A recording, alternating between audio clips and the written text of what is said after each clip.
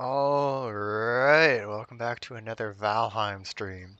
To the viewers watching on both channels, I have an apology for you. We were supposed to start streaming about half an hour ago, but I burnt the milk. He burnt the milk. I burnt the milk. He Can you burnt the believe that? milk. I've burnt the milk. Milk done be burnt. And that isn't even an innuendo. He actually burnt the milk. I burnt the milk. There was nothing left after that. I had to restart. I was making some Somewhere, creamy pasta. someplace, there's a very disappointed cow. That milk went to waste. Maybe it's almond milk, you don't know. Maybe. Somewhere, there's a very disappointed almond. How you get almond milk? Well, right from the almond titty. I milk that almond titty like I milk any other cow titty. Rockman's very confused. It's strawberry milk. It's not like cow milk. Oh, vegans are a special breed. I mean, there are some good ones, but they're Oh, yeah, I'm not singling out all of them, but they're all a special breed, but they're not all bad. Yeah, I was cooking some, having some bacon carbonara right now, and I was boiling some milk for it for a cream base, and I'll make it sound so fancy. It's packaged shit, cream base and all that. But anyway, I left the milk on the element. I went to go check some shit on my computer, start up OBS and all that, and it boiled over. And I'm not talking just a little bit. I'm talking it boiled over. There was about 2 cups worth of liquid in the pot. There was maybe a shot glass left after I got back. It's quite the mess, but I cleaned it all up. It's not sticky or anything, sanitized everything, and made a new batch. That's a really cool spot. I like it. And now I've got my big carbonara. So you're also going to hear a bunch of clinking, and that goes for both streams because that's my spoon. For me eating my pasta. fat fuck. You know it. You fucking know it. I'm huge. I'm huge, man. You don't even know. Built like a I'm freaking built cinder like block. a Pillsbury Doughboy. Gotta check if there's a totem in here. It's also nighttime and I don't have bone mass, so this is sketchy. Holy shit, there's a lot of berserkers here.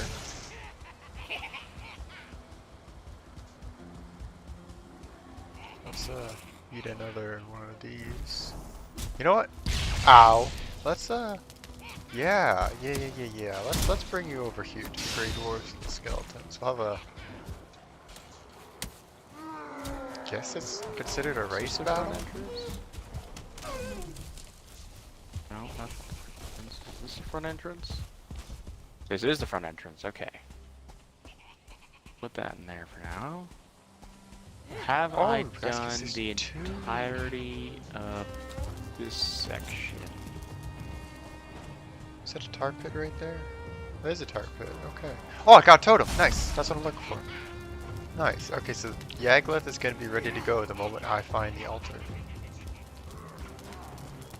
How many totems does it need, or do you remember? 3. I'm 95% sure it's 3. And I have 3.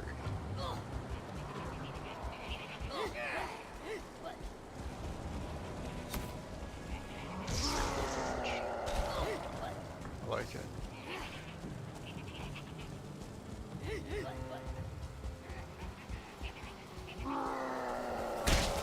What did I hit? Come on. Can't do it dirty like that. Also, I am testing out new streaming settings for the video, so hopefully the video quality looks better, and hopefully it's also smoother, but I can't guarantee how long that's gonna last. Right now, in my preview, it's looking really good. I'm hoping... I don't want to open up a single Chrome tab, because I'm scared I'm gonna break everything. But, yeah. So I apologize in advance.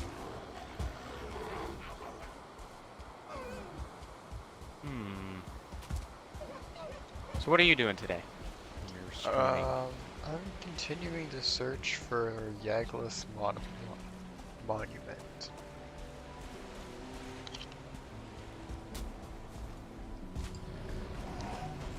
Or his altar, I guess. Ah! No, I'm eating!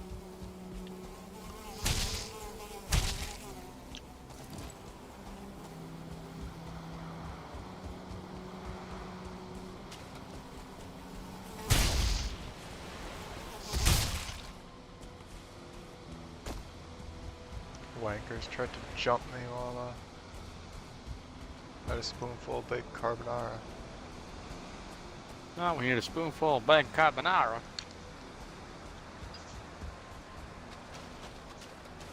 I'm gonna die because I'm trying to play one-handed and eat at the same time.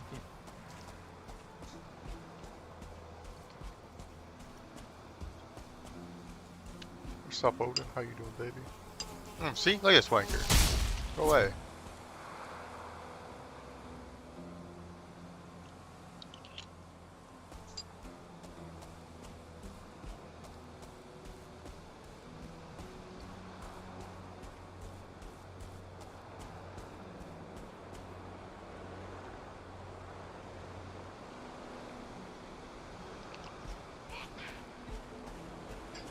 That's a spear thrower?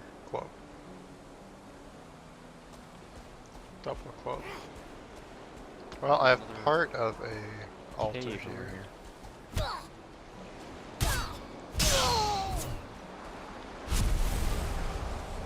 here. In 191. I'm trying to remember what the guesses were for how many days.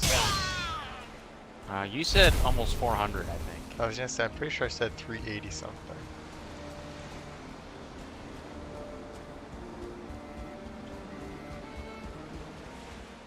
I want to say so far I'm doing good on my guess, but there's really no way to know. No, it really depends. Mistlands, so much unknown. I didn't know blobs are hurt by spirit damage. Did you know that? I did. I did not. I don't care about this shit.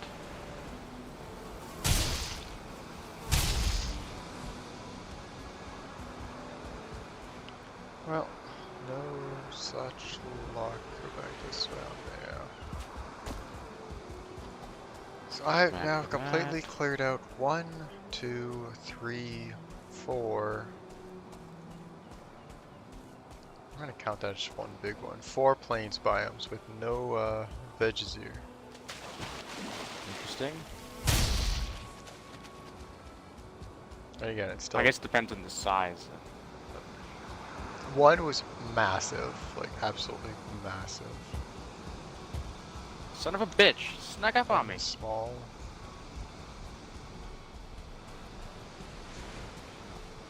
Doesn't help that I don't really know what I'm looking for. I'll take some of that.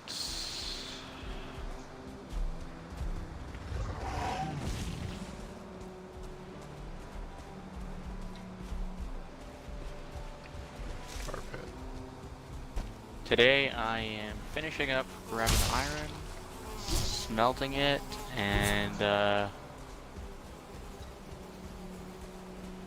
putting down some of the crafting things that I need. I think the oven, possibly the what's it called? Windmills.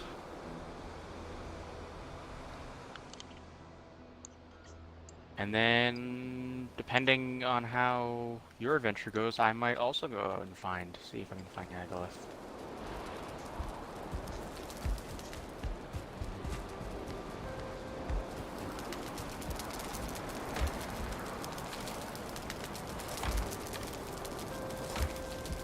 But, yeah. Yeah.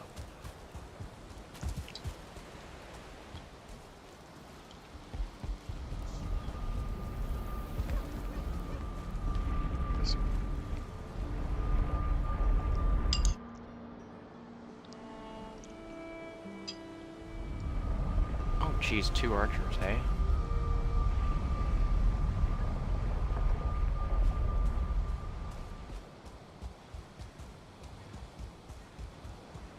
Oh, 3 archers. Jesus Christ.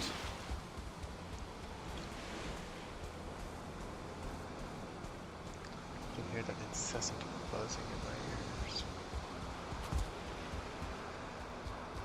Gosh darn. There's everywhere, the archers.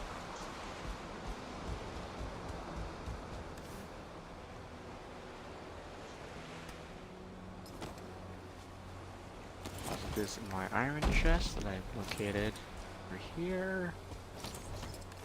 Well, let's see how bad. 40, not bad.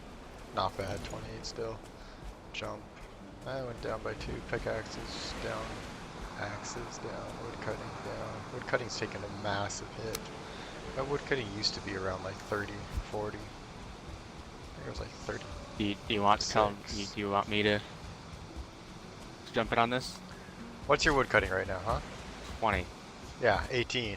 Suck my ball sack. Both balls. Both. But you want to know what my wood cutting was? What was your wood cutting? 46. Well, my wood cutting was about 38.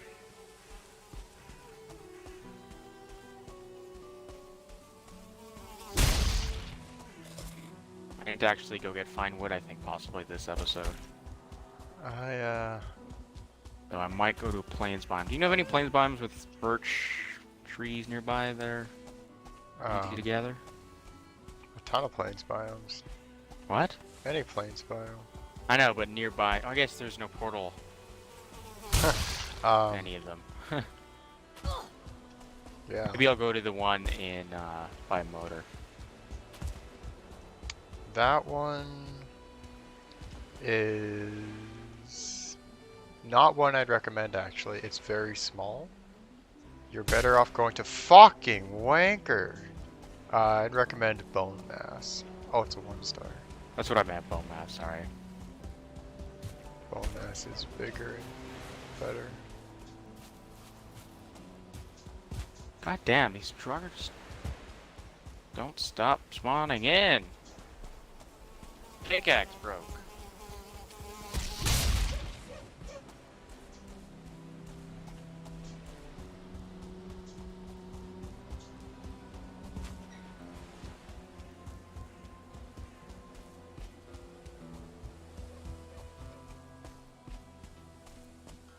Okay. Where am I going to sail to from here? That is the plains, but it's Black Forest. See, we've only gone in this one fucking direction every single time. And If I'd explore, I'm planning on going north. that's what I'm thinking. I'm going to drop... I want to go west. Kind of like over here. Okay, so it's semi-close, but not really that close. Oh, hello. It's not bad.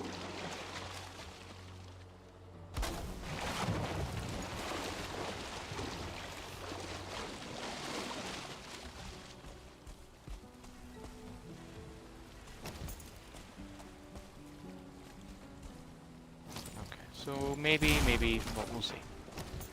Trying to figure out where I want to bring the boat to, which crypt I want to bring the boat to. I'm also thinking about probably doing, bringing the cart for this one. Oh yeah. Just because, I don't know, it'd be easier for me to do the cart. And I'm armored up enough that I feel like, you know. I'm tripping balls, but I swear to God I just heard somebody in our hallway. Like... In our hall, like, in the condo hallway. Oh, it could be the, I'm assuming it's something off the dryer, I could hear that. Yeah, but it sounded probably like someone was right. stepping on the floorboards, you know? oh, this one's much more. Tripping balls, man. Maybe we got Tripping murdered balls. on stream. I'll have to like wait, unsolved, nobody will know until one guy comes and watches the stream. It's like, wait, it sounds like somebody just got murdered. Nice! Someone got murdered. I'm gonna watch these guys. Oh, but they haven't posted in about 8 months. That's wild. Because they done been murdered.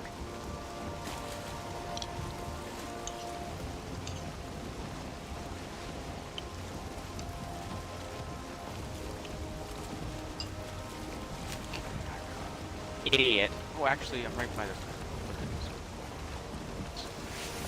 Fucking. Yeah. What does this sword do? Pierce or slash? Slash and spirit. Okay, maybe. Fight that guy with slash. We'll see. We'll see. So my stream knows what I'm doing. No, I'm tripping. Give me a second, boys. Strip balls. I just sure might get murked outside the hallway. That would suck.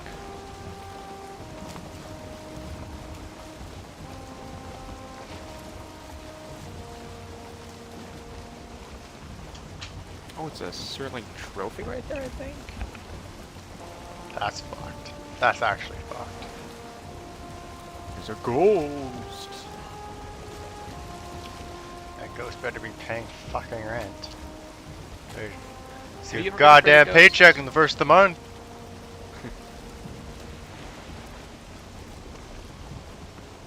That's a big mountain. That's a massive mountain. Good lord. I actually don't appreciate the size of that the first time. That thing is huge.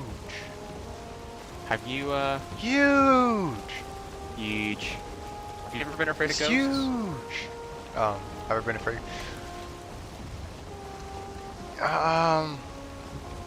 It is a child, or now, although hopefully not now. Oh, scared of the dark. No. I used to hate, back in my old house, I used to hate going downstairs because it was, we had part like half basement, half furnace and cold room. And I hated the cold room because it was so sketchy and like weird noises and all that. But I came up with a fantastic way. I was cool with, you know, if anyone was going to attack, like anyone was down, I was cool with it, right? You know, I like, yo, what up, dudes? How you doing today? I'm just coming down to grab, you know, some steaks for the family and shit like that. And that actually really helped. Talk your way out of the ghost. Honestly, like he's probably some guy's sitting there waiting to stab this kid, and he's like, "Oh shit!" But he's talking to me. You know, he appreciates me. How you doing today? Shit, this Draugr is just being a fuck. So, I tolerated them, I guess. I don't want to say I was scared of them, Interesting. but it was an interesting relationship. Your rationale is interesting. My rationale, I lived in a very old house, so, you know, as soon as I knew ghosts were a thing, I was like, well, shit, my house definitely has had someone murdered in it.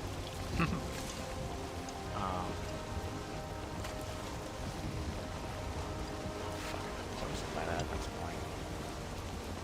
And my rationale is that if I ever encountered a ghost, I'd have questions. Like, you know, what's the afterlife like? Does everyone become a ghost? Why are you a ghost? Why are you here? Kind of that. Enough questions. Stabs him. So, I think more so, curiosity is more interesting to me than the actual haunting part of it. And then, why is there my cart in the pond? Did you do this? So honestly, I did not. I wish I did, but I did. Our methods were kind of similar. We both would talk or talk to them, and Yeah. it wasn't one of those pure drop everything and run. Well, I was also thinking about, like, logistically, like, once you get over the fear factor of just being, like, jumped, how scary really is it? It's just a person who's dead. Well, it depends And, what know, type of, like, are you talking about just ghosts, like, or paranormal activity in general? Because you've seen some of those shit. Oh, what was a good movie that? Paranormal Activity. No, paranormal activity. Those were not scary at all. I mean, you are the expert on scary movies. I tend not to watch them because they're not that interesting to me. I love horror movies. I don't want to say scary, like ghosts and stuff. That's not as interesting, but anything that's psychological, a psychological thriller or shit that is just so fucked up, I'm into that. And that's gonna sound really weird, but I Yeah, I love mean, the I type enjoy of. it. I don't, it's not, the most interesting thing to me, but Oh, that's a plane spire. Let's go. Let's go see what's popping over there. What's crack-a-lackin'. what was I doing here? Oh, right. Carrying my thing and going back. I remember one time I was don't remember my age, but not really relevant. Um, this would be a little bit terrifying for anybody of any age. I was home alone, and I was walking up the stairs to go to my room, and all I heard was scratching. Yeah. Coming from inside the house. We don't own any animals. And then so I'm like, at first I imagined it, then I heard it again and like quick scratching. I'm like, oh fuck this. Terrified me for a second. And then I like actually pinpointed where it was, coming from inside the walls. Oh, great. So like that's like for the first 30 seconds you're like, holy fuck, what's going on? That's terrifying. I don't know if you've ever seen those movies where a person is like hiding, has been living in the attic and like comes out at night and stuff like Yeah, that. or that one random homeless woman who was living in IKEA for like 3 years. Yeah, stuff like that. Like, just It's terrifying. more funny than scary, but yeah. So I finally figured out, I'm like, hey, it's coming from over here. What's inside the wall over here at the landing on our stairs? Turns out we had mice. And one of them mice had gotten stuck in the ventilation and was scrabbling around. But for that That's still- first 30 seconds of being home alone and hearing scratching coming from the walls, it's pretty fucking scary. No Yeah, matter how that's rational you are. not great.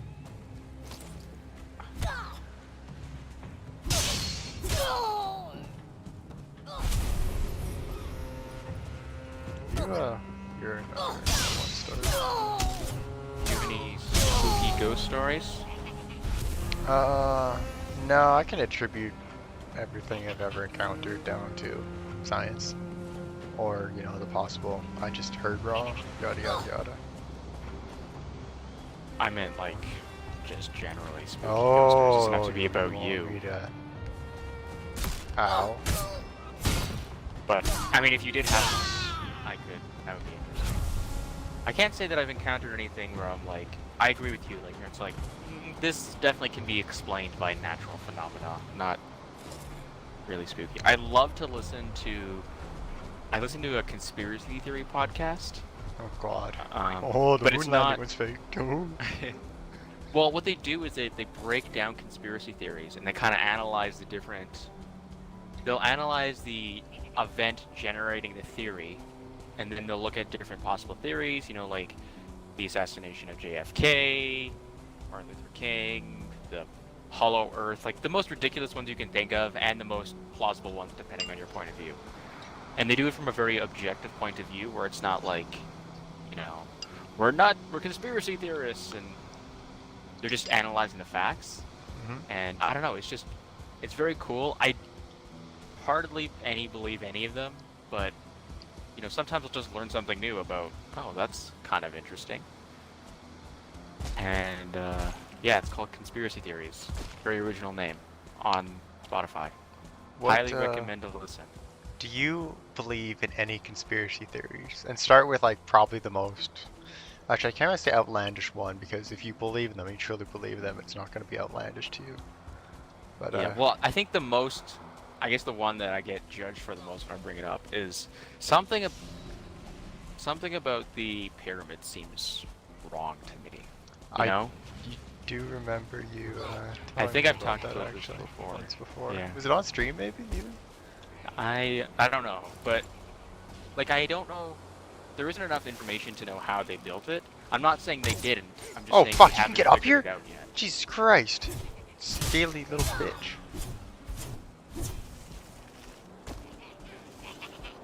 And like, I learned something interesting the other day that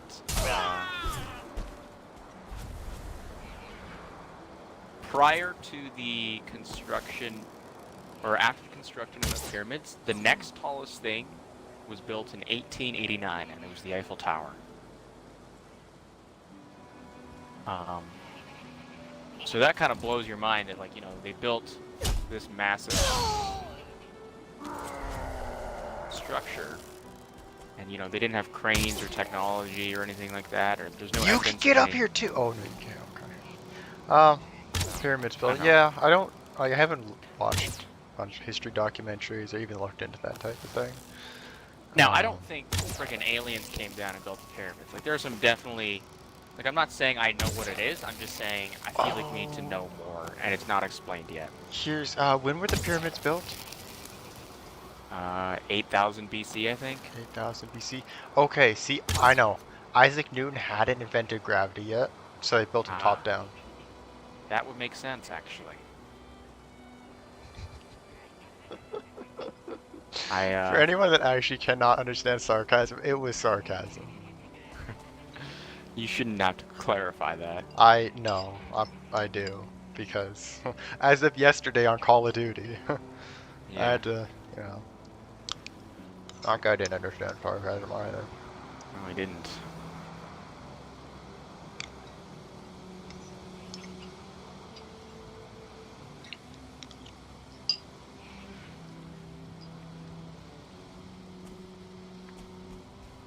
That was good, Pastor. To build a cart. 20 wood. Okay. So I need 30 wood for a crafting bench as well. Okay.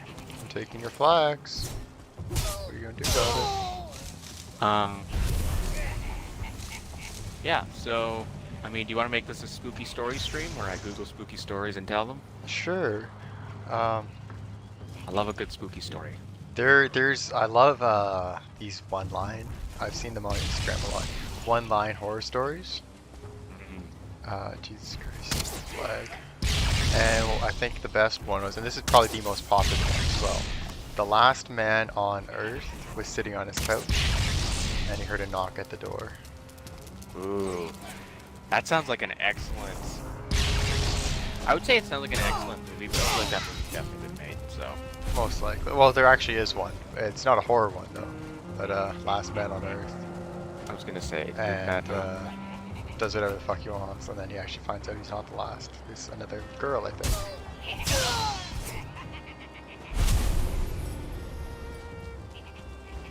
But I do like spooky stories. I love horror movies. But do I believe in paranormal shit? No. Yeah, I think ghosts, like, just like the laws of thermodynamics, the basic laws of thermodynamics prevent any ghost from existing.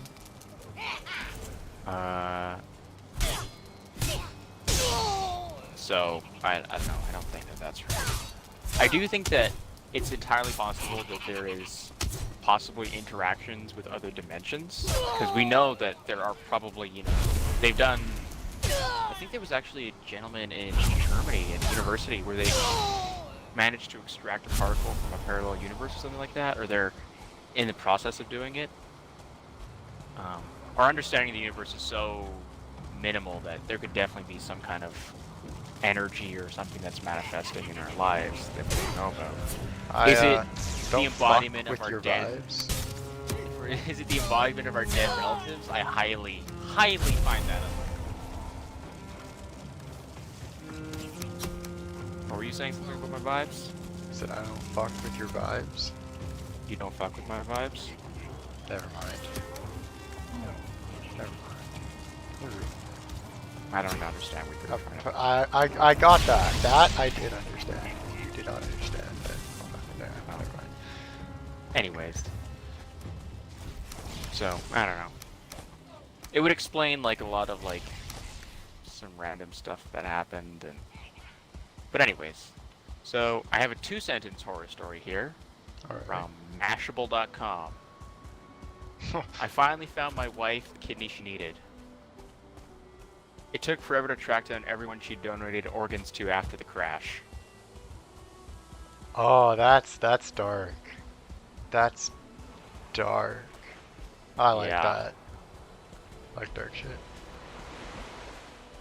Cause then you gotta like, you gotta image, like, you gotta play it back. Oh, that's a big ass hunting party, but I want that fish. You gotta I play it mean, back. His wife you're, dies in a horrible yeah. car accident. She becomes an organ donor, saves a bunch of people. I was happy at that point. But then this guy went around to find every body part, whether it was a child. Oh, actually, probably wouldn't have been a child because I don't think any body parts are. I think it has to be from a child. Probably takes them back to his place, butchers them while their own families are looking for them, and then just takes these parts and sews them into a human body, a rotting carcass in his basement.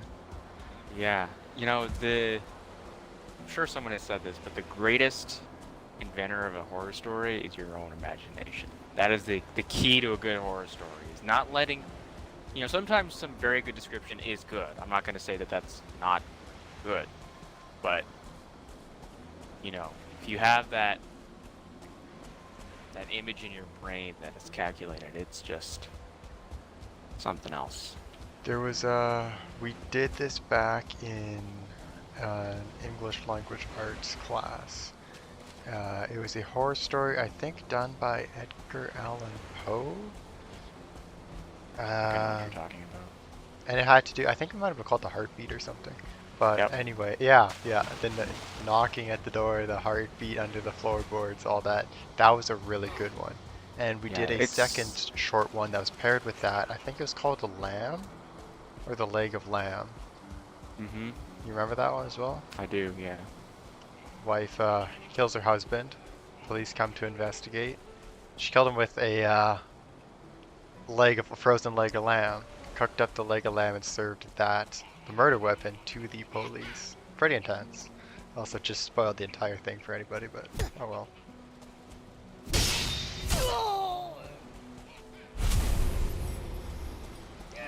Yeah, one-line horror stories, short horror stories are fantastic. Even longer horror stories. Like sometimes I get videos of like, a Reddit feed or whatever that just contains r/horror stories and stuff like that. You got any other good ones over there? I'm looking through. I guess these are like real people's horror stories, so. Or some of them anyway. The 2-sentence horror story is definitely not real. I hope not. It's search it up. That would be fucked up to have that actually happen. Yeah, this one kind of, I don't know, that one's mashable. I want some real scary shit. Let's see here. 17 kid-friendly spooky campfire stories. Ooh. Wow, that was a lot of knockback.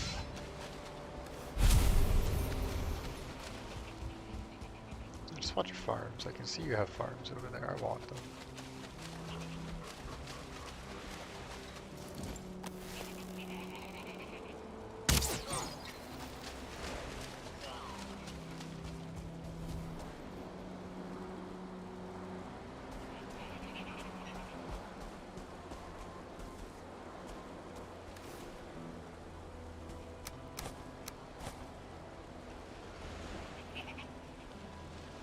A Voice in the Desert. This is the name of this horror story. Two young men in their 20s, Josh and Dan, went on a camping trip together in a desert in New Mexico. They didn't take much with them besides sleeping bags, food, and materials for a fire. I like the After setup. they cooked their dinner, they fell asleep as they gazed up into the starry night sky.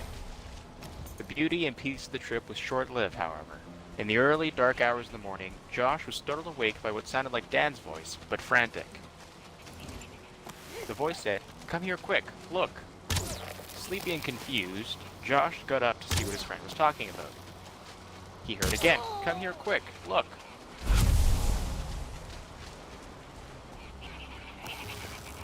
It sounded unnatural, a perfect repetition. Josh took a few steps forward, and then someone grabbed him from behind. He turned around to see Dan, with his finger in front of his mouth, warning Josh to keep quiet. They rolled up their sleeping bags and left. They still don't know who or what was trying to lure Josh away into the desert. Freaked out by this spooky story? Oh wait, that's an ad. Freaked out by this spooky story? You may like more. Subscribe to Nashville.com.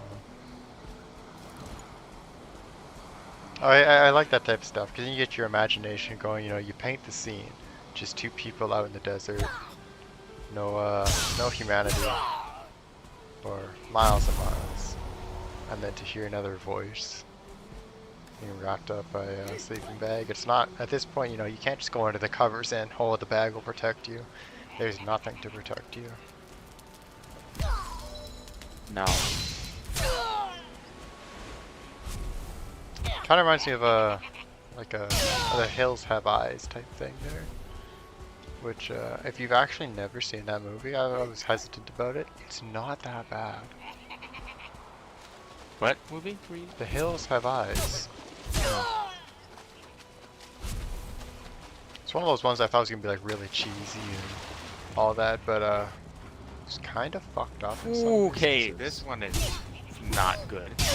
Or it's good to tell, but not good. Just yeah. It's creepy. When I was 17, I worked in retail. I worked in retail as a cashier. I had a very old couple come through my line buying a wok. The husband, who was at least 85, started making conversation with me about the wok and asked if I liked Chinese food. The retail worker replied, "Yeah, I like Chinese food." The man says, "Do you want to go out with me and get some Chinese?" He winks at me. No, sir." Oh well. He looks a bit disappointed and turns to his wife, who is on the phone with someone. "Would you at least like to come home and live in my basement?" No. Okay. The rest of the transaction took place in terrified silence. His wife never said a word.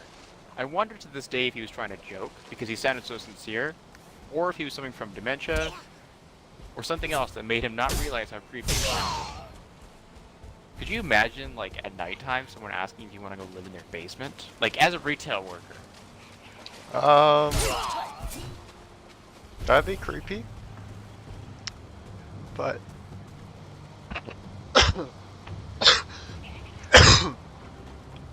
pardon me. Some of the shit that I've dealt with managing my the dollar store that I used to do. Yeah, I can joke about that story and it doesn't creep me out as much as it should.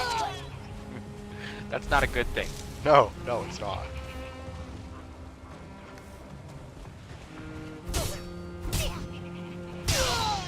Alright, let's see if I can find that.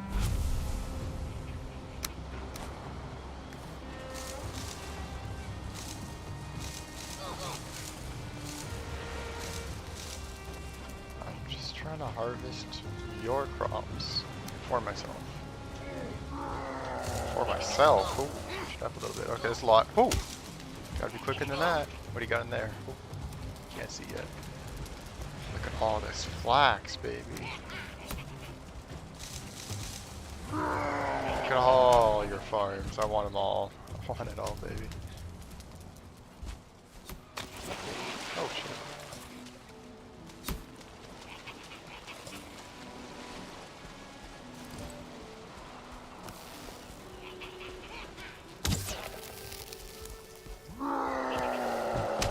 Right?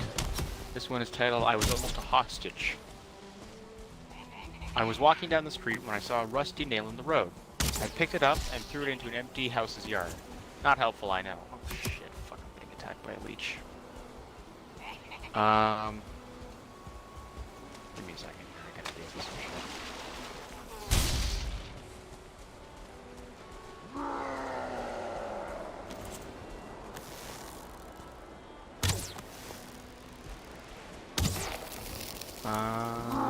Not helpful, I know. After I threw the nail, a man came out of what I thought was an empty house and shouted at me. I freaked out, thinking it was about the nail, and kept walking towards my house. The guy didn't sound mad, but I couldn't make out what he was saying. He started following me to the street, and gesturing me to come over, but my gut told me to keep on walking. I get home and see from my house that the empty house is now surrounded by cops. At this point, I still think it's about the nail. After a while, it gets worse, and men in full gear show up. I found out later the house was indeed empty, and the men inside were known criminals. I very much almost ended up a hostage. Interesting. That is a That- stroke of luck. That's a true story there? That is a true story from Oh. Reddit. That reminds me of a true story. Again, it was off of Reddit, a Reddit feed. So, as true as you want it to be. But there was a story. Family was having dinner when they heard a knock on the door. So the OG, or I guess the poster, well, it's the author. The author's uncle gets up and goes to the door to answer it, and it's this salesman. So he tells him firmly that, you know, I'm not interested, don't really want to buy what you're selling and all that. Then the guy tries to come in. At that point, the uncle firmly held the door and said, "No, you need to leave now." Disgruntled, the guy left and started walking over to his neighbor's house. The uncle had a pit in his stomach, so he called the neighbor and said, "Hey, don't answer." As it turns out, oh, I checked this, guys. Turns out the salesman was actually a serial killer preying on young women who were home alone, and the author's neighbor was a younger female who was at that time home alone. So, most likely your that gut, phone people. call, most likely, yeah, the gut of the uncle there most likely saved that girl's life. I definitely think that I'm a staunch believer in trusting your gut. 100%. Our brains, just, you know, besides whatever mythological understanding of how that works you want to interpret, whatever, just beyond me. But just our brains are capable of interpreting so much in a situation that, you know, it's not unreasonable that we're figuring something out and our conscious can't figure it out, but our subconscious and logical subconscious have figured it out. And they, just hit me. And they figured it out before, you know, your conscious We does. can And piece it together. and it's trying to communicate that to you somehow. And I've seen talks about how the quote-unquote gut is a survival thing. There's no evidence to back that up as far as I'm aware. But, you know, it would make sense in that sense where it's like, you know, your survival instinct kicks in. I absolutely say trust your gut. It, you know, it's not gonna always be right, you know, like which vehicle to get if you're deciding between two, or, you know, deciding between products and all that, but when it comes down to your instinct and gut about if it's very strong about somebody else or something like an event, it doesn't hurt to err on the side of caution or just to trust your gut. Funny enough, I have a story about that. Again, this is a Reddit feed, I believe. The author was with his... Fuck off, I don't want these goddamn locks on me. Go away. The author was out with his grandmother. They were going shopping. And they were originally going towards a Hudson's Bay store when the author was approached by a middle-aged man.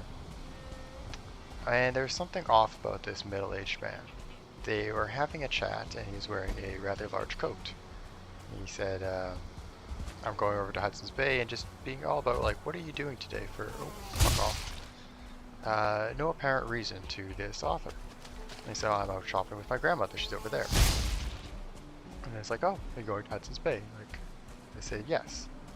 And then he left, and the grandmother came back over and said, okay, you're ready to go. And the author said, you know what, let's not go into the Hudson's Bay. Something just feels off. I had this conversation with this weird gentleman. As it turns out, that gentleman had a bomb under his jacket and blew up the Hudson's Bay store within the hour. When did that happen? I don't remember ever being Hudson Bay blowing up.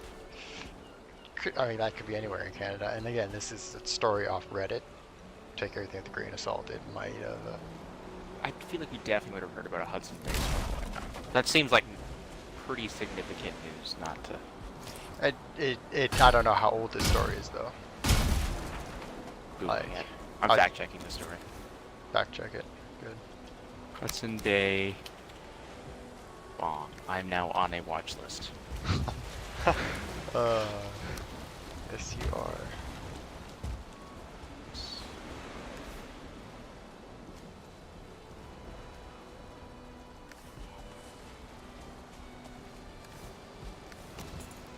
Just make sure I still have all that. Yeah. Was it a suicide bomb? I believe so.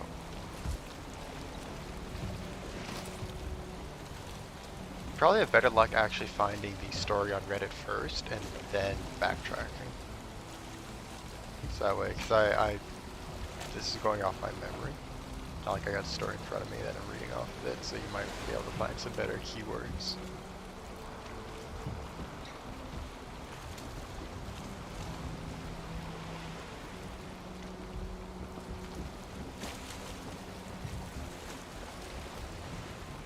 Now I need to search it up.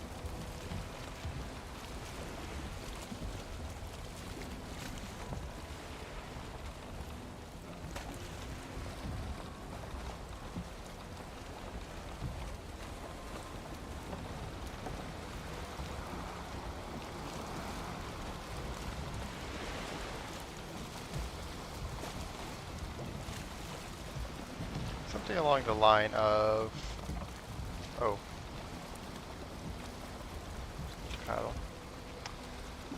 I can tell you the post prompt for Reddit. Oh, that's going to be the first one. When did your gut feeling of something's not right here save you?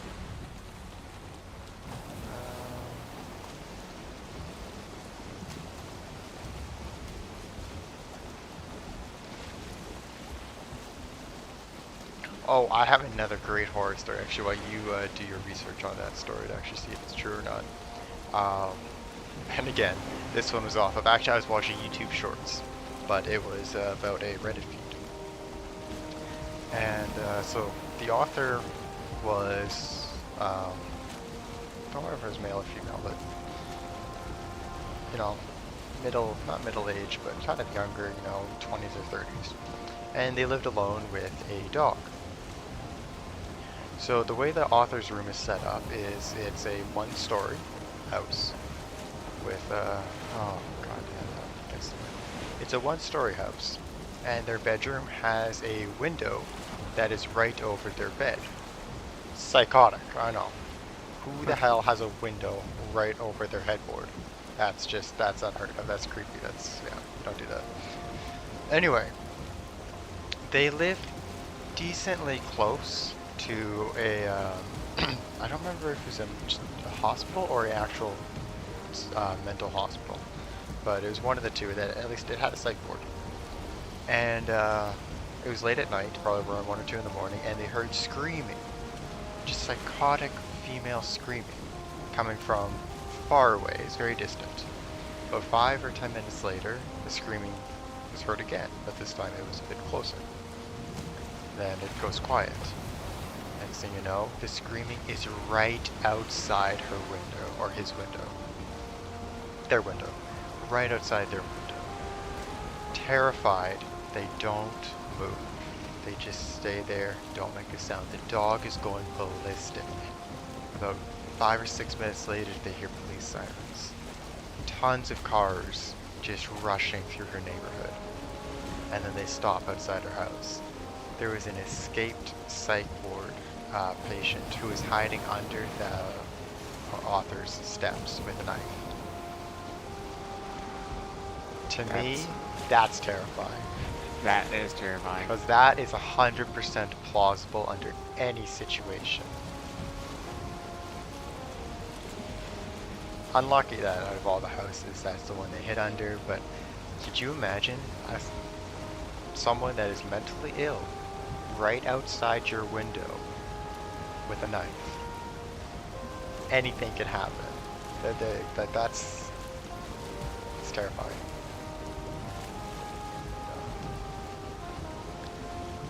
You're not mentally stable. You have, I want to say power, but you know, you don't.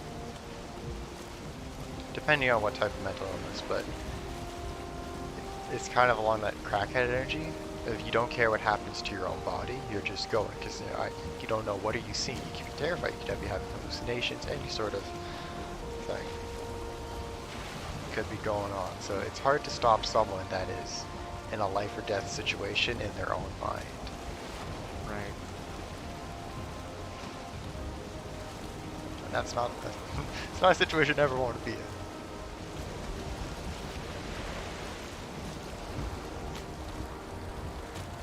Are you having any luck finding that story or finding I think I found it, but it's in a Reddit thread, and there's like 73 answers. Ah. So.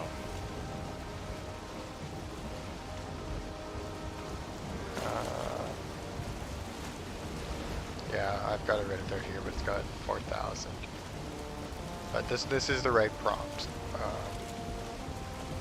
But yeah, some of these stories 3 years ago, 5 years ago.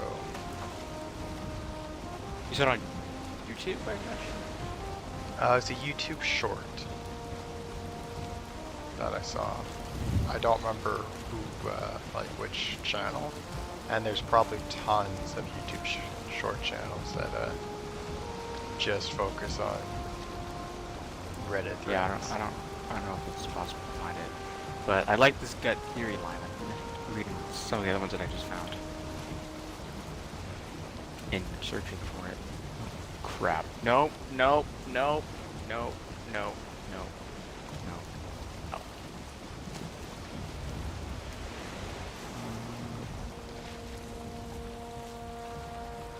When did a gut feeling save your life?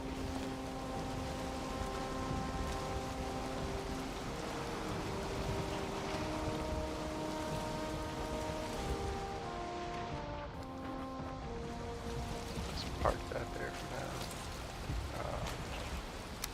Gotta grab food and use the bathroom stream, so I'll be right back here in a second. That's not good. That's not good. That's not good. 2-star fulling. That's gonna be like a 1 hit. Oh my lord.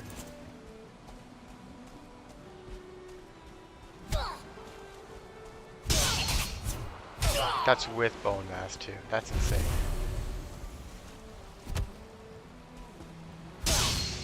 And that's a punishment.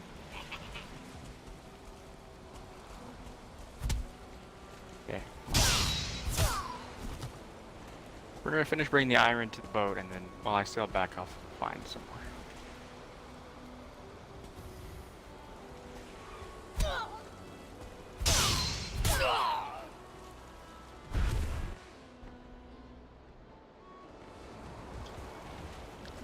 Connected, but what do I have on it? Black metal on it. Okay. That's not good. Wait till I get through to make sure I'm somewhat safe. I will be right back once I get to my house stream. Yeah, you have access to my stream if you want to continue telling stories or whatever you want. Well, I'd like you to be here to react to it. Ah, But fair enough. Well, I will be back. all right. While he's away, I think I might go kill that abomination, possibly. We'll see. Maybe not. I'm gonna wait until I regen my stamina to get this scrap iron.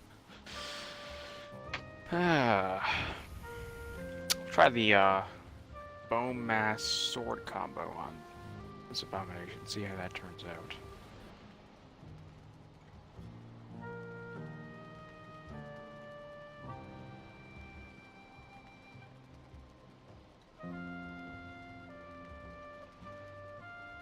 Get a little bit more stamina. Alright. So total I have 1, 2, 3, 4, 5, 6, 7, 8, 9, 10, 11, 12, 13. 6, 13. So 13 times 3 is 26, 390. So that's way more than I need for iron. But, oh wait, I said I was gonna go fight the bone mass thing. Or not the bone mass thing, the abomination thing. Just for fun.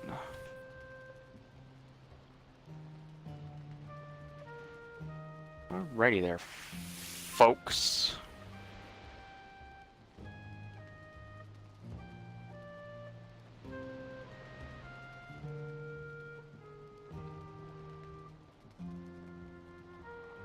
Yeah. Hit off.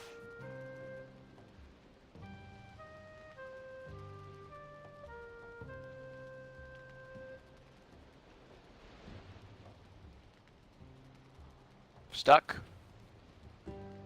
Go find a more flat area to do this.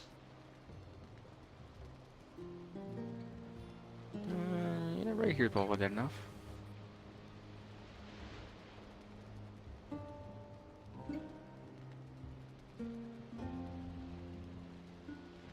Oh, that's some good damage though.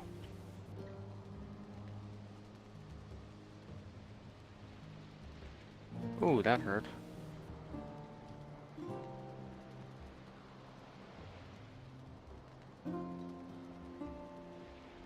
Here, bring that stamina up. See if we can kill him.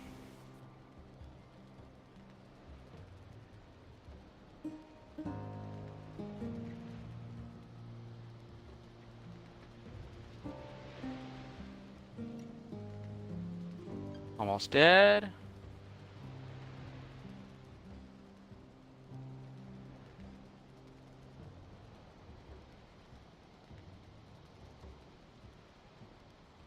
One more hit. Ooh. Smack.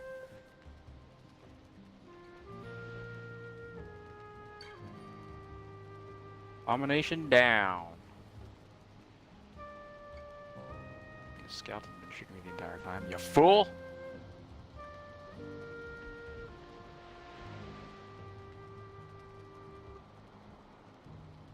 Spare Gak. Cool. That was fun. Fun little adventure.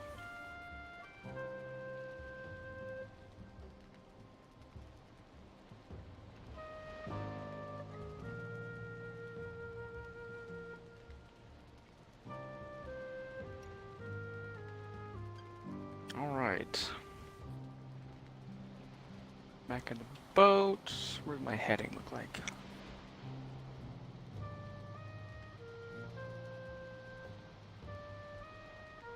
That way.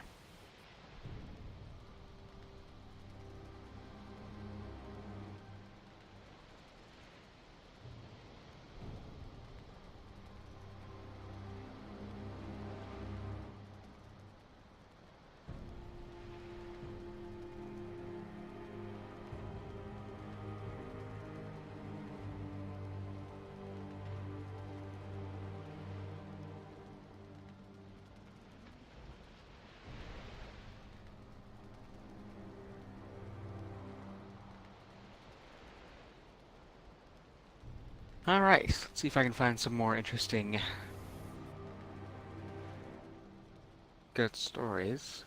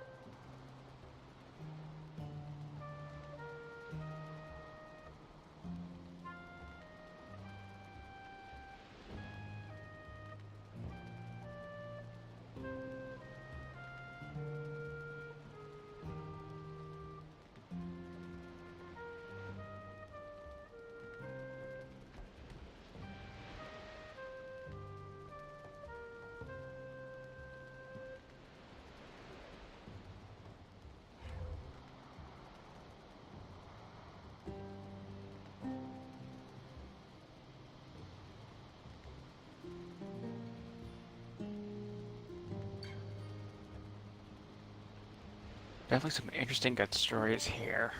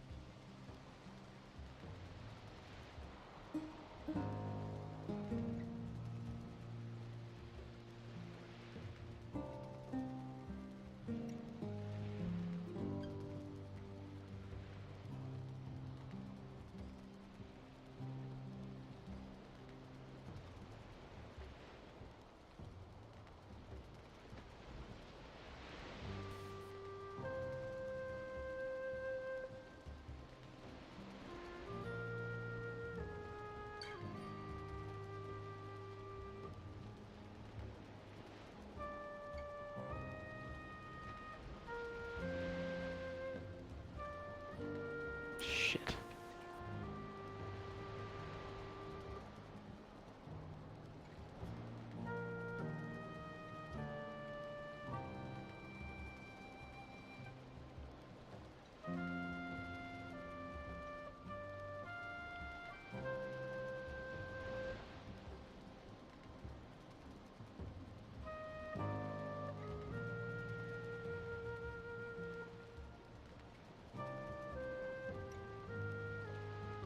Friggin' serpents, man. I remember, does the serpent meat float or not?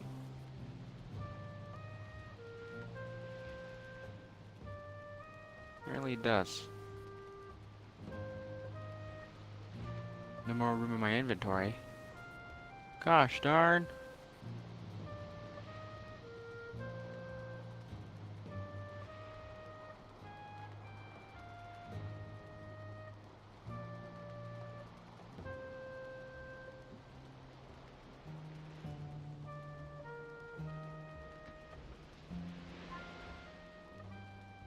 Alright, back to...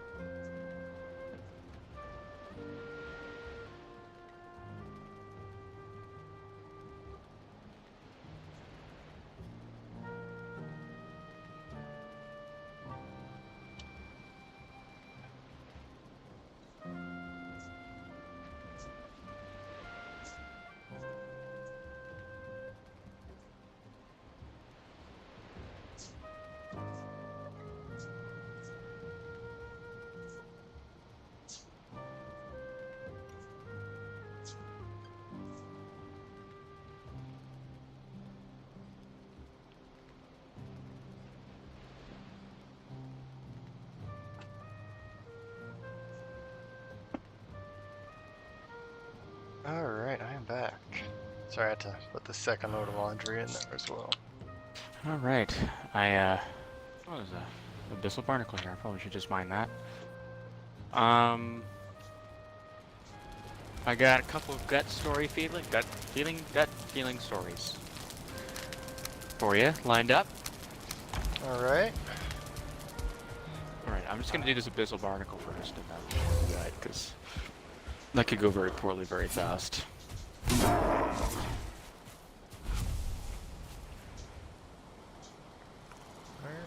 I also killed a serpent while you're away. Oh, very nice. I was perusing some Reddit stories as well. Probably went through about 100, 200, just to see if I could find the Hudson's Bay one. Couldn't find it. 193. Maybe you fever dreamed it. Well, I know I definitely didn't fever dream it.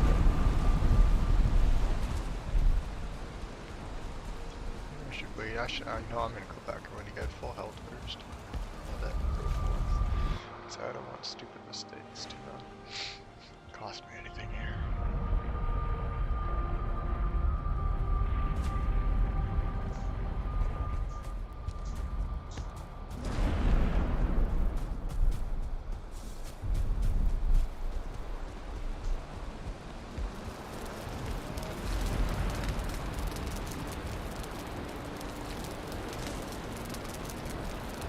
Oh, he ain't happy.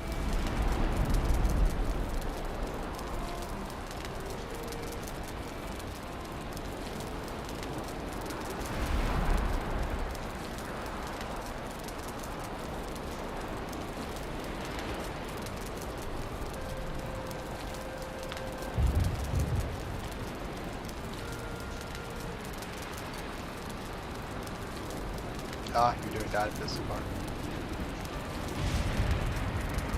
Sinking?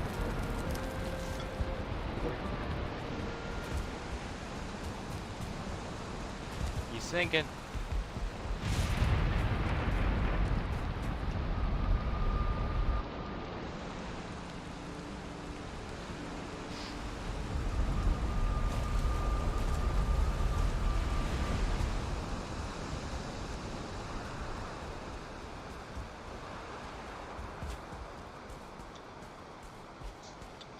Another lore stone.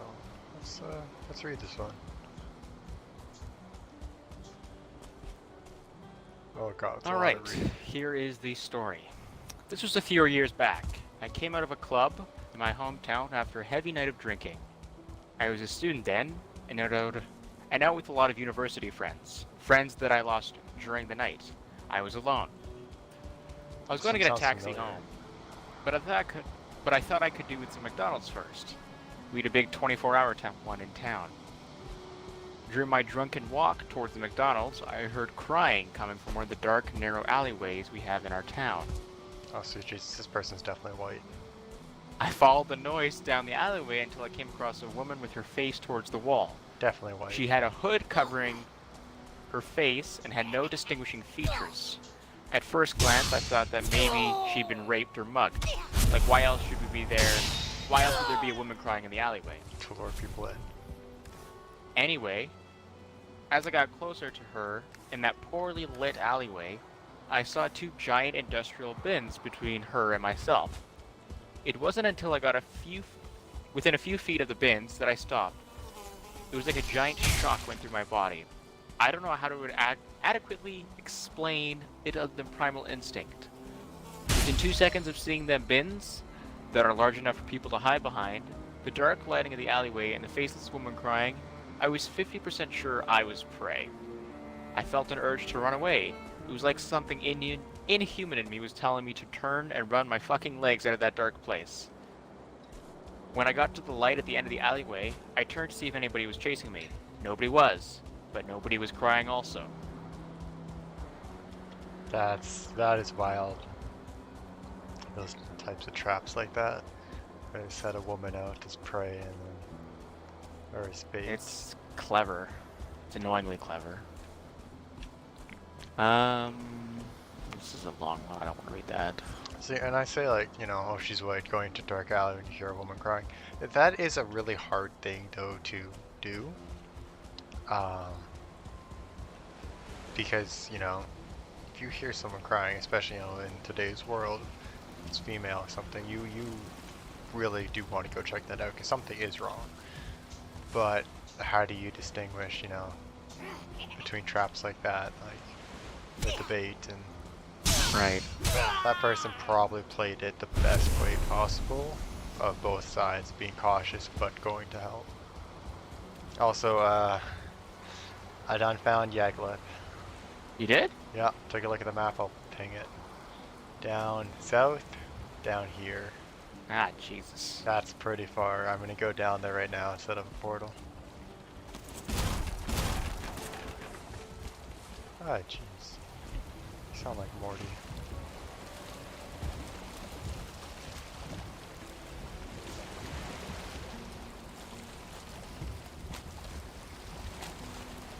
I'm not gonna be able to get this unstuck, am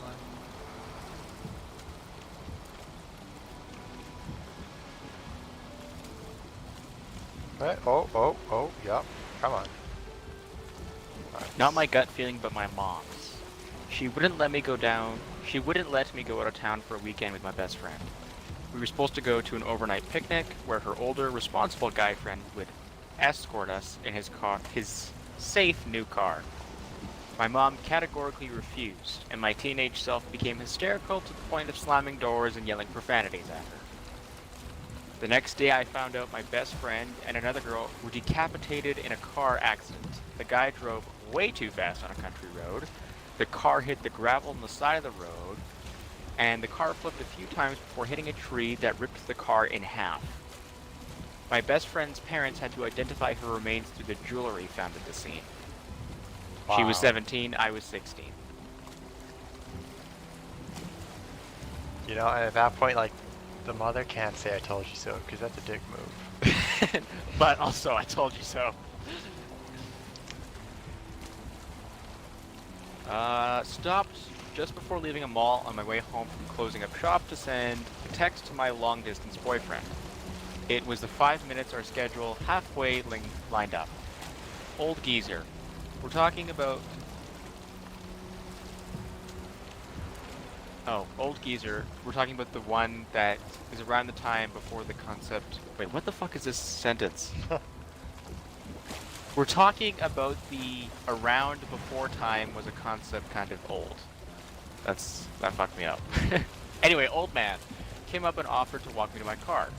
I had a creepy feeling about him. I refused repeatedly, but he kept getting between me and the door of the rest of the mall.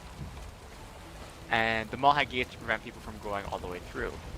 So I just calmly kept denying him until I came up with an excuse to dip into the restaurant next to the exit. It was closing up. But they hadn't closed the side door yet. I waited to dip in until I saw someone at the host stand. I hurriedly explained the situation. He pretended to seek me. The old guy went away. Host walked me to my truck. I drove him back to the other entrance of the restaurant. Got followed halfway home in my truck with another serpent. Drove 20 more minutes and then went home. Guess whose face popped up on Facebook next week? He was essentially the ringleader of a human trafficking ring. God damn. Gotta Jesus. watch out for them old people. You I'm on never the ice know, they floe. might be carrying chloroform within that walker. Shit's wild. Yeah, it's a scary world when you think about it, but at the same time, you know, the chances of you actually running into a trap, like the one that was described earlier, or, you know, stuff like this, they are fairly small. Like, the chances are low. Now, the chance of you being involved, or not involved, but, you know, wow, that's a big wave. These are rough. You seeing someone that is a criminal, oh, that's very high, but the chance of you being a victim is fairly low. Oh, I got another serpent trophy. Oh, nice. I didn't even mean to pick it up, it just died next to me. But yeah, trust your gut. That'll be the moral of this stream tonight. Trust your gut. Yeah. gotta be rude about it. Trust your gut.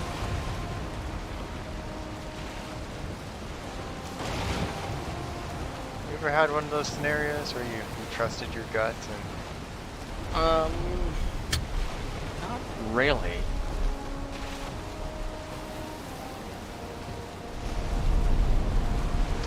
you know, this isn't really trusting my gut, but when I was very young, I'm talking probably 7 or 8 years old, I was driving home with my mother and some of my siblings, not gonna say how many, um, but driving back, and I was just staring out the window when something caught my eye. It was like a flicker of light where light wasn't supposed to be. I'm like, oh, that looked weird. And I told him, I'm like, can you circle around the block? She's like, why? It's late. Can we go home? And I'm like, just please, for me. I saw something weird. And God damn it, it's another fucking serpent! you're not having a good time right now. I mean, it's kind of annoying at this point. I'm getting so much serpent meat. So we circle around and make it back to where I saw light. I'm like, oh, that's a fire. And you know, myself doesn't quite understand. I know fire bad, but I don't understand the severity of fire. And it was a dumpster fire in a large BFI bin that was right next to an entire apartment block. That definitely was. It was over an awning type thing, and it's an awning that's made out of, I don't know what material, flammable material, let's say at the very least. So it's like, oh, okay, that's a swamp, Jesus Christ. Can I go through it? Left or right? Oh, baby. And, Christ. so we drive down to our family friends that are just down the block and call 911.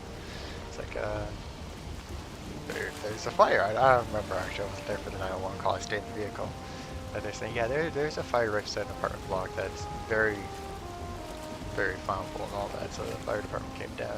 It's kind of wild that I was the one to spot that before anyone else. We were the first caller of that fire. Didn't really set in at Don't light the time. dumpsters on fire. That's the Don't, moral of that yeah. story. No Don't light fires. them dumpsters on fire. But I mean, I don't know, was it on purpose? Was someone trying to commit arson in the area? Was it just garbage that had been thrown out that had something in it, whether it be a lighter or something that was still hot? Lord knows, but naturally the apartment block was made out of bricks. So most likely the awning would have caught fire and that entire side wall would have been on fire, but it wouldn't have actually gotten inside. Maybe, hopefully, that's what I'm going with, but still, it was pretty intense. Actually, you'd recognize which apartment block it is. It's that green building. Yep. That one. Yep. The awning was on the north side with their BF5 in there.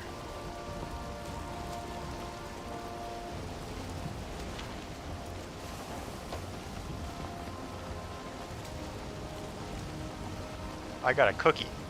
Got a cookie for that. Oh, you got a cookie. You got your cookie. It was very, very good of you for spotting that. That was very good. You possibly saved a ton of lives. You can have a cookie. A BFI bit. I'm like, all right, I'll take that cookie. Thank you. Thank you very much.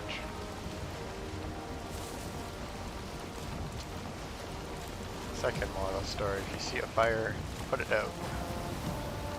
Actually, I can't say that because I'm an absolute pyromaniac. Like, unhealthily, so I've never arsoned anybody. Never will. But, I like fire. It's creepy. You're weird. Everybody, I should say everybody, but a lot of people like fire. I like pyrotechnics as well. Fireworks. I have great stories about fireworks.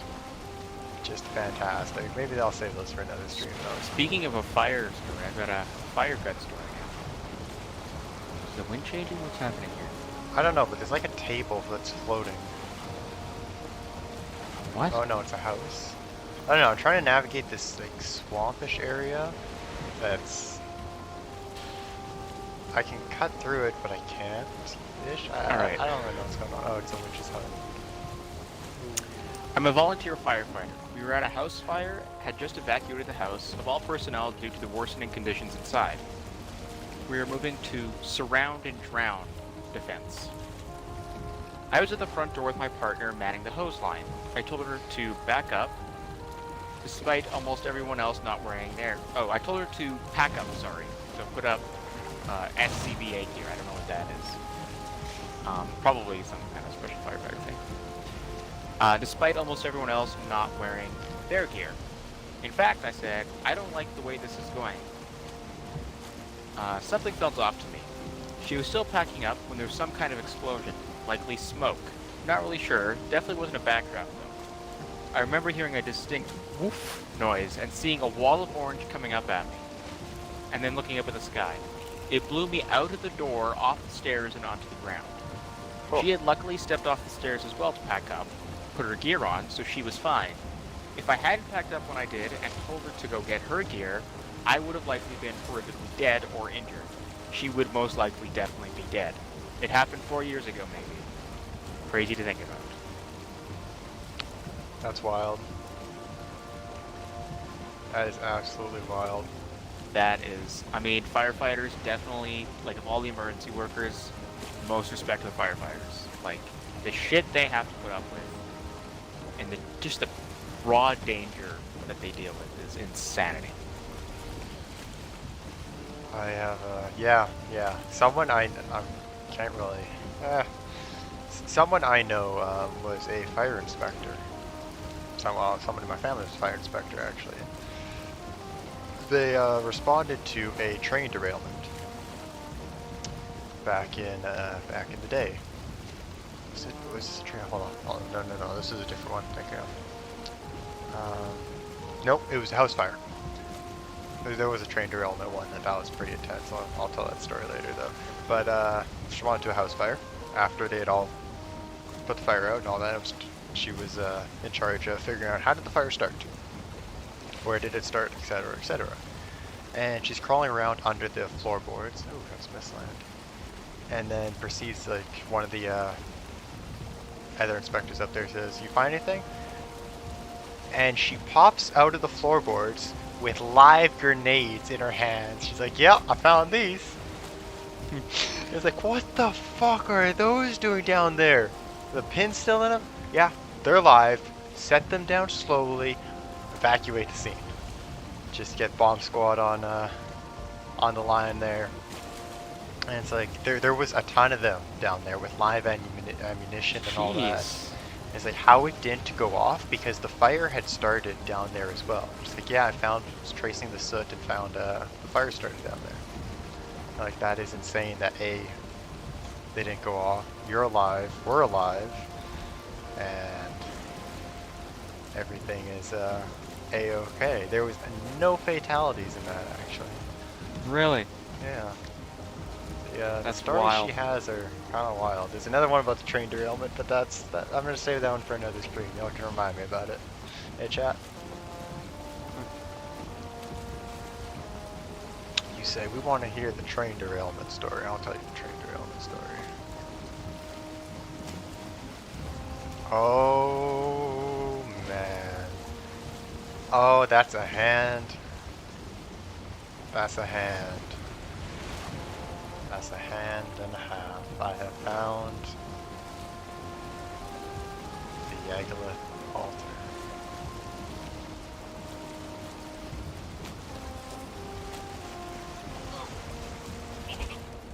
So yeah, massive respect to firefighters and anyone in that industry, profession. Yeah.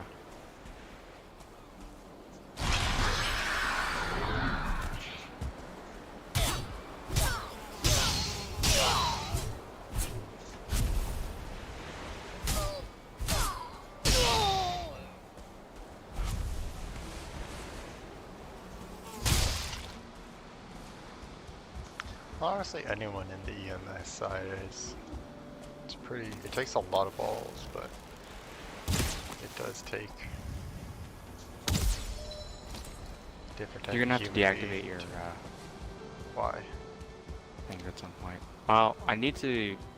I'm clearing out the canal for the boat. Well, I'm going to at some point, but I can't because your things prevent me from destroying ground. Ah. Wow. Well, I'm gonna be here for a while. Well, no, I'm fine. I just mean when I start building the bridge, you're gonna have to. Yeah.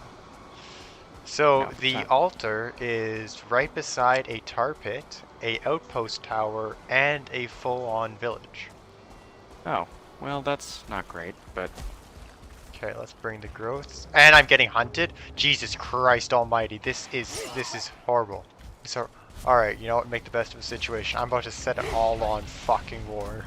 Wolves versus growths versus an entire village of flames. Let's go, baby. bring the Every heat. man for themselves. Fight, fight, fight, fight, fight. Fight Club. It's just an all-out war going on over here. And it's also right next to a Mistlands biome. And it's a really small island, or plains area. Jeez. Not a good time to lag. Like, I don't know if I can actually build a base here safely. Build someone in a nearby biome. Is it surrounded by Mistlands? No, it's surrounded by water and then bordered on Mistlands. It's Yeah. small. Like, of all the places for an altar, this is...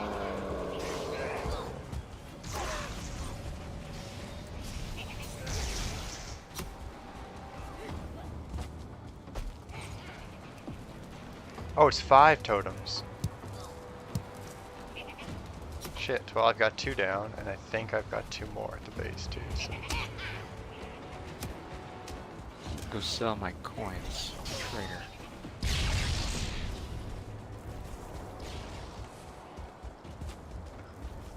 Pardon me. Why don't you go fight that blob in the middle there? Because I'm not going to.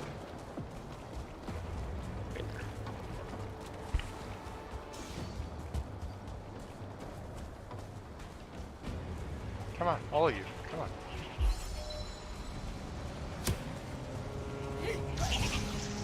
Hunt is over.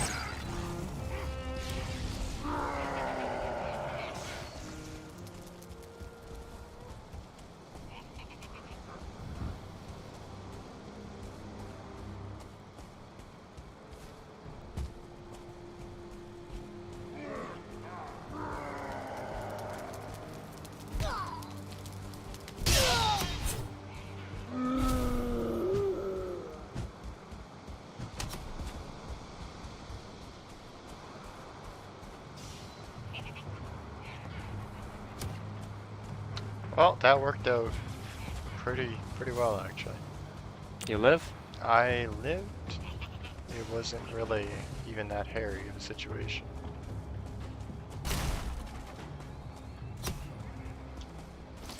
Come to me. Still a fucking blob. Or growth rather.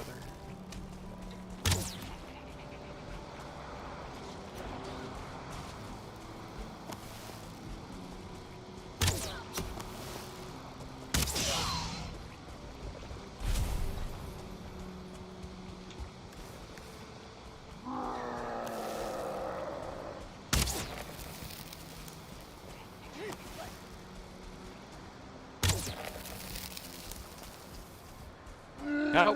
Fuck, I made a club by accident. God damn. Oh, what a roll. You know, I should get a portal down actually.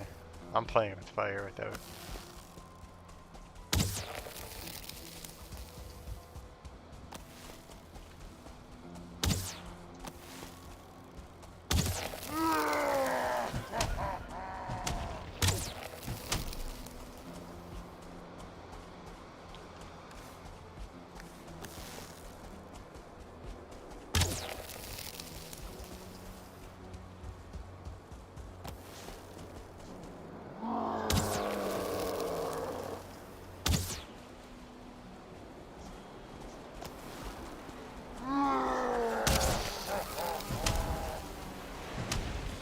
Got 19 serpent meat from that. Just that one boat trip.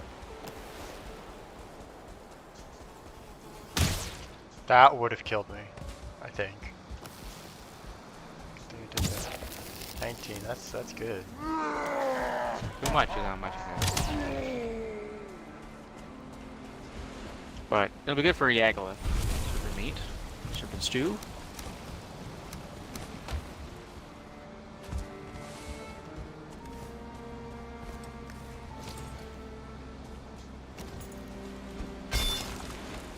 There should be something there, but it's not. Actually, for now. Strong crafting.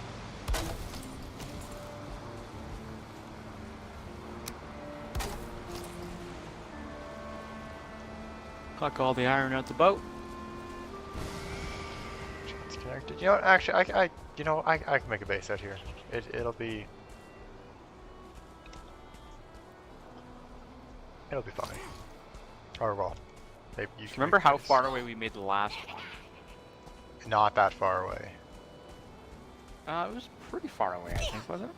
Oh no. You still have the world though, don't you? Two. Figure that out though. But I'm pretty sure it was just up by the mountain, pretty close to it. We'll see. We'll see how close you make this one, and then we'll check it. You'll be judged.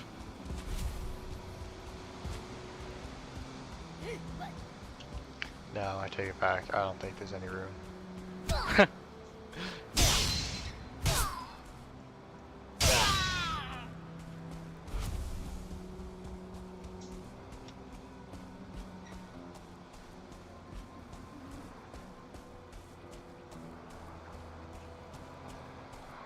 Come on. Come on. Come on, Jesus Christ.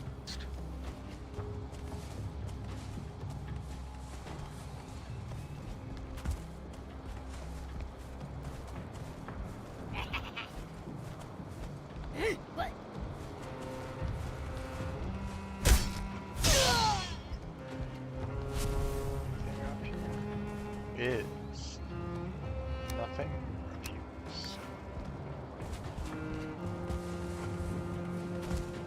Turns out I got 390 iron. Almost That'll 400. definitely be enough.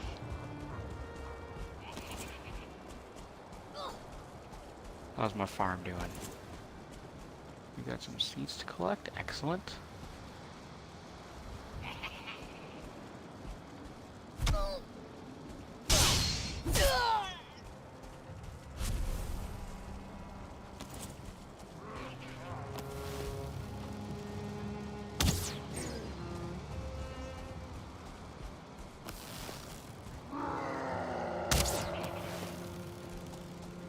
You know what? The plane should have iron in it. That would make sense. That would, yeah, the planes should have iron. Absolutely. Because it's after the initial, so you're still going to end up going to the crypts. You're going to get the wishbone. But then you don't have to go back to swamps. You can get iron and black metal at the same time. The black metal isn't mineable, so makes sense to have something in there. And you're still using the wishbone to get the iron from the. So it's not like you can get it prior to going to the crypts. Not to mention just the pure danger of going to the plains. And mining Too in the early. plains, oof, that's still a hefty ask. I'd be scared to mine the plains. Doing the tar pits, get the death speedos coming at you.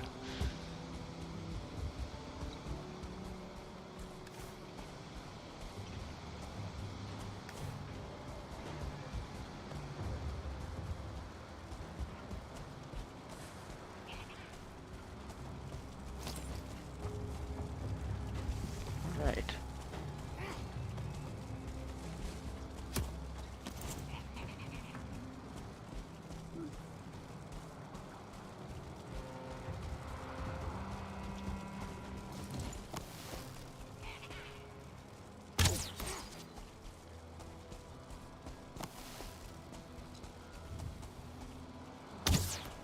I just heard a skeleton?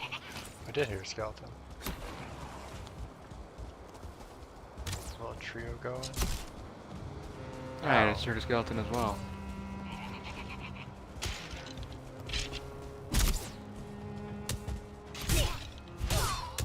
Alright. Time to start the smelting operation.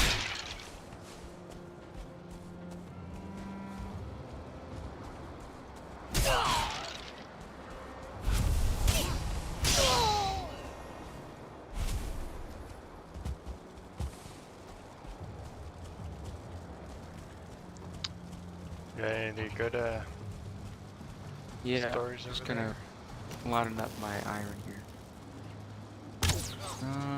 You know what? I am going to actually quickly borrow some Surtling cores from my reserve to build another forge. Given you took the other one. Yeah, I took that back. I just didn't want to destroy my artisan table. Go out there, place back down, yada yada yada. You know. No, I'm just lazy. I said I was lazy. And I didn't want to do it. 20 wood, 20 stone. That's convenient. I have 20 stone. Exactly.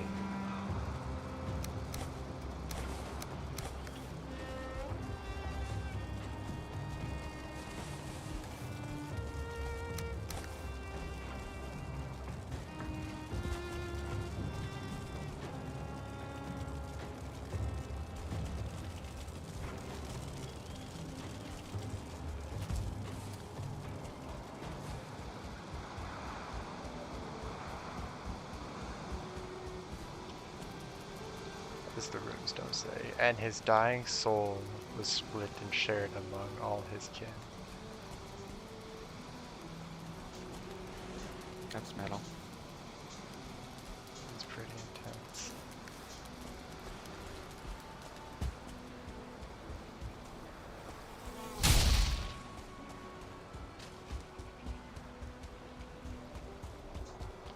Alright, go back and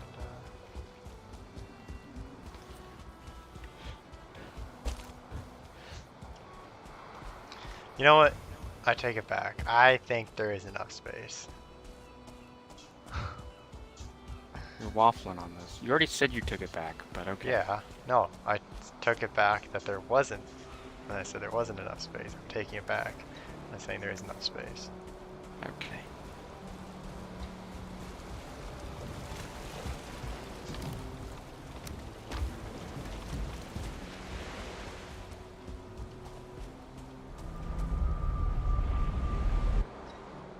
Like a farm.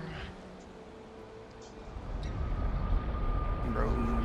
I have so Do you remember how big our old base was? it's a decent size.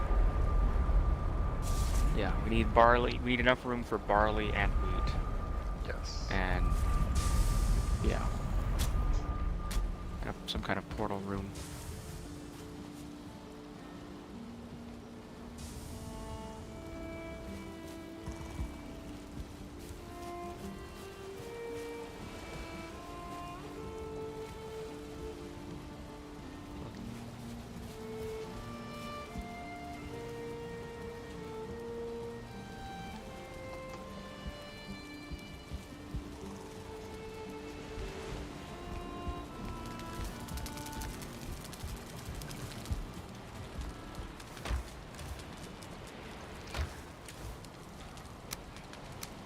I'm gonna leave the actual base building to you for the in the plains. You just find a place, and as long as I think it's not going to result in our death. So I got to make an expansion here. How many? Are you building blast furnaces? I will have enough the iron for it. I don't know if I'm going to be the one building it, but yeah. Well, like you have the iron for it. Yeah. I'm okay to go grab the Surtling cores and build them. But I gotta dig out a section here for them. I just filled all this area in, but sure. Unless you want me to destroy the existing ones. Not really, no. Exactly. Well, this is gonna suck because this is all like above ground here, so like this is taller than this part. I did realize that. Well, I don't know. Like, do you want to dig it down? That doesn't really make sense to me. I'm thinking. Can do blast furnaces need to be placed on the ground, or can they be I don't know. elevated? I'm gonna figure that out right now, actually.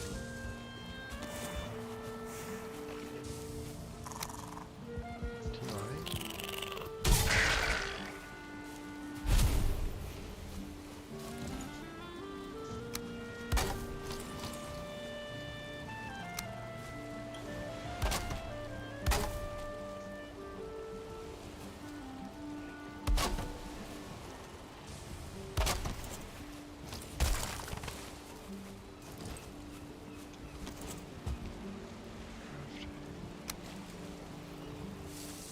Valid placement, yeah, so it's gotta be on the ground. That was my intuition, but I wasn't sure. Yeah, I made the assumption. It's logical, you know, with how heavy they are. Unless they can be placed on stone, but that They can be doesn't placed matter on for- foundation, right? Like that counts as ground. So if it's a blue tile, you can place it on there. It's blue colored, I guess. Yeah, but for the purposes, I still can't get that done. You could raise the ground or lower the ground possibly, wherever you. I don't know what you're planning. Definitely can't do that. Okay. You're gonna put it above the furnaces. Maybe. Kind of like a two-tier system.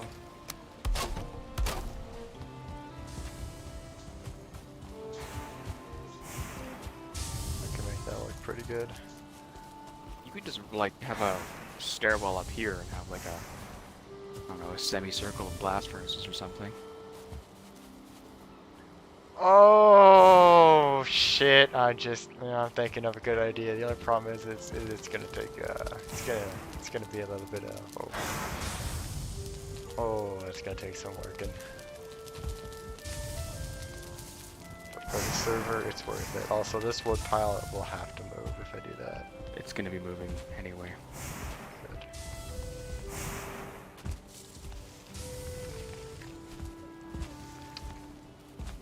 Once you're done smelting, I'll actually start taking care of that. Would you like to come take a look at the plains base with me? Sure. Okay, you're gonna go through. We're gonna rename this to Yagluth right after. You're gonna. Now, rename it. plains base is fine. An item prevents me from going home. Where the fuck did I pick up black metal on this side? Oh, from the thing. Oh, in the yeah. Okay, I'll pick that up back after. You went through the portal though. Yeah. Oh, you threw it over here. Oh, I see. Yeah. Yeah, I'm it's renaming gonna it Yagluth. Oh, okay. Yagluth. How do you spell Yagluth? Yagluth. Capital Y. L-U-T-H. Yagluth. There we go. Unconnected. I feel like this is no shot, Yagluth. Don't leave me on this side. It's Alright, I'm just refilling my furnaces right now. Yep. Can hear a fulling.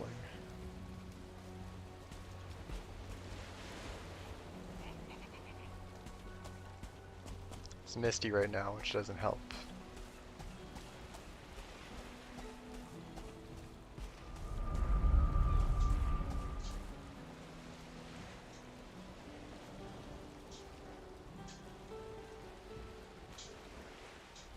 Oh my god, how long have I been doing this? I'm so sorry. Oh no, it's probably been like half an hour. What? It's probably been like 46 minutes. I never switched back from my pause screen. I've done that. Oh lord, so that means the entirety of the growths versus wolves, the raid versus the Fullings, clearing out the village, all that was on pause. Testing at the blast furnace. Ah, I'm so sorry. Making a podcast. Yeah, I get the audio. Yeah, but the audio is not. That's not good enough. Shit. Yeah, my program had the pause screen. My preview had what I was currently doing. Okay, well now that I'm back, welcome. You're all of 0 viewers were disappointed. I have no idea. I don't have the studio open, so I can't see if I have viewers or not. Unless I had they one view actually. send I a have pretty chat. lengthy views, 28 minutes long. Oh lord, nice. Maybe there'll be a returning in the future. Maybe. Okay, planes. No, still gotta refill the charcoal things.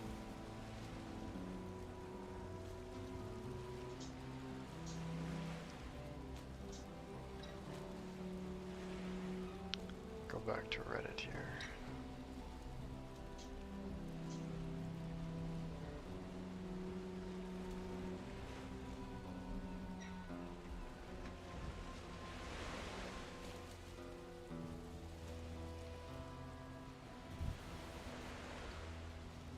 Filling her up. Alright. To the plains base. Plains Yagluth. This will be my first real encounter with the plains, I think. Apart from dying a few times to the Death Squeedo. Okay. Oh, are they taking the bait? Or am I about to get checkmated? We find out next time. Alright. Onward. This better not be Yagluth thing right here. Not quite. There it is. Oh yeah, that's plenty of distance. We're way closer. Just don't forget about the flying meatballs. This Lox is following me. I hate the Lox are aggressive. That's really annoying. Yeah.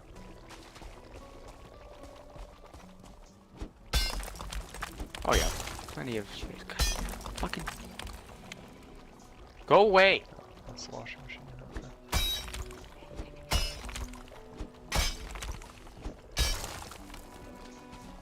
Why is that full of tar? It's so far away. It's like glitched. Blob stake or blobs? Do growth stakes do damage? Do you know? The growth take. I don't know actually. They're all dead. Oh. I wouldn't be draining the tar pit if they were still around.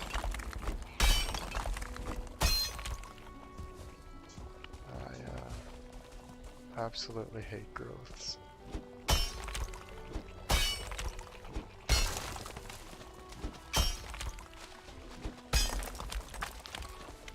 Yeah, so this is the Little Plains area.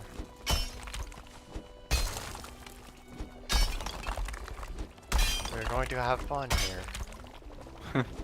Sure. Did you do the falling village as well? Yeah, everything's cleared out.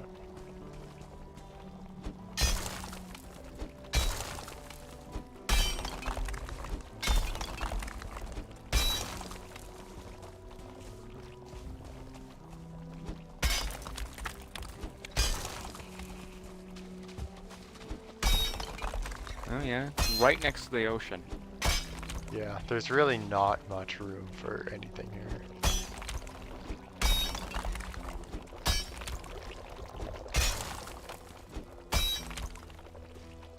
Oh, is it flowing in? Alright, let's see if I can take on this falling. Oh, he's a spear thrower.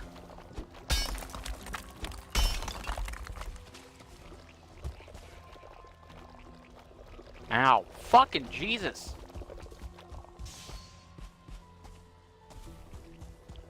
Take a little bit of damage there. Yeah, I got spear thrown in the back.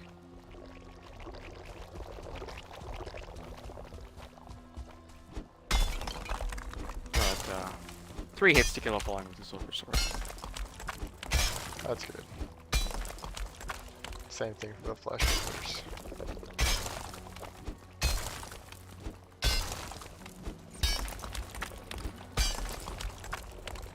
Why am I running low on for food here? Why? What? It's not touching that though. Oh shit! I just got murked by a lox. They do a lot of damage. I have actually not died to one yet, so That I've been was hit by one. 60 damage.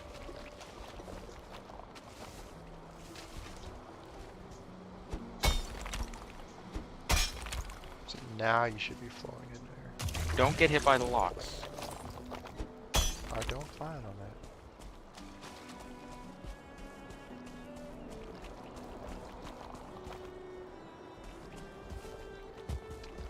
Make another pit over here or something.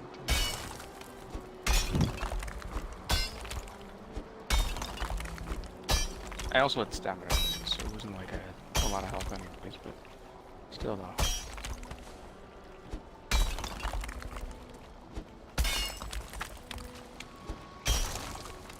You gotta give me some more stories here.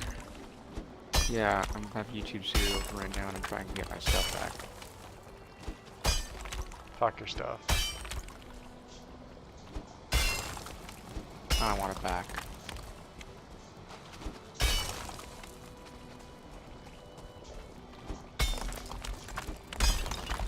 Fucking Jesus Christ, I got snuck up on by a lox. How did that happen? I die again. Jesus Christ, you are, uh-oh. Oh, you can swim in tar, okay. You're about to drown in tar. You get movement debuff though. Yeah, but at least I can make it out.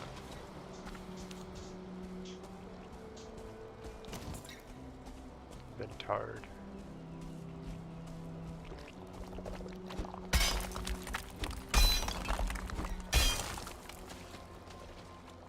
Stuck in tar. It's really... There's a falling right next to the portal. Oh. You should kill it. I don't have anything.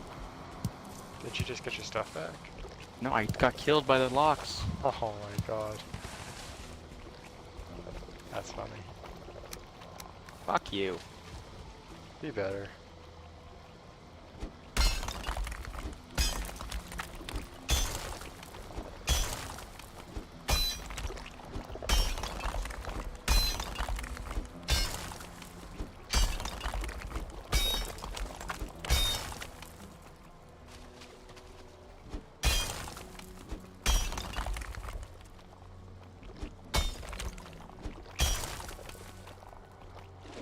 Oh, this is water.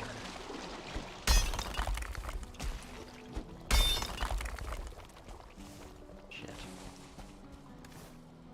Possibly all that money, all that stone. You don't feel rested anymore.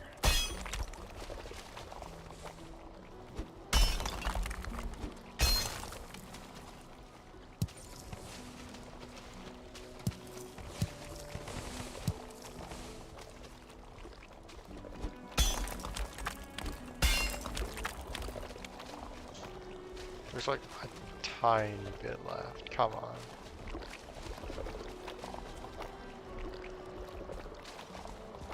That's annoying.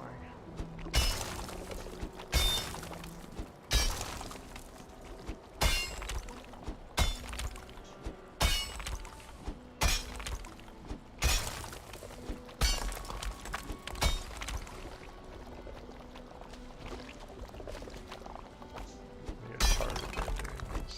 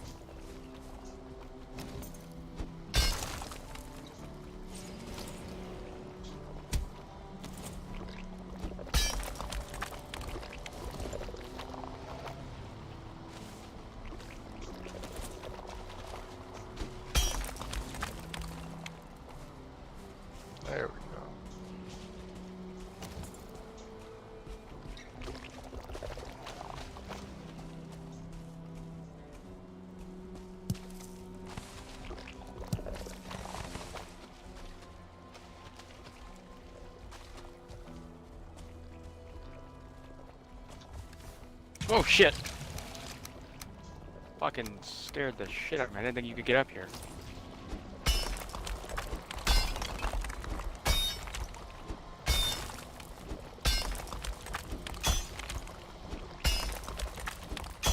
Didn't think you'd still be alive. There we go. Whew.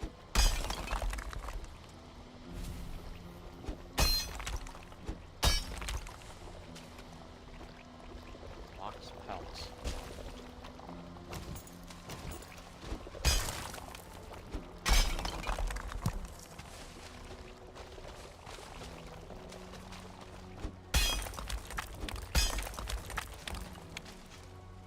Yeah, those last two can stay. No growth trophies still in this area. That's weird. Major lag spike there. What's going on? Maybe we with can that? get Yagluth. We gotta watch out for this tar. Yeah, Fighting. maybe we get Yagluth in the tar. Stick. I don't know if that'll help us. I imagine Yagluth's undead, though. Probably silver would be good. We need a lot of fire resistance potions as well. You more so than me though, I already get the little bit of a buff. Yeah. I don't know how good that'll be though.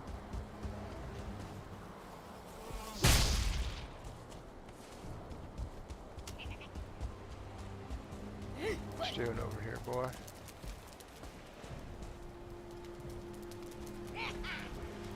What am I doing? Nah, there's a pulling with the torch that was chilling with the portal. I could see his light when he's hiding behind the rock.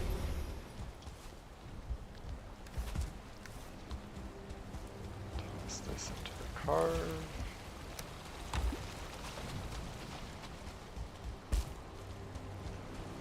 Away we go.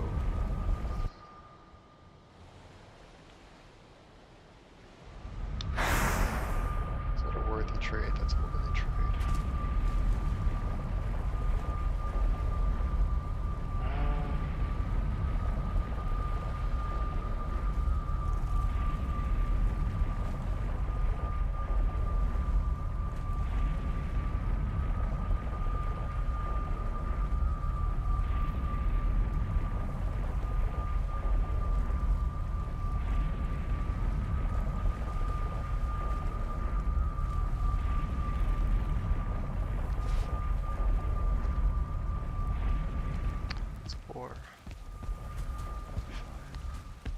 Oh fuck, it's a 2-star falling?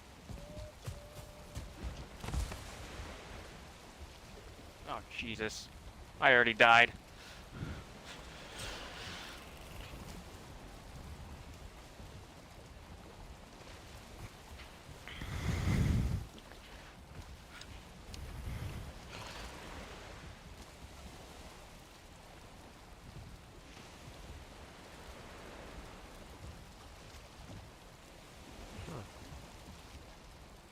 Sorry, I'm getting distracted on Reddit.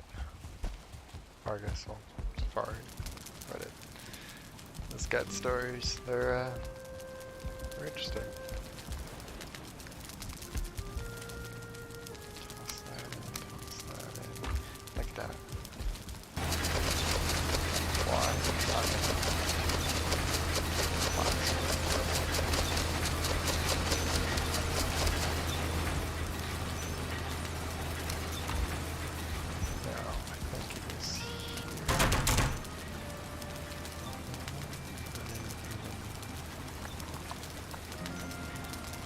Kill this black metal out by this portal. Oh, right, thank you, yes. I'll grab that there in a second.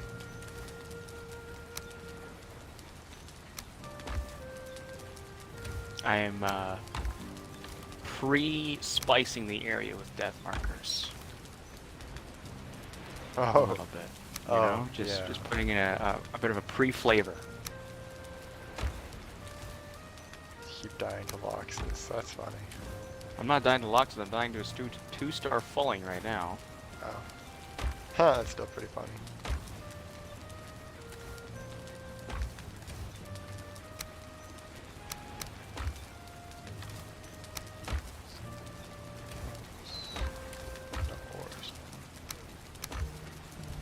carrying too much. Well, you know what? I can drop some of those.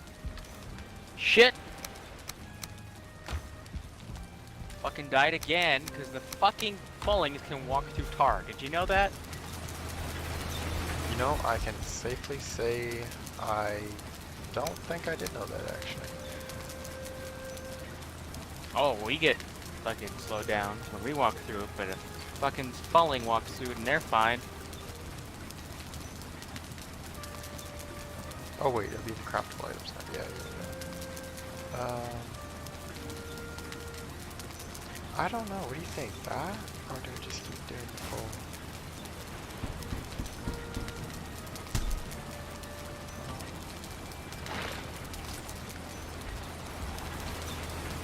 What are you doing? Did you just spawn in my house? My door is open, but I heard the spawn animation. I think a skeleton just spawned in my house. No. Coming to visit. I don't think these things can spawn in crafting table ranges. I got the audio of it spawning.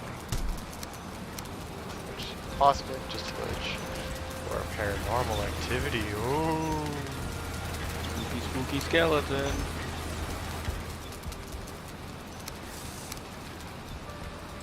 Oh, damn it. One thing I don't like is, I wish you could switch stuff out on the armor stand. So say I want to attach an item, that, like say I want to attach a new cape, I want to be able to just Die attach to death the squeed out. Jesus Christ. Wasn't there when I spawned in last time. There was one by the portal I saw. That's the one that killed me that. I don't remember seeing it, or I don't, it's not that I don't remember seeing it, it wasn't there. As far as I knew.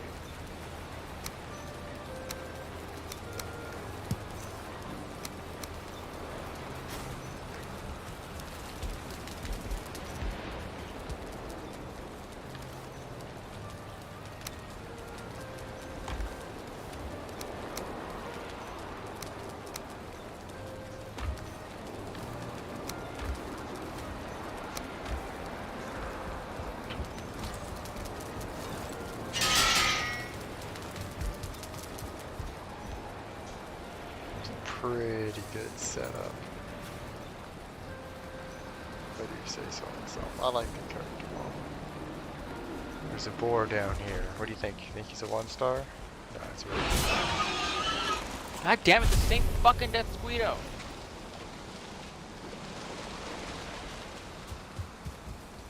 You are you having a good time right now? No, I'm not. I can't get my shit because all the fucking shit in this goddamn biome is a one-shot.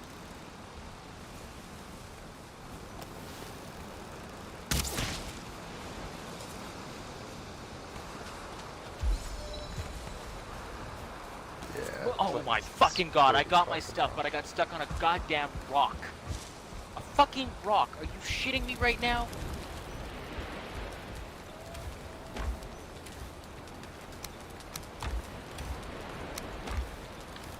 Pretty sure. We sleep. Sure.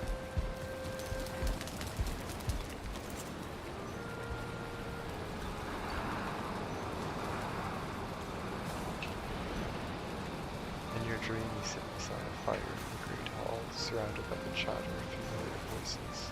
Their faces blur like smoke and their names slip your mind, but the warmth of something, something, something.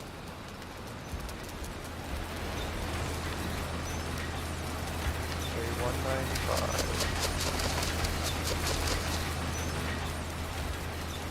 I want to get my stuff back and go back to my house so I can keep making the iron.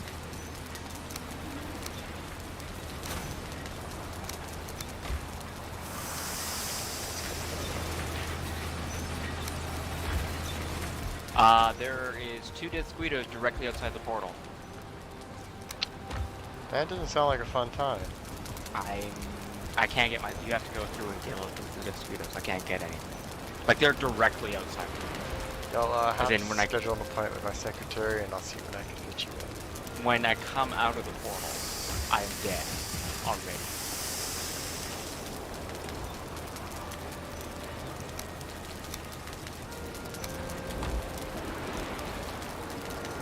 take care of it in a second.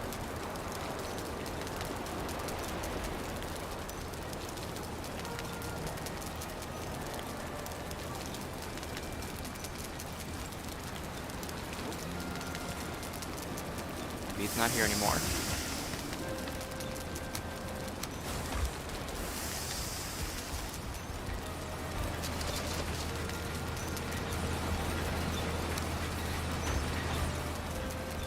Where did it go? That's the more concerning part. It just disappears.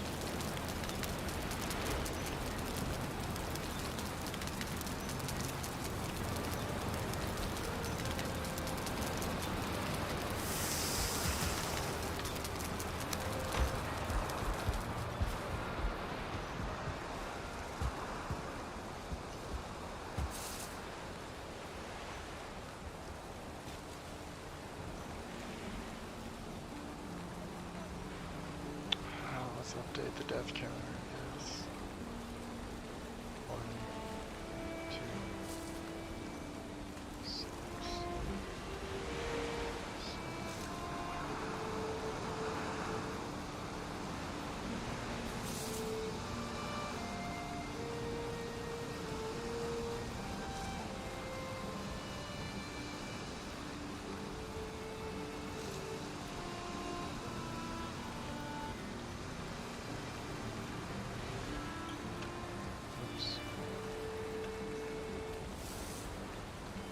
New death count, 73.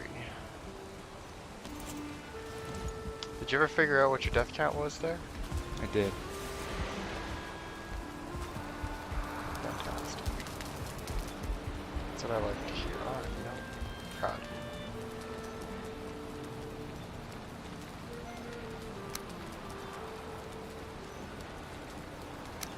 Where the hell happened to my beach seeds?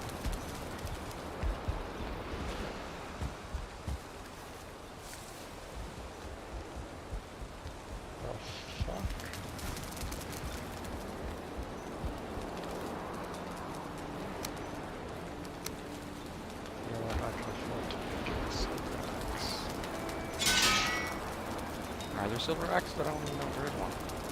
As I said that, I don't think there was one. It's the crystal black battle axe. That's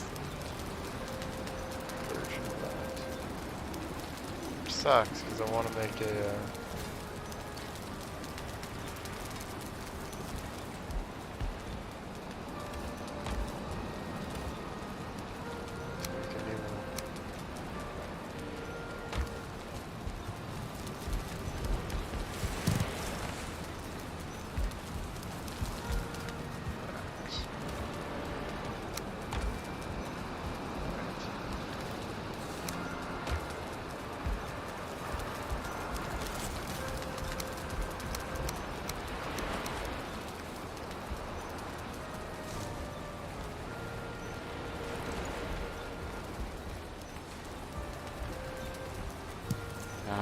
You're aware that something's destroying the car, right? Aren't you left here? I'm not. I'm not up there. You could bring it back. I can't bring it back because I've got a bunch of black metal in it. Ah.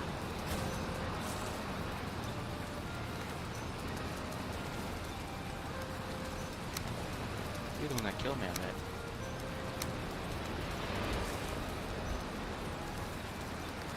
Rat bastard. Rat bastard.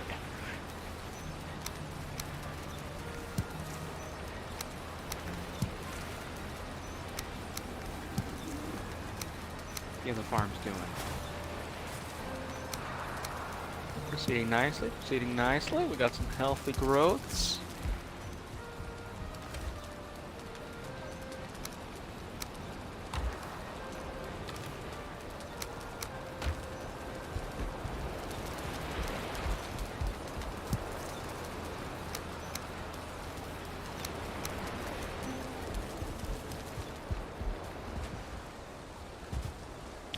Is the car still under attack?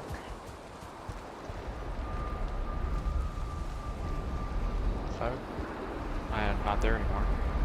Was it under attack when you left? Not as far as I could tell. It was, I think it was a Death Squeal was attacking it. I don't think Death Squeals attack boats, do they? Or maybe it was a falling or something. Anyway, it fucked off, so. It was probably the waves dropping it on the Ah, yes, I forgot that was a thing. item prevents you from teleporting.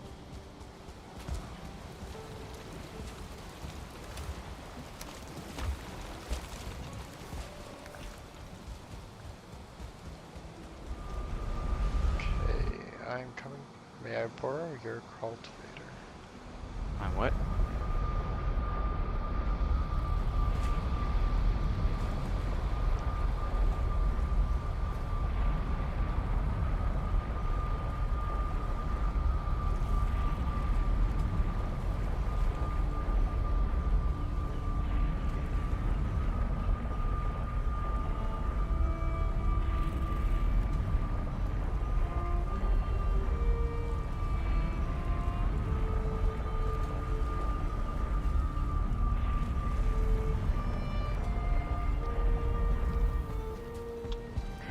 Read a story here.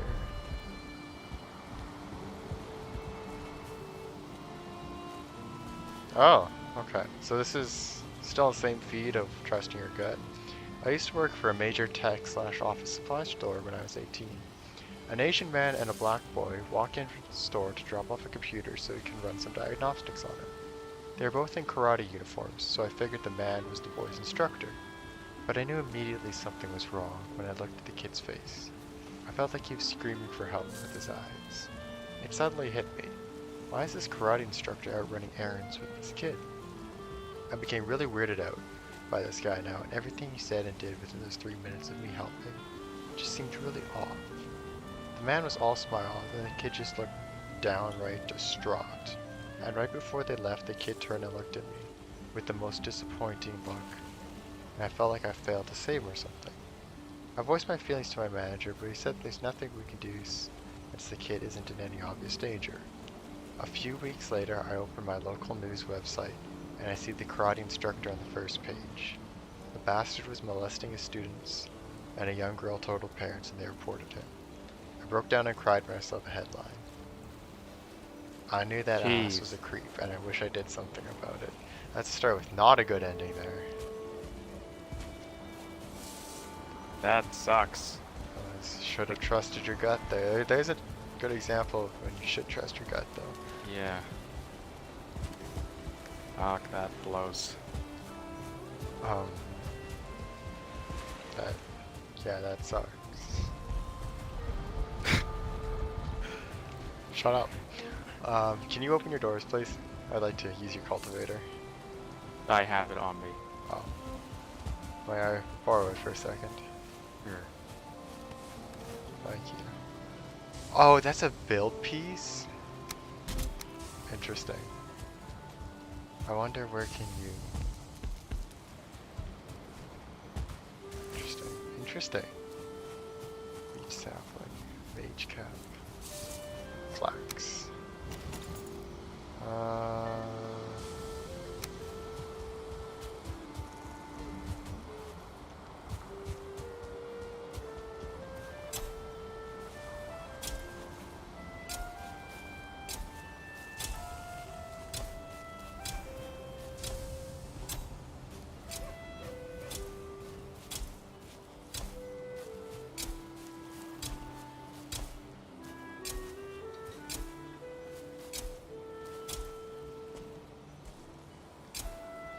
Alright, let's see if I can... Oh, actually, you know what? I should go get it.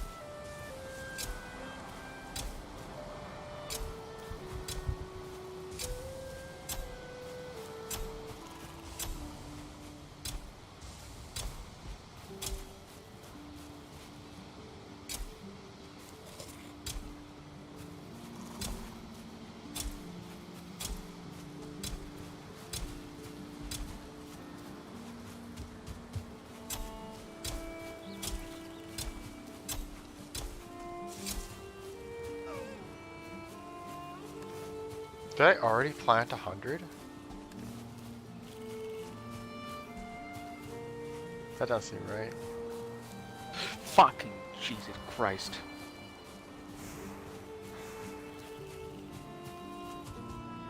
The way you hold the cultivator, I feel like I'm charging someone. The battering ram. What the hell? Did you not hit the mosquitoes with... Make it through the portal, make it through the portal! Whew. With I like, the sword went below that mosquito, but it still hit me. yeah, the hitbox on the squedos are or something. Also, with your things active, I will not be able to access the farm. That a problem? Cultivator. That is a huge problem. Because... What if I want to go look at your farm? Huh? Yeah, the door's open. What if I want to go farm a turnip and take it to the plains, huh? Why would you do that? Maybe I want a turnip. Or a carrot. Oh, while I'm here, actually, I'll give you some seeds. Maybe I am short a carrot for carrot stew and need to get a carrot. You ever think about that? No. Exactly. Don't think about yourself. Selfish bastard.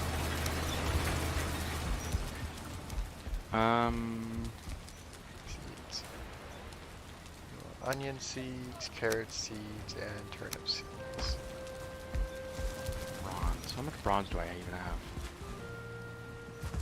Not a lot.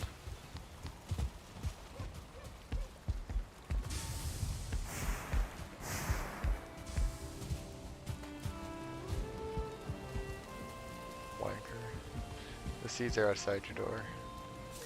Okay.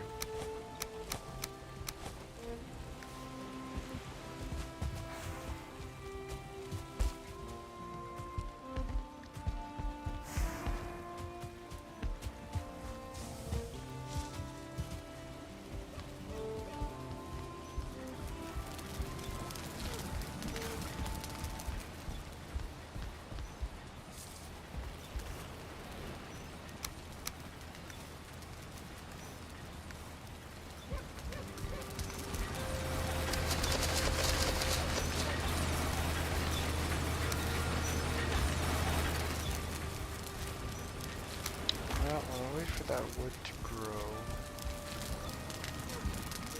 I did fix that already.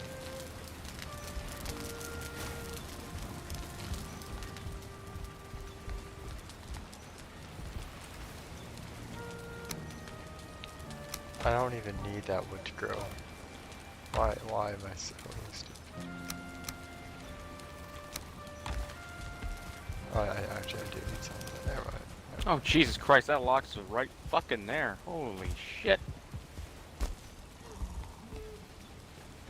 Okay, where's the hand? So, building. Shingle roof 26. Roof ridge 26. And roof ridge 45. Okay.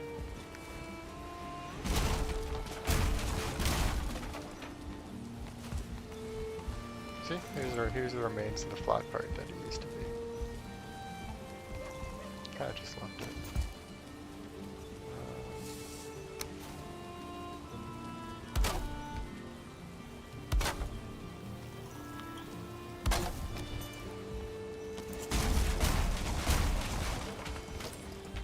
Oh, the crafting bench is destroyed. I'll get some preliminary walls up.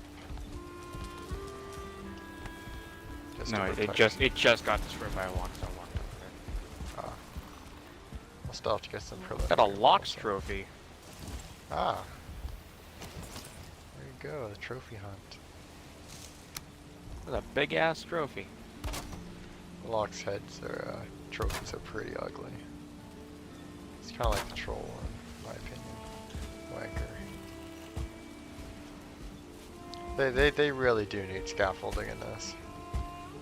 Keep sliding off the, my shit.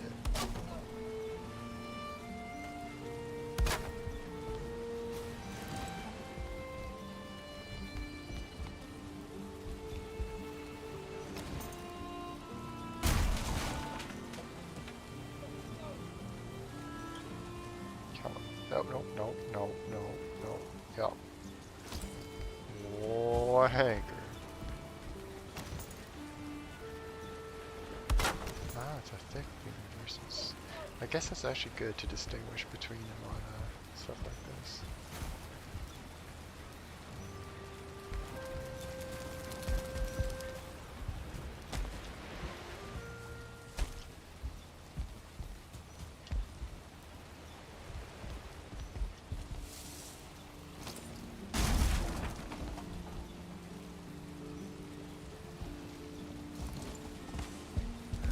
That's why I need the wood.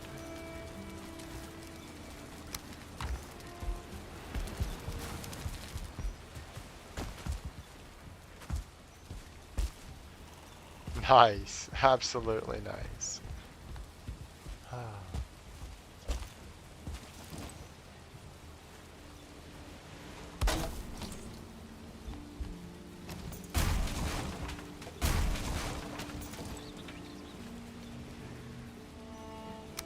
This one?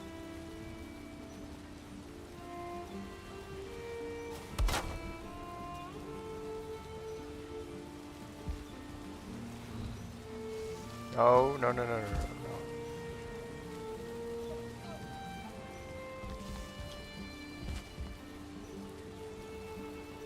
I think that looks right.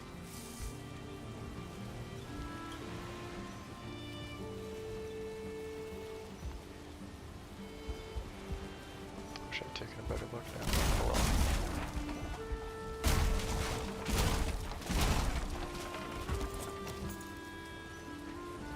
Such is the life of a carpenter. And Jesus was a carpenter? Jesus was a carpenter.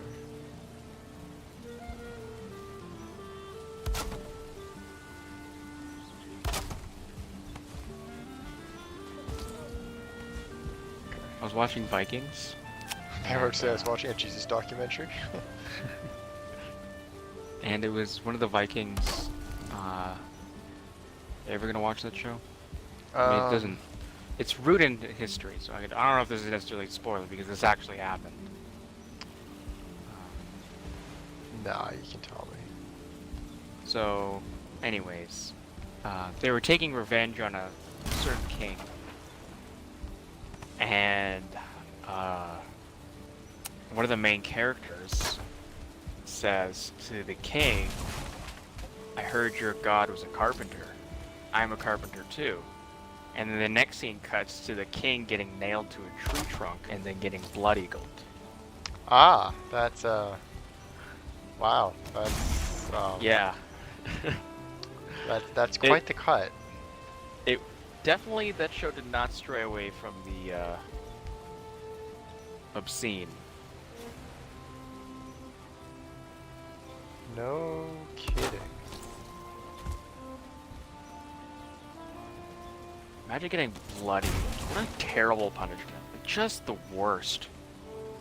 Imagine watching someone get blood eagle. Be very cool, actually, I think. No. At that time, they just saw like they had anatomy class. Why do I have carrot seeds? What? Cuts. I gave them to you outside your door. Oh, I must have picked them up and I didn't even see them. I'm like, where did these seeds even come from? You should have turnip seeds as well and a bunch of other ones. Yeah. I'm like, these seeds are, these birch trees that are magical. I got a bunch of seeds from them. Okay, I think that's better. Something doesn't look right here, and I don't know why. Let's get rid of all this. And place down the 26 degree shingle roof. Is that dead even? For the plains base, you're gonna have to bring out some stone. Stone reserves? Stone reserves. Stone reserves. You could break out the stone reserves, eh? I'm also bringing mine, so it's not like you're the only one. I can do that. I've got stone. Got stone. Got milk. Got milk. Where's the milk?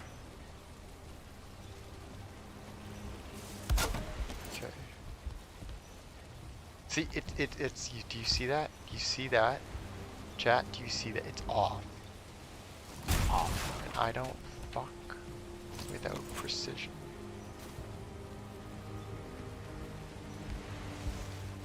But this goddamn 45-degree angle is pissing me off. Alright, well, we'll come back to it. You'll know it's there though. While you're building, it'll bother you. You know it'll be off. No, that's not going to bother me because I'm still building. If I finish building, then it would bother me. No, but you're still gonna be building in the back of your mind. Yeah, because I'll come back to it. Fucking Death Squeedo's pulling up.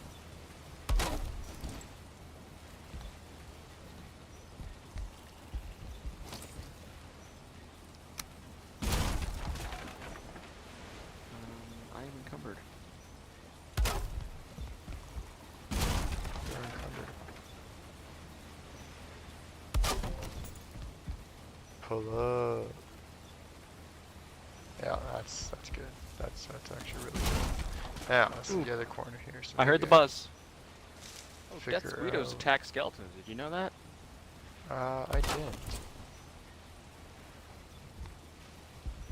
Probably could have assumed that though, actually.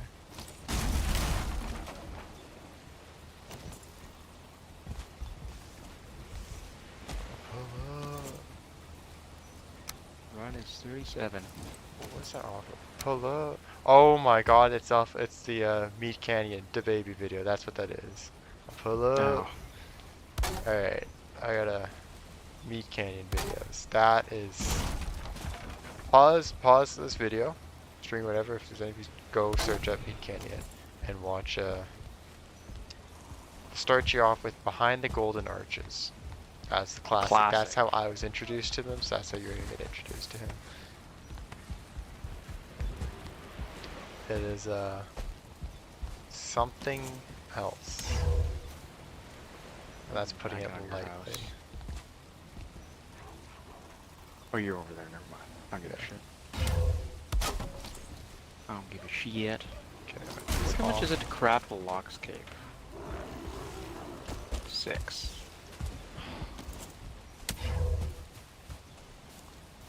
Really? Wanna tussle? I'll pull up. Let's go. Okay,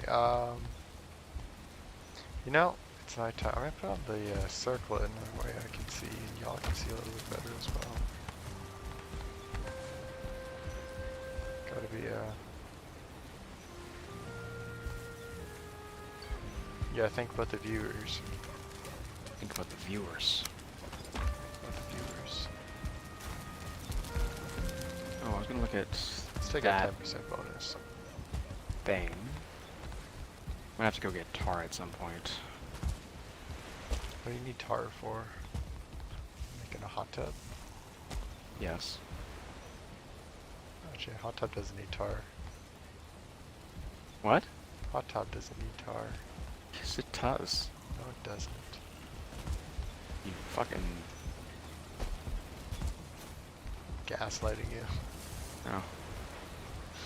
You're wrong. You obviously don't know. Hot tubs don't need tar. You're wrong. Imagine thinking a hot tub and needed tar. You're wrong. Okay, you know what, I'll do all that shit later. We're gonna keep doing our feet first, because I'm gonna fall off that side so many times. And it's gonna annoy me. So, let's grab the shingles.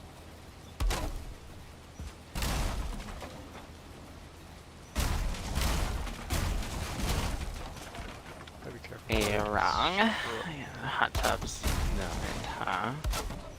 Alright, I'm gonna fill up these forages and I'm gonna find another gut story. Gut feelings. Alright. Well, actually, I'm gonna go get a little quick drink and a bite to eat first. And then I'll talk. I actually might get another Some snack. cinnamon buns from our local market. Oh. Delicious. Delicious. Nothing beats homemade cinnamon buns. honestly. Now, here's Like, the thing. Homemade cinnamon, but there are certain standards to a cinnamon bun that everybody needs to follow. Some people make dry cinnamon buns. That's not acceptable. You need gooiness on the bottom. That, I don't know, like that syrup. Oh, man. what? You know, Confused now. you have the No, top I'm that's confused. baked, and then you have the bottom side that has that gooey, like, Like mix of, cinnamon? no, not fucking cinnamon, it's cinnamon gooey. I don't know. You're retarded. You don't put syrup in a cinnamon bun. It's a bread and cinnamon. No, no, no, no, no, no, no, no, no, no.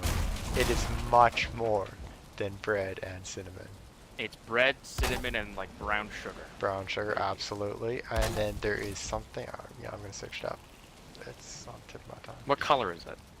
I don't fucking know.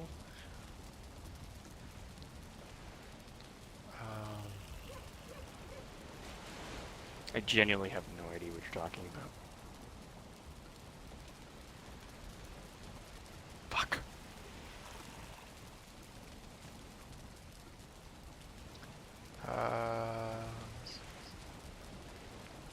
Well, no, that's not what I'm looking at. You know what? Alright. Once you fill up the forge, meet me in the kitchen. I'm gonna give Alright, you can we sleep? And uh, then meet in the kitchen? sure.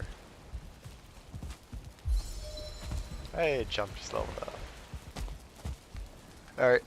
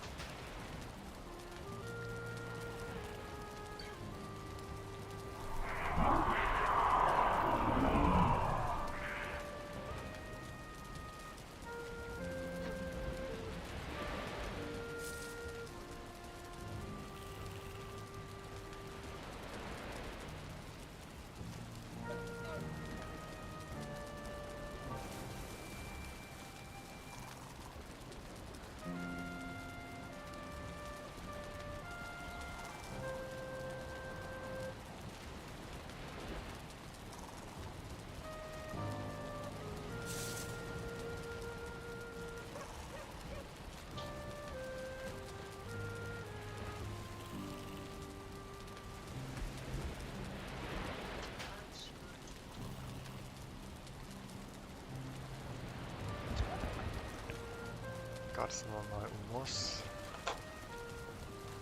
Croissant. Best of both worlds.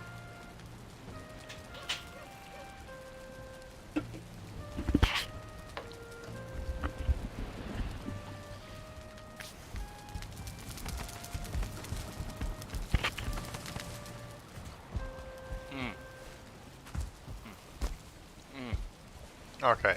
Okay, you don't need to come on yourself over there.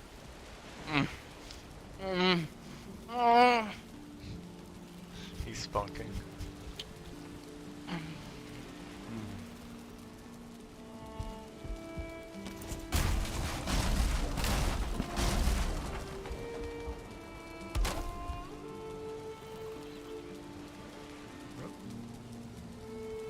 Do those actually cut through like that? I think they did, yeah. Maybe? They do. It's not really a big deal because you don't see it.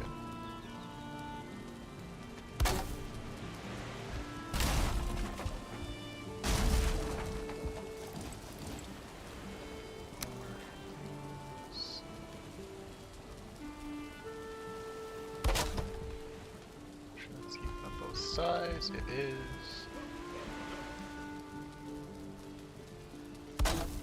Nope.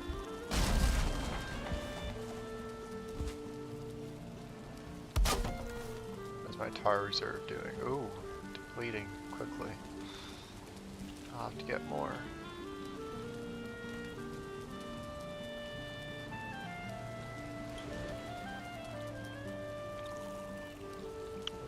What's your favorite pastry? Drop it in the chat there.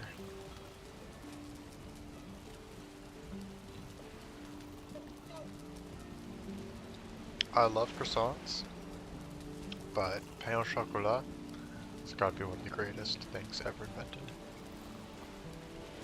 You ever had a homemade croissant? Oh yeah. I kind of just want to go back to France now just to get a homemade croissant, you know? The first time I went to France on vacation with my parents, we rented a place from a lady. She left us a plate of freshly cooked pastries for the minute we arrived. Oh, and I tell you, they were fantastic. There's mini croissants, tarte aux pommes, just ton. They were so good. That's how you know you're gonna get a good rating or a great review, is when you leave homemade pastries for your tenants or renters. Yeah, no kidding. Like, lovely lady too. Don't remember her name, but lovely.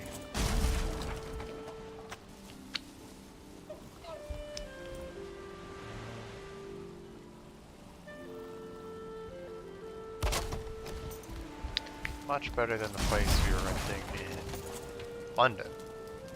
When we went to London, it was not good. The place had advertised as 4 bedrooms, or 3 bedrooms, I mean. And as it turns out, there were 2 bedrooms, and the 3rd bedroom, air quotes around this bedroom, was a closet. And it didn't have a bed, but the photo said it had a bed. So when we got there, like, well, we need 3 bedrooms with the amount of people we have. It's not possible. Like, you advertised as 3 bedrooms. Like, well, we can get you a bed. It's like, well, how long is it gonna take to get us a bed? Where are you getting this bed from? And like, they can't really explain. So like, oh, okay, that's a little bit fishy. So they're like, well, we can give you another place that I rent out. That's like 2 blocks away. Well, we get there, and people like were renting it, and they were leaving that day, but they haven't finished leaving or anything. We're like, that's, yeah. You know, we still have to go through the cleaning service, and it was a shit show. And it was a 3 bedroom, but not. It's 2.5 bedroom there. So they said, yeah, well, we'll get you a mattress at some point, but we stuck with the other one. And I ended up sleeping on the couch. Nice. Now, I wasn't going to complain, you know. I didn't want to make a fuss, you know. If it was, so I was there on vacation with my family. I'm more than happy to sleep on the couch. Also, it's a comfortable couch, dude. But my parents were a little bit displeased that something was advertised Yeah, no kidding. as that, and then it wasn't that. Okay, Alright, let's see if I can find some. oh, yeah, I need to bring these out. Okay, we're gonna fix all these right away.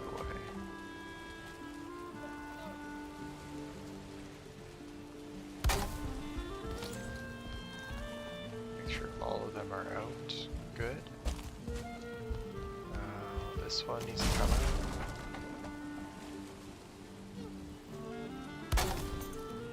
I don't know if the other one is. Not that it matters, I can't see.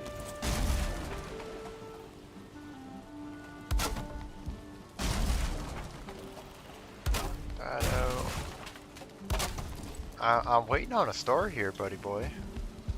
Yeah, I'm trying to find one. There's just a Oh. random one of a black cow. TLDR, the mom was like, it was a dark night, and the mom was like, could you imagine if there was a black cow on the road? And lo and behold, there was a black cow on the road. Oh no. Oh god, that got sense though.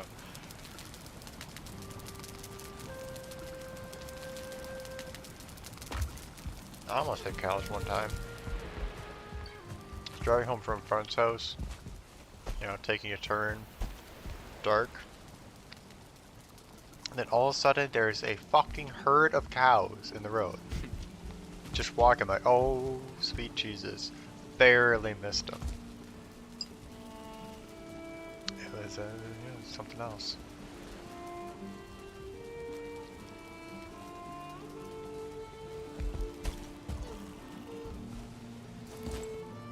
A lot of these are like car accidents. Like people will not, you know, drive through an intersection or something like that, and they'll avoid it or stop somewhere or something like that. They got that sixth sense. Oh, yeah, that's just defensive driving. I don't really know if that's more of a gut feeling. Yeah, I don't. A lot of people say that it's a gut feeling, but I feel like it's more just a kind of a sixth sense. And it's also like driving is the most dangerous thing we do on a daily basis. Yeah. Most of the time. So You're that's, gonna you know, get into you'll close see. calls. Yeah, exactly. There'll definitely be times where you think that you could have been hit, but there was, you know, it was very unlikely. Yeah. Like, there's been times where I've, you know, seen someone that's coming to a merge area, and like, oh, you know, I get defensive. Like, hey, are they gonna blow through it? Do they see me? Whatnot? And they blow right through it, and then because I already started slowing down, I was able to slow down. Now, that's not a gut sense. That's just common sense, actually. Quite frankly, it's just common sense at this point. These people are stupid. This one looks interesting. When I was in the army, we spent 3 weeks in Panama for jungle training. The terrain down there is a nightmare. Nothing but steep hills. You try to stick to the ridges if you can, but unfortunately they rarely run in the direction you're traveling. On our last day in the field, we were moving to set up an ambush when we came up to the ridge of a hill, roughly 200 meters from the top to bottom, with about 45 degrees slope. We really should have rappelled down, but we lacked the rope to do it properly. Instead, we start to carefully pick our way down the hill while carrying about 65 pounds of gear. About halfway down the hill, I slipped. Had that frantic moment where my arms are pinwheeling while I'm trying to catch my balance. But luckily I stumbled against this spindly little sapling of a tree, just a couple of feet tall. It was just barely big enough to stop my slide and let me regain my balance. While I'm doing that, I hear a guy at the top of the hill yell, "Rock!" meaning he's just kicked a rock loose and is now tumbling down the hill. I look back, but don't see anything, so I shrugged and turned back to continue my journey down the hill. Okay, this is the weird part. Even to this day I can't explain it, I'll just tell it in the way I remember it and let you draw your own conclusions. As I'm preparing to head down the hill, I swear I heard a little voice in the back of my head say, "You know, you might just want to take another look up that hill." So I turned to take another look, and this time I spotted the rock. It was just about the size of a bowling ball, moving at a pretty good clip, and it must have just hit something and bounced, because when I spotted it, the rock was 2 feet from my face and zooming in for the kill. I think I reacted the way most people would. I screamed shit and tried to dive out of the way. I almost made it. Damn thing clipped my elbow and threw me straight back, and the only thing that stopped me was this little spineless sapling I bumped into the first time. I thought I'd shattered my elbow, and I'm hollering like a stuck pig, but thankfully it was only badly bruised. Thing is, if I hadn't turned around for another look, that rock would have either snapped my neck or thrown me down the hill to let gravity do the work. Either way, the little voice probably saved my life, and like I said, I still can't explain it.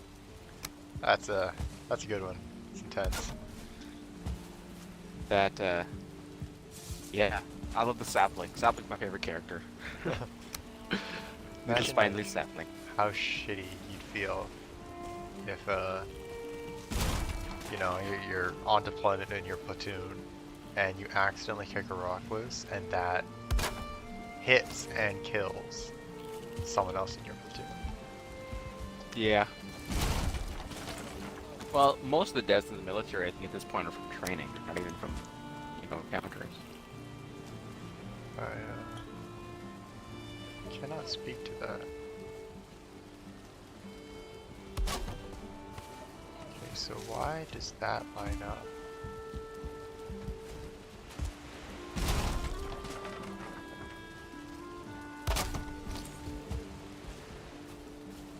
But that doesn't. Something's wrong.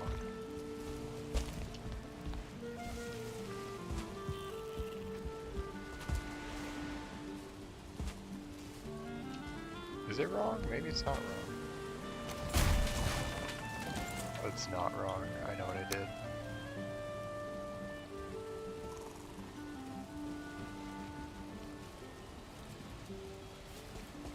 No. No, something might be wrong. It's really hard A lot of them are, a lot of the stories are either medically related stories or,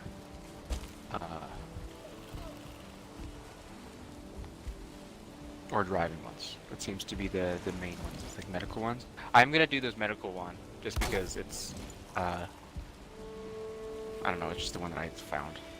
And it's more well written than the other ones. I'm just filling up the smelters and I can't read and do two things at once. Fair enough, fair enough. Okay, something's bugging. I'm gonna take this down.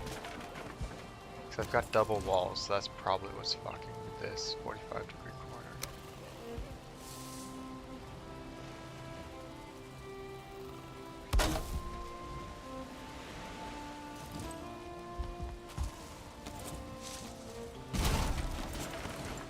Unless it was like that before. I feel like I would have known that though.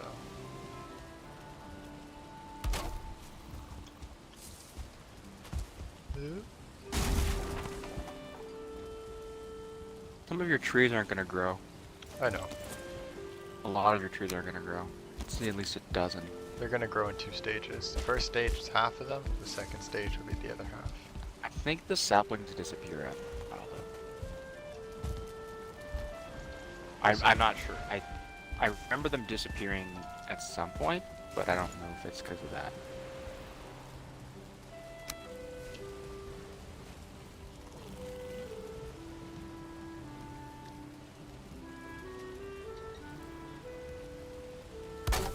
Did that connect up with?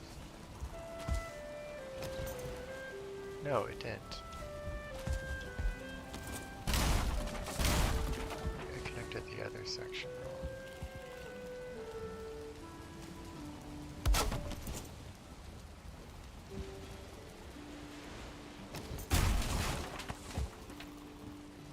Alright, so... not my gut feeling, but... I assume this person is a woman. Had my annual exam. My PAP came back normal, so PAP smear. I was planning to get an IUD, but my OBGYN said she had a feeling and wouldn't do the IUD unless I had a colonoscopy. Usually a colonoscopy is done as a follow-up to an abnormal PAP. The PAP identifies questionable cellular changes that could indicate cancer. The colonoscopy is a chance to get a better look at them. I was really resistant. My PAP had been normal. Why did she want me to go through this invasive procedure before she would consent to my birth control choice? She held her ground, and I begrudgingly went to get a colonoscopy. In the middle of it, she announced she wanted to do a biopsy, which is even more invasive. I was pissed, but she was really insistent, so I agreed. Turns out I had an endocervical adenocarcinoma, a particularly aggressive, fast-moving, difficult to treat, and deadly type of cervical cancer. My normal PAP would have ordinarily meant that I'd go 5 years before my next PAP, which, at that point, this particular type of cancer would have metastasized and killed me. Instead, my OBGYN's gut feeling meant it was caught early enough to be treated surgically. I never did get that IUD because I had to have a hysterectomy instead, but it could have been a lot worse. I was officially declared cancer-free 8 months after the diagnosis. Huh. That's an interesting one. I wonder if, like, the doctor...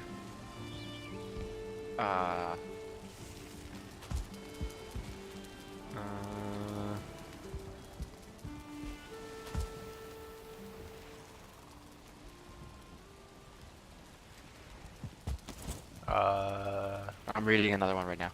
Oh. No, no, no, no, no.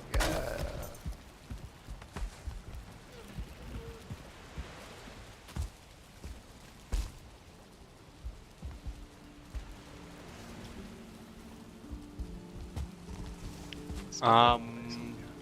I wonder, like, if the doctor kind of had like a premonition, maybe, you know, or something like that. I don't know how to explain it.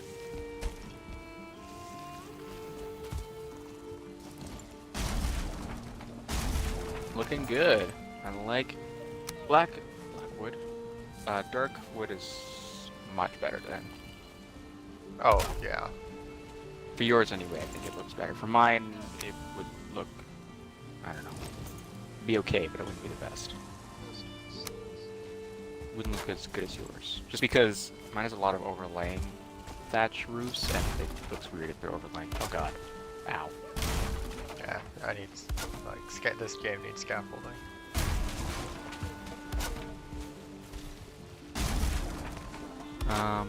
I like the raven things too.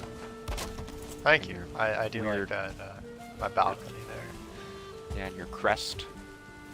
You like the crest? I thought that was pretty cool. Yes. I'm running low on tar though. I'm gonna have to, yeah. I already said I was gonna have to get tar. But... Game mortar.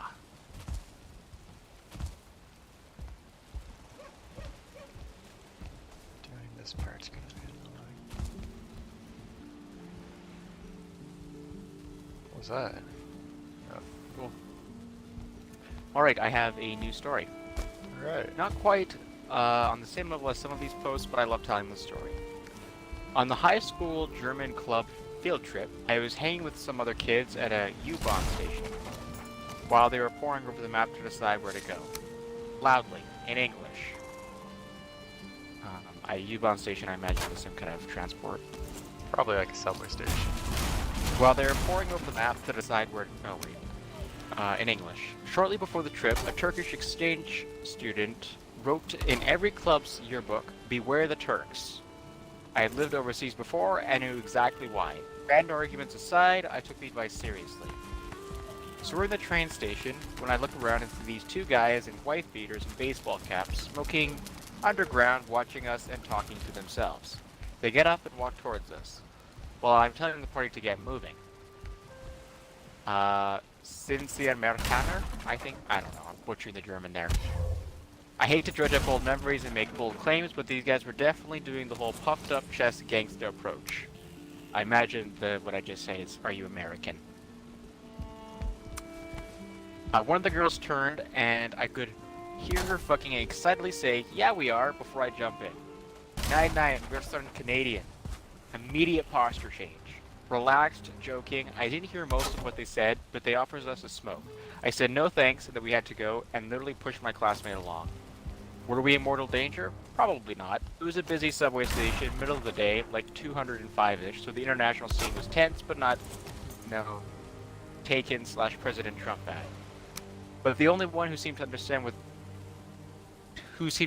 the teacher that I recounted it to later. Yeah, that's kind of strange. Yeah, there are massive differences between being a Canadian abroad and American abroad. Yeah. Absolutely massive. Some countries love you, some countries hate you. Just having a Canadian passport is a really good thing. One of the replies below says, in some places, yes, American tourists are seen as loud and dumb, but friendly, and quick to part with their money. Also, we like to clap at everything, I guess. But in Turkey's case, it's complicated. We may have been NATO allies, but we used their land for foreign bases and first strike nuclear capabilities against the USSR, while basically saying they'd probably be glass in the first minute of World War III, so... There are some theorists who propose that it's this low-cost social engineering tool. They dislike Germany, but Germany can impose harsh economic sanctions, whereas America hasn't. So get the people an enemy to hate, they can't or won't hit back. America doesn't have a lot of friends in the social realm of the world. No, They don't. I remember it was not the first time I went to Europe. I think it was the second or third time, but it's the time that the first one I remembered anyway, or I can remember. Mhm. And we were going to stay at a beach. It was on the English Channel, so you know it's not a beach, but it's Yeah. still nice. And it was summer, so it was nice. Anyway, so we're staying at the beach, and we wanted to get a hotel for my immediate family and also my grandmother. Or not a hotel, a condo. We were gonna stay there for a couple of weeks. So we get this place, and while we're in the country, we're staying at some families, and the owner of the condo calls us and says that the condo that we were originally going to have had to have some work done, and it can't be moved into while we're there, so they're going to have to find somewhere else or whatever. And just as a happenstance, my mother being French said, oh, well, it's not like we have many places to go. We'll be flying back to Canada in, this amount of time. He's like, oh, wait, you're from Canada? And we're like, yeah. And he said, well, the Canadians liberated this city that you're going to be staying in World War II and saved my grandparents' life. So I'll give you the top suite, which I don't know if it was like the luxury suite or whatever, but whatever the ones on the top floor is called, the nicer one, I guess. Penthouse? Penthouse. It wasn't really a penthouse, though. It was just kind of a nicer one, because you don't have anyone above you, and the balcony was larger. And we'll give you the penthouse one, because it's available, and I'll give it to you the same price as the one you were going to have, kind of as restitution for not making the other one available. And yeah, that was kind of just, as soon as he heard it was Canadian, he was like, oh, crap, I feel bad for wronging you, kind of. Which it was interesting, actually. It was neat. That's really nice. And then actually, while we were there, we walked down the pier boardwalk thing, and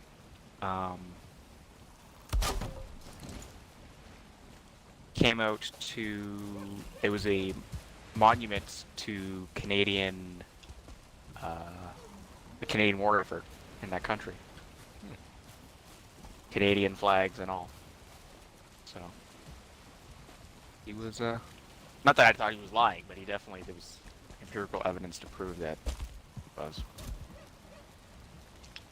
So you're right. There's definitely a change in attitude towards Americans and Canadians. That being said, like, Americans, not all Americans are terrible people, but the public image of Canada and America are very different. Especially in Europe, I find.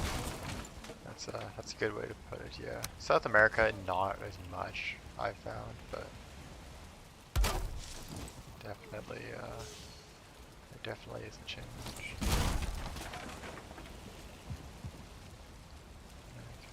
Alright, let's see if I can find another one. Come on, pair up there nice. No, not that side, you mediocre motley sack of ass.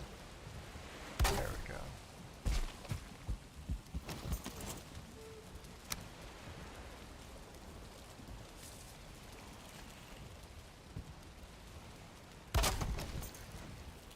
Okay, some core wood on me that needs to be put back up in this corner.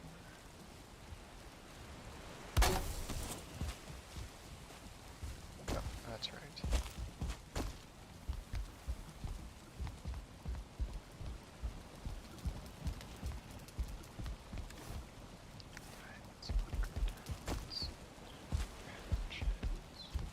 Okay, so I was a mechanic on the E3 AWACS. It's a type of plane, I think that is, or something like that. And I'm a big guy, 6'7", and some of the spaces we had to work in weren't very big. This one day, we're changing out an APU accumulator to save techno-able. It's what helps the plane power itself up. I don't remember exactly when. This was years ago. We do everything by the book. Because this is an essential part of the plan. Gotta do it right. We tighten shit down, check our work, and now we gotta turn it on.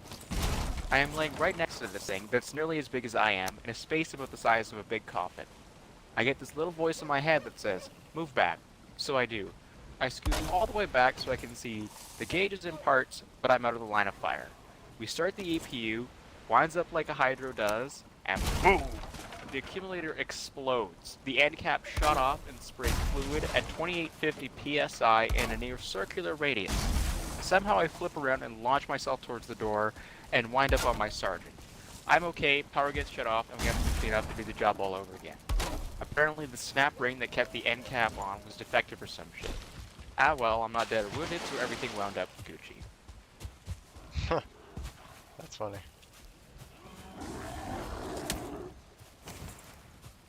At 2850 psi, it could easily slice through bone and flesh and kill you instantly. Damn. That's yeah.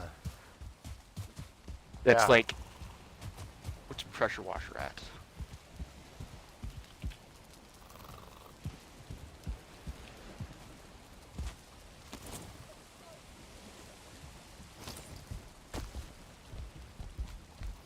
I'm gonna inlay crossbeams up there so we get this pattern there instead. I think that'll look good. That'll look pretty good actually. So your average pressure washer is about 2000 psi. So that's just over. You get from Rona. That's that's intense. So 2850 you said is what it was. That's. And I know, like, I don't know if you've ever put your, like, have you ever put pressure washer on your skin? I don't know actually. You don't. I don't think I'm that dumb.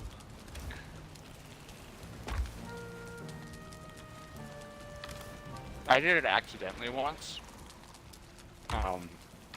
And it, like, bore a little hole in my finger, basically. Yeah, pressure washers are not toys actually. There. No. Okay, I need to go get more tar.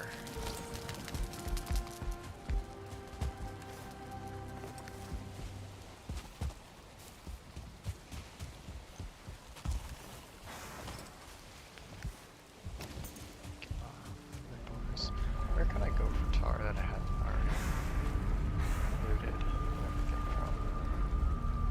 Is there one in motor? I don't remember there being one in motor. Pretty sure I already did all of those classes. Maybe not. I'll go take a look.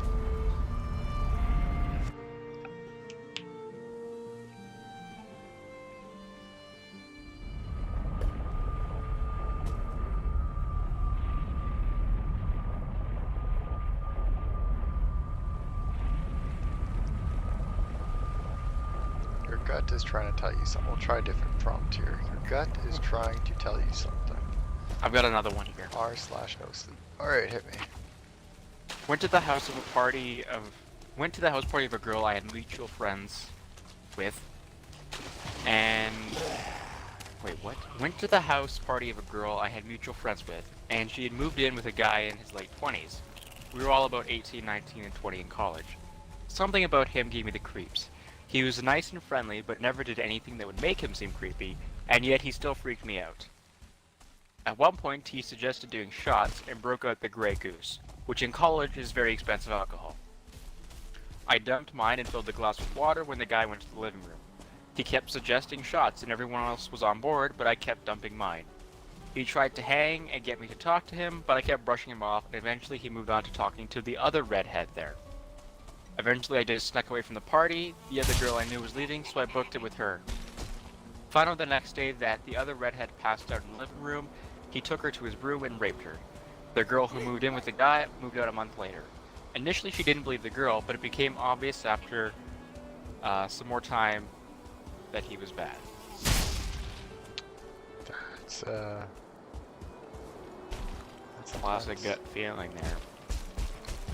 Yeah, going to parties is always be wary about who's giving you shots, alcohol, and whatnot.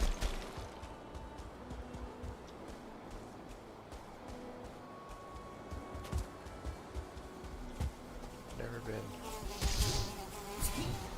I should say I haven't been huge in the party scene. I've had a lot of parties, but it's, you end up hosting most of the parties, so. I do. That's I enjoy hosting them, so I can keep an eye on myself and everybody.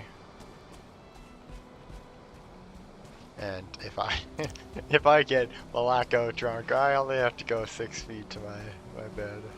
I'm safe there. Not that I trees to get blackout. Actually, I remember last time I got blackout drunk. I remember the last time you got blackout drunk. I've only ever been sick drinking once, and that was it was that time. And it was not I was not having a good time. I had a great time actually, but I had a lot to drink that night. A lot. It's a good time. It's a good Right, time. I've got another one here. See how it ends.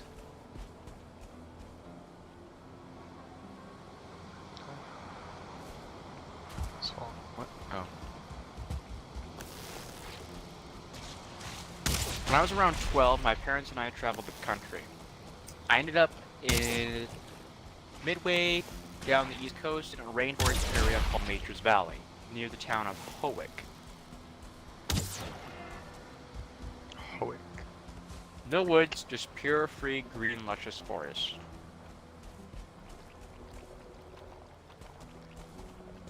Tarzan-style vines and all. The small campsite was quite a ways into the wilderness, surrounded by trees and ferns, but was peaceful and pretty safe, as it was private property. We were allowed to take walks through the forest and up the hill and to the waterfall. Only the groundskeeper actually stayed anywhere near there, and he was a pretty nice guy, a very honest and open old man. All in all, safe.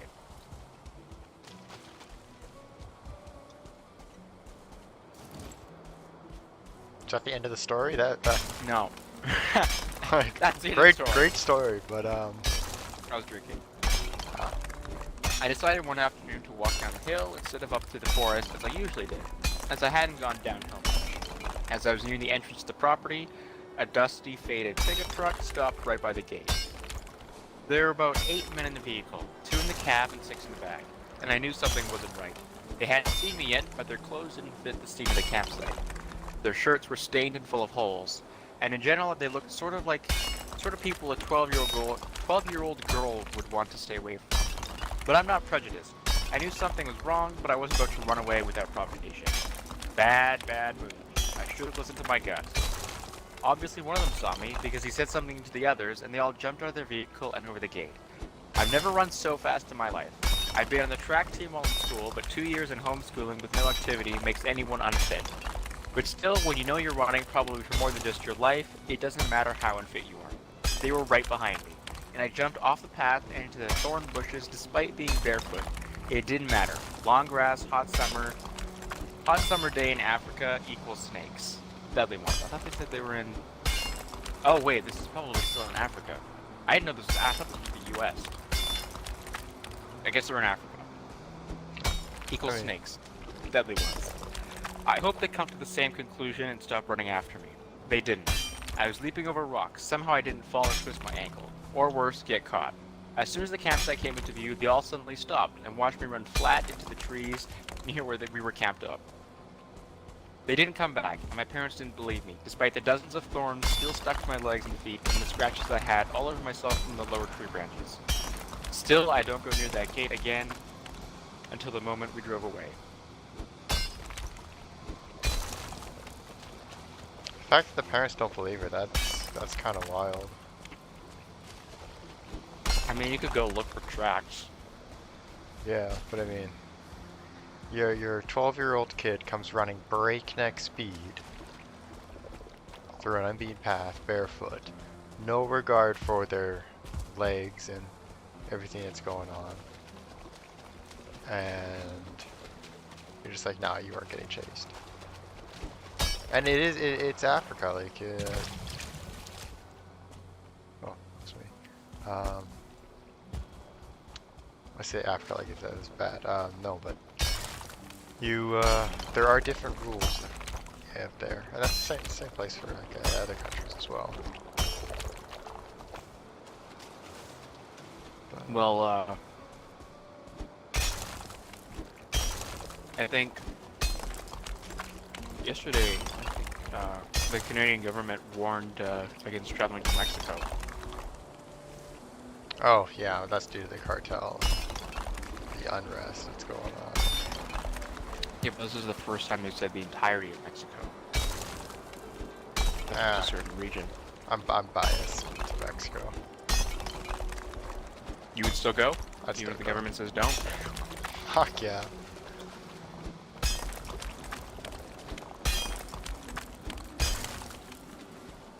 If you have travel insurance, I'll go way up if you do that. But yeah. I love Mexico. Mexico is a place I know.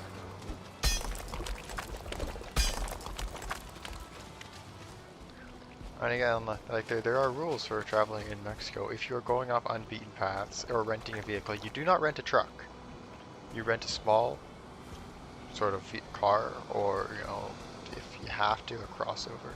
But the reason you don't rent a truck is because that's what the cartel use. They use trucks. And there are places you will have to, there'll be cartels blocking roads and you have to pay a fine to get through. But if you have a truck, you are way more likely not to make it out with your vehicle, let alone your life, because they want that truck to use. And it's just one of the things, like rules about going places. Wouldn't think about, I would never think about going to Portugal and let's say if I want a truck, I'm gonna get a truck. Or if I'm going out to BC or somewhere in the US. Don't think about weird stuff like that. No, you don't.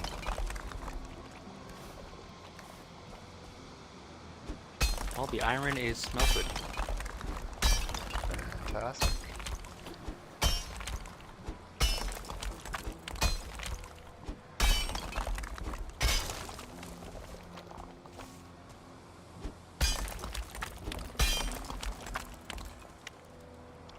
In a tar pit.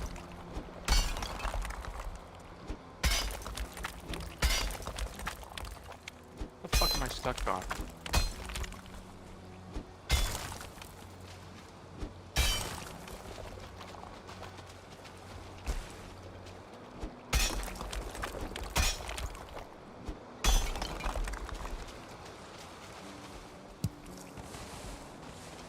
Look at that, completely drained away. Nice. Is there another tar pit in this area? Actually, wait, no, there is one. I remember this one, because this one actually died too.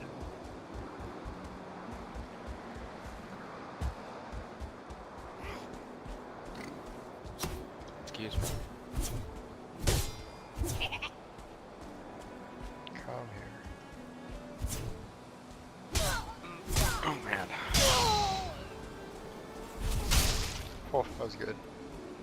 20 killed me, but double digits.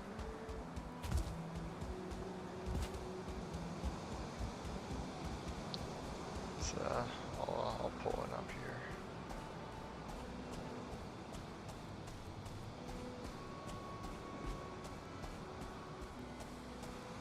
That's a really, really long one. Jesus Christ, it's gonna take ages to read out.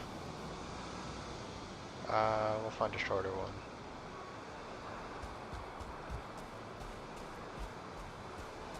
As I slowly go forward. What the fuck is? Oh, that's a it's a crafting table. I'm like, what the fuck is this enemy? Ah, the legendary beast crafting table. My nemesis.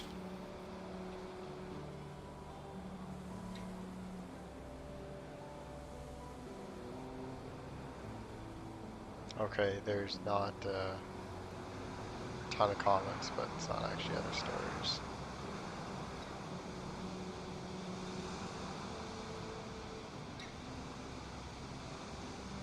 Yeah, there's a lot of ones about all like near kidnappings and stalkings and all that. Mm-hmm.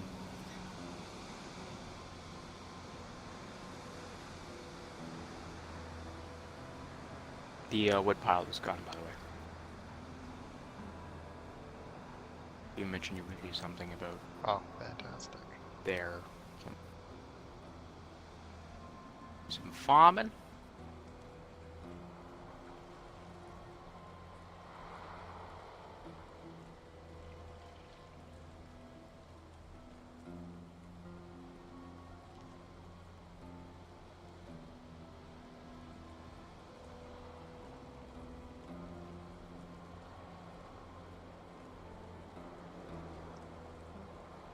This is a different one. For a brief time, we used to party at our friend's cousin's house.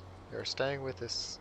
They were staying with this cousin while their own house was being built, and he was young and single and owned a big enough house to let them stay there and let us party.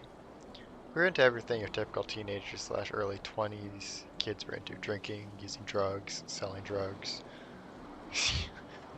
We were everything your typical teenagers were into: using drugs, selling drugs, just all the misdemeanors, not break and entry. The cousin was weird Murder. though, real creepy and straight-laced. We found out he had a pretty bad ongoing case for drunk driving in which he injured somebody. The last time we went over there, he had a poker game going. He invited a friend we had never met before. Both the cousin and the new guy took an extreme interest in our activities with drugs. I got a funny feeling that he was pleading his DUI charges down in exchange for giving us up or getting information out of us about selling drugs. I thought the other guy might be a cop. He made excuses to leave and never went back. Our friend confirmed years later that his cousin was hoping for a break, and the guy was actually an off-duty cop friend. That's a shitty cousin and Yeah. friend and all that there. Don't ever do that to me, or I'll never forgive you. Although you're not my cousin. So. You get what you get. Get what you get. Don't get upset. If I want to take you down for being a drug lord, I'll take you down for being a drug lord.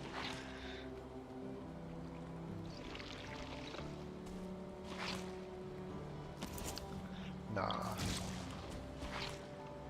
Oh. Damn, I actually can't hit.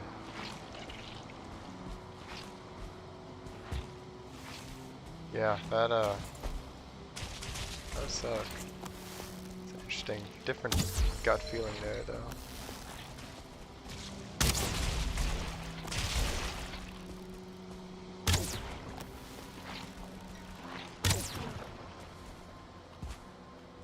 Come on.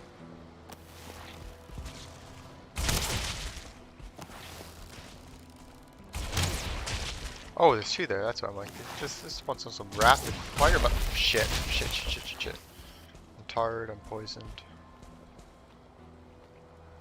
He's tired. He's poisoned.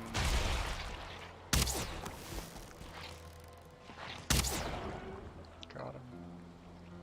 Don't want to use Bone Mass's ability because it's not like there's a lot of them. That's gonna hurt if that hits. It did hit. Tired and poisoned again. And it's up here with me. Got it.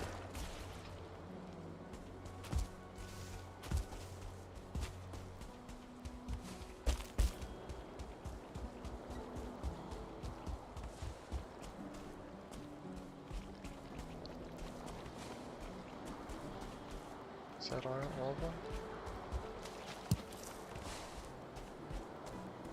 Do the run around. That's all of them.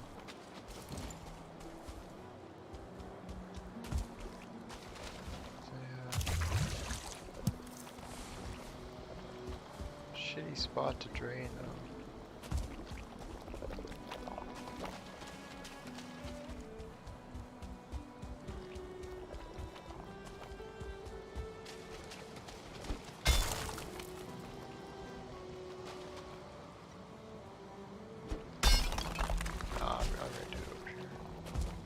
Uphill a bit more, but fuck it, I'll just take down the tree.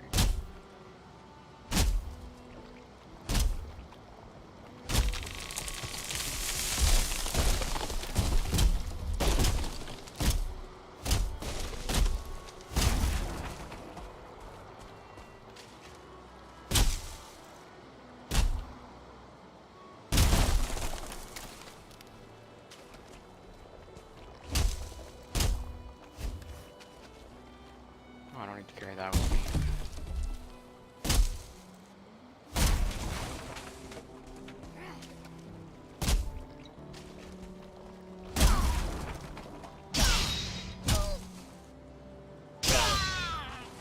Thank you very much. Stuck in the tar.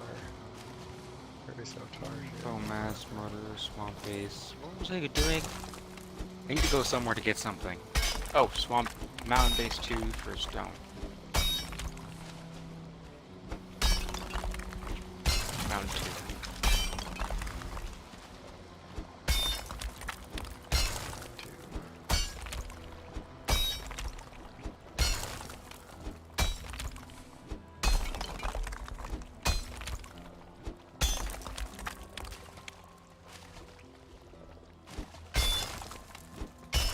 I haven't missed a mountain.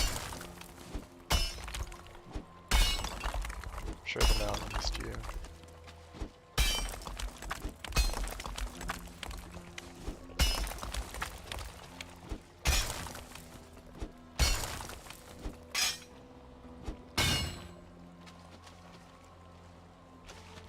Lots of stone. What am I hitting? That's...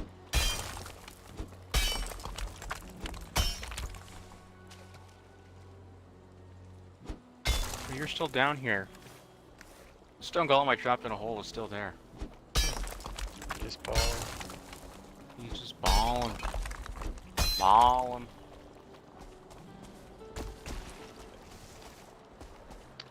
Make this jump. Come on, Stamina.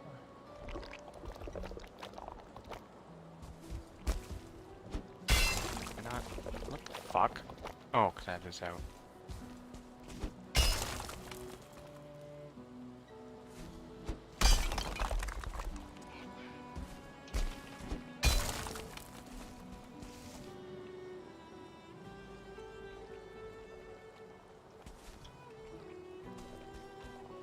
I wonder if there's a chest in this cabin here. I hope there is, because I can just put the stone in here. Nice, nice, nice, nice, nice. You could eat another bite. Could I now?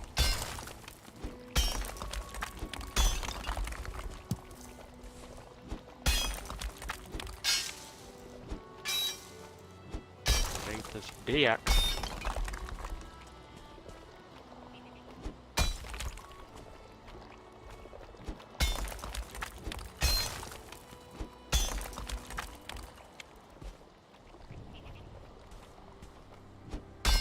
It is getting nighttime.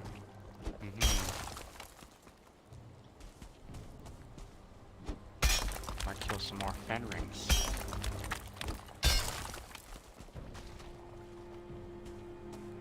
Should be close. Oh, yep. Right there. It's flowing.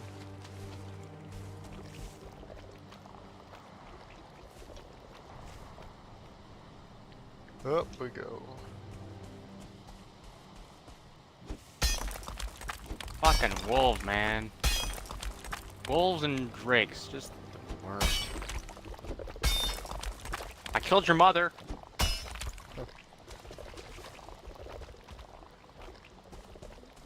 There's no tar in this tar pit. Oh, there is, but it's really... It's expecting more. Bump those numbers up.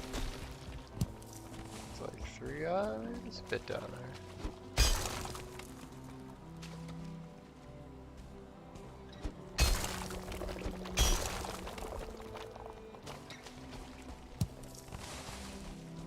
Big blob, 2 big blobs. Okay, okay, there's a bit more than I was giving credit for.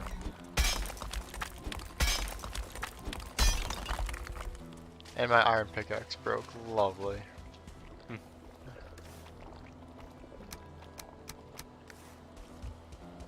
Alright, well, I'll grab what I can.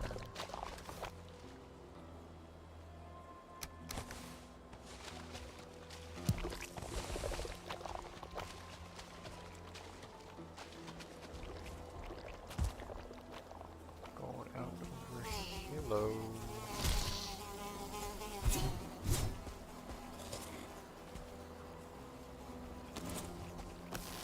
Remember the other day I was talking to you about Long Dark and how I found that hammer and it was the greatest moment of my life? Yep. Found another one. Huh. That game is just, it's so funny because it'll be like, you know, fuck is, oh, great, that's too long. It'll be like, oh, you know, I found this awesome thing, and then like the next time you play, you find like 4 of them, and it's like, of course now I'm finding all of them. Like that's how I felt after I found my first like hunting rifle. I was like, oh man, this is so cool. I haven't seen one before, and I've looked for one for so long. And then, you know, the next time I found like a room and it was 2, and I'm like, what the hell? How do I go through the portal? Get that, get it. Give me that. Give me your nose. Give me your nose. Maybe I'll find another. Maybe I'll find a wraith. A wraith? Wraith. Need chains. Chimes. Here, an abomination. Grabbing stone from my stone reserves in the mountains.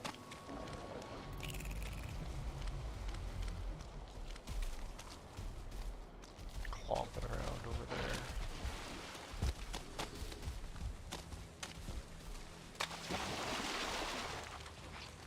Got any wraiths?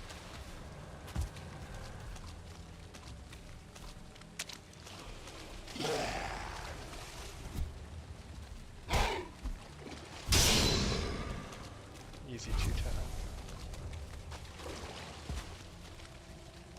Strix can piss me off today. Oh, if I could hit it, that'd be good. It's dark in here, ain't it, John? What the hell was that? Actually, you know what? I think I have black metal in here, so I'll just Eat? toss that in. My man got yoded. Come here. Come here. Goodbye.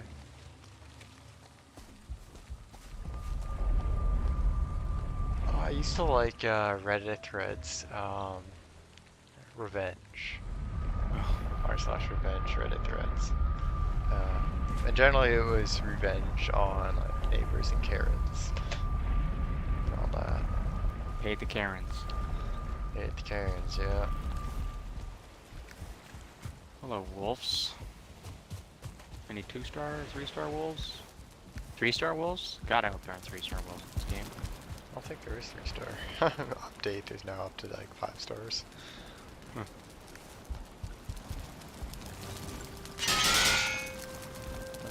Got some trees to scrap down over here.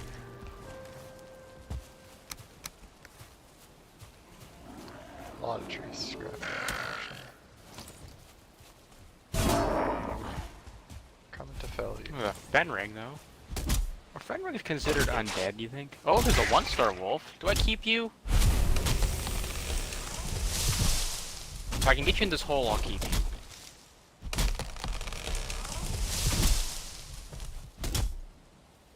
Get in the hole. In hindsight, this wasn't a great idea. Get in the hole.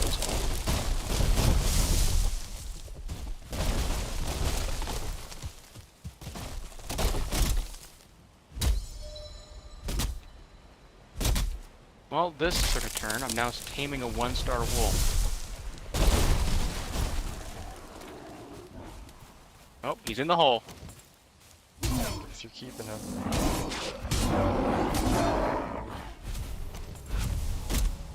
Shit. Oh, I gotta get you. Oh, I got a second 1-star wolf. This one's dying, unfortunately. Oh, maybe I should keep him. That way he can wait.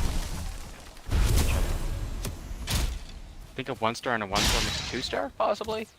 I doubt it.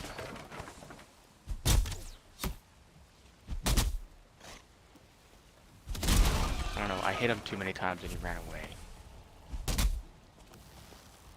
You think wolves eat their own kind? Are you talking like in game or just real life? No, not in game. No. There's some wolf meat down there. Eat it.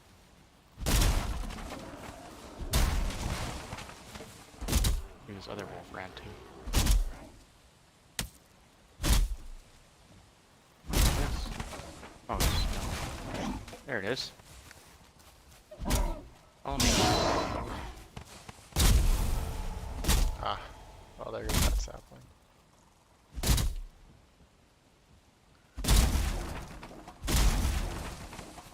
You're gonna get your very own hole. The luxury apartment. You mind? A little busy.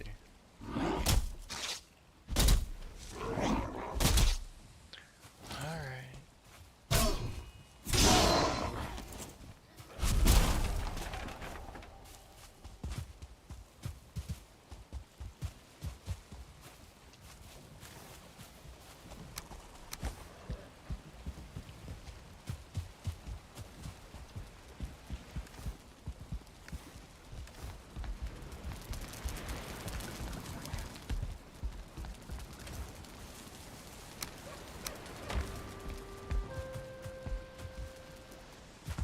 World save in 30.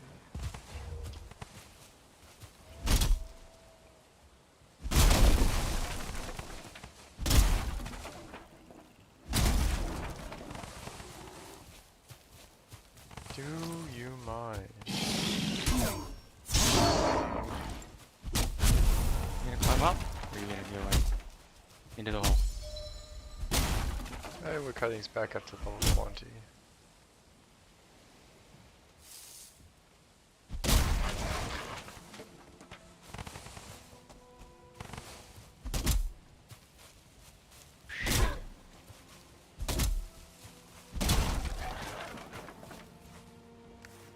We'll go put you in this hole. That'd be easier. Fuck. Okay, well, you might have to die soon, actually.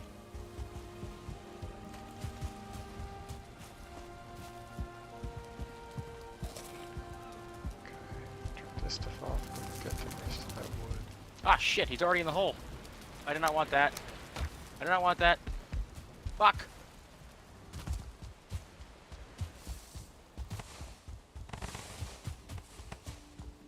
Okay, I died to the wolf I'm trying to tame. nice. He jumped. I've never seen that before. He jumped directly into the hole. Huh. I was hoping I could regenerate a bit of my stamina before I could get out, but I got one in the hole. Hopefully he stays there.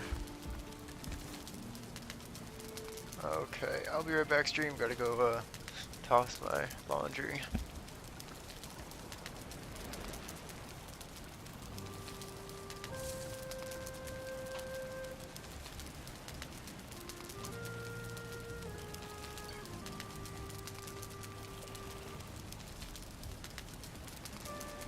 Yagluth. Why the fuck did I go through Yagluth?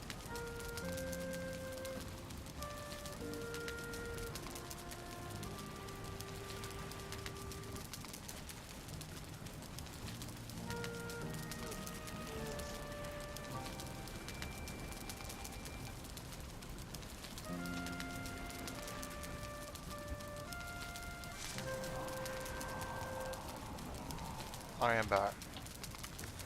Left my mouse right on the transition button, that way I wouldn't forget.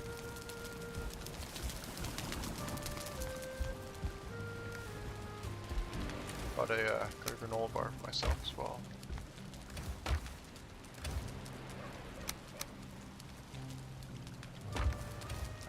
There.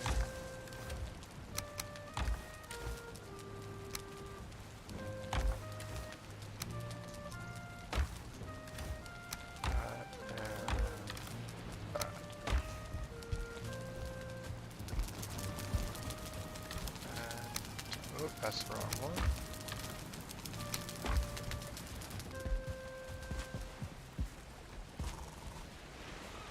Alright, back up we go. More Well, roof. the oh fuck. Oh, how did that kill me? I fell in a hole and died. Huh. That's unfortunate. It did 25 damage. Are you shitting me? Fall damage when you're naked is pretty insane. That's insane. It was not even that deep of a hole.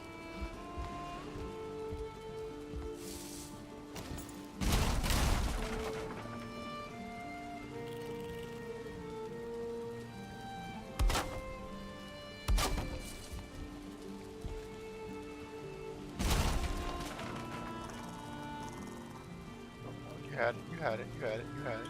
Come on. Spit it up, spit it up. Come on, spit it up.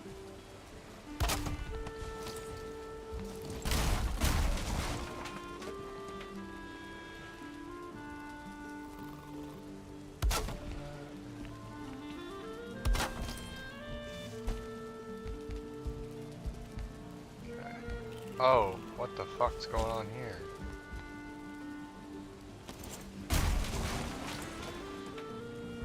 Oh, I have a corner piece under there. Not fly. No fly, alright.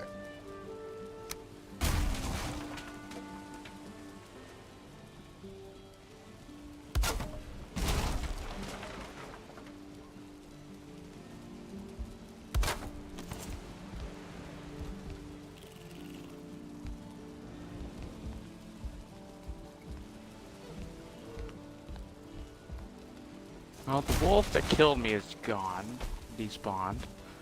But I didn't start the taming process for that one, so I'm curious to see if the other one, which I did throw some wolf meat down into, that one remained.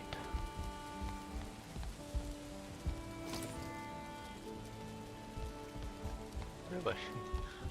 Crafting station? Seriously? I have to go get more wood anyway.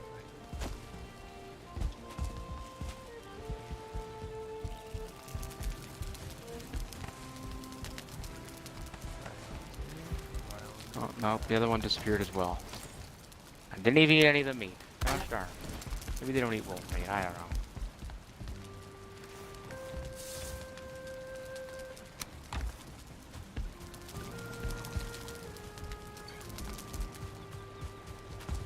Not a productive night then?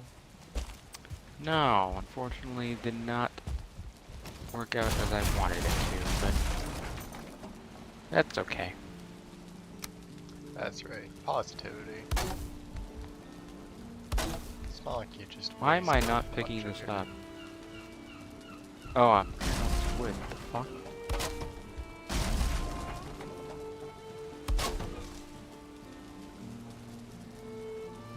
That's weird.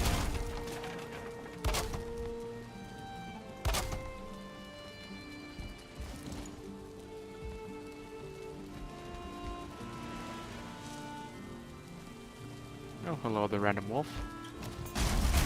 It's really weird. Why is this not overlapping correctly? The stone golem's still down there.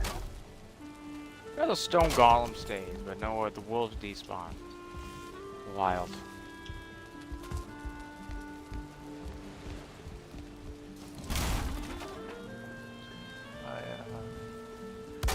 I don't know if I'd have it the other way around, because I know there's been plenty of times where I've died to a wolf and I've needed it to despawn to get my shit.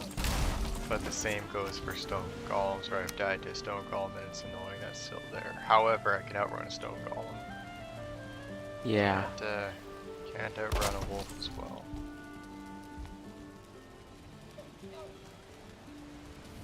Nice.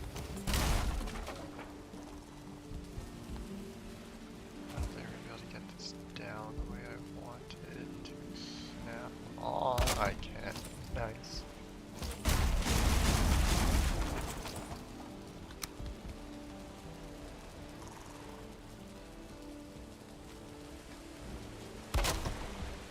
Assuming you gotta float forward. Generate some more stamina.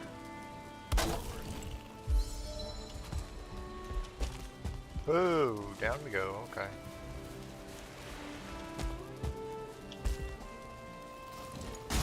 You are encumbered.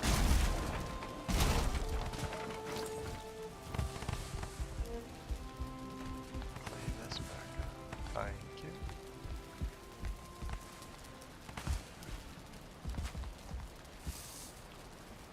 Oh. Why are you like that?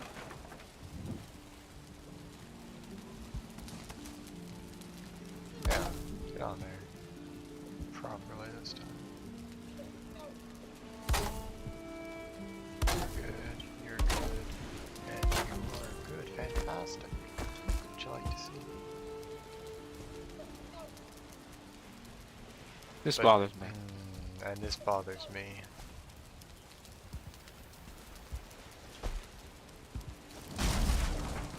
See, now this makes more sense that this one is active than that one. How does it merge up though? See, it doesn't merge up nicely. And that's gonna bother me unless I redo those two. But I don't want to because it merges. And those don't merge up nicely. Oh, that's hideous. I don't know what side it is because they're even right now. No, it's this side. I see what side it is. It's a problem with building, so you gotta go from both sides. Alright. So it's a difficult and arduous process. Especially when you do a double wall thing. I have a question for you. Alright. Do I do a bit more work on the house? I gotta put some more banners in, item stands, a few other stuff. Or do I go exploring for a large plains biome with fullings and tar and all the good stuff? You go exploring. Your viewers have not got much exploring, and I think they deserve it. Alright. Exploration it is. Oh, that's absolutely hideous. Okay, so I gotta fix all that.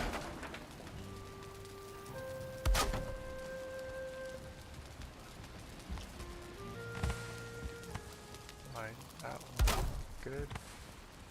Good. Good. Good. Now I gotta fix this. Wankers. A lot of y'all.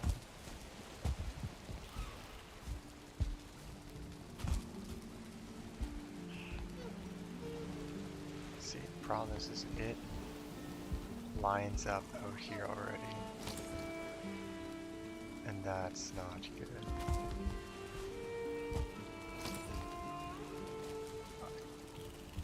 That sucks. You're a little stanky over there, boy. It's unfortunate. I only have 3 arrows. What attacks? What is this attack? I don't even know what this is. Sulfur. It's oh, this is good. This is good. It's certainly. Certlings. Just a boar just going right after a certling.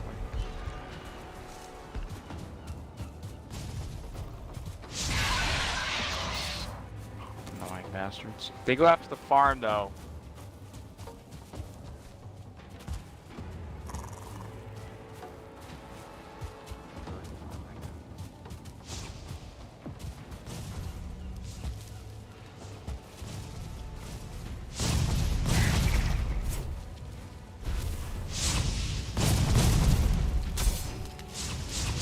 So fast and annoying. Like, stop running. I know. It's really annoying. Like the back. Not as fast. You got any over there? Oh yeah, you do. You got a couple of them. I just see you just punching into the air. Oh no, that was anticlimactic and fast. Okay. Oh, Is there? What? it's still here. I'm going after these ones chasing a boar right now. It disappeared for me and then came back. Is this like a back-to-back sulfur raids?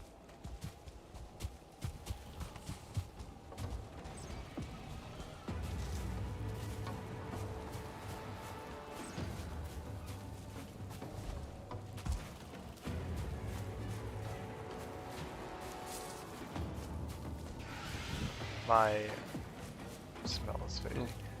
Demons? Program, like my video is smoother than my actual screen right now. The thing is, Well, that do wasn't for you. terrible. For me? Chat. Oh. Like, you don't do shit for me. I do so much for you. I tolerate you, and that's a lot. It's a hefty ask. You do so much for me. Tolerate you. Exist with you.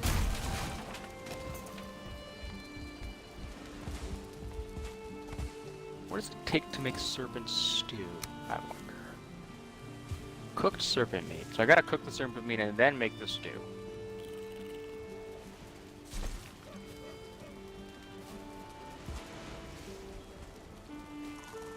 Also need Oh, feathers.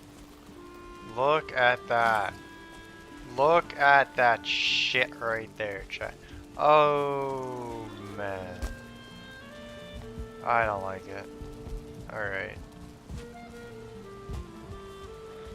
So, that's why. That's why. Look at that. Look at that. Look at that. Those wankers. How'd that happen, huh?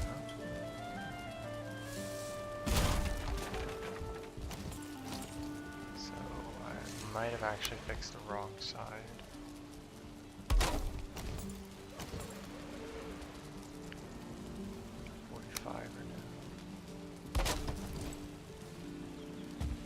That's in the middle, yep. Oh, that's unfortunate. That's good. Why?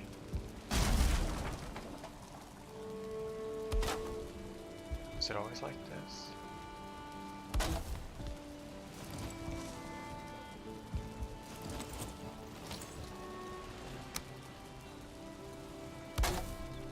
Check on the farm. Doesn't look like anything's grown.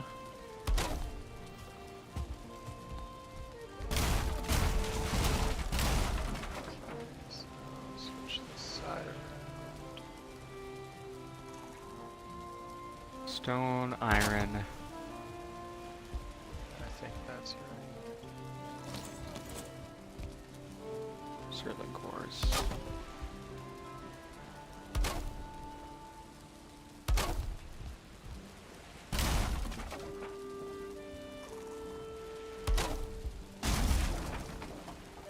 I just got the notification you can eat another bite, and I thought it was another raid.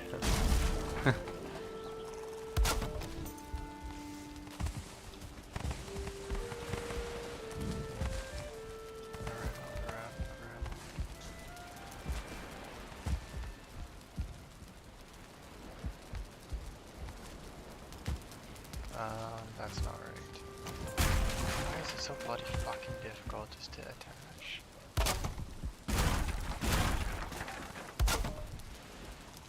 Proper.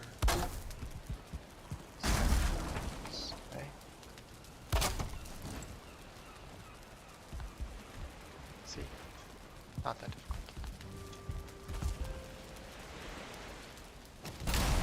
To reattach you in the correct fashion. Which I do believe is that. Yeah, that looks about right.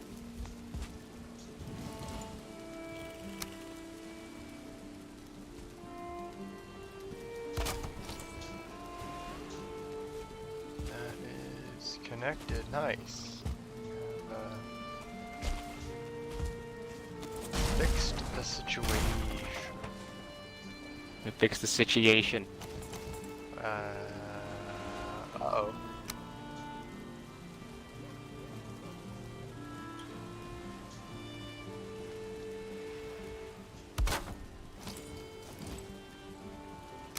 Should be another 45.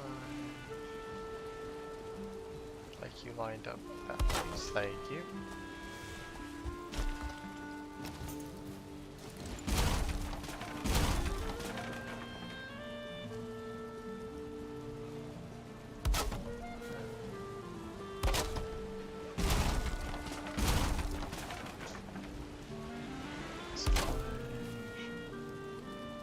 Nope, you're supposed to be a little bit farther over. Fantastic. Fantastic, alright.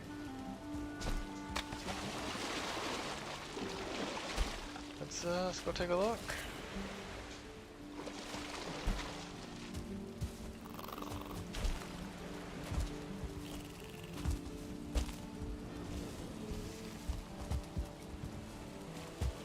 Make sure everything is aligned up on this side.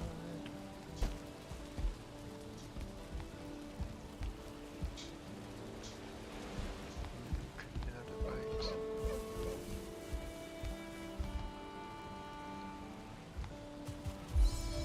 Lucky. Looking good.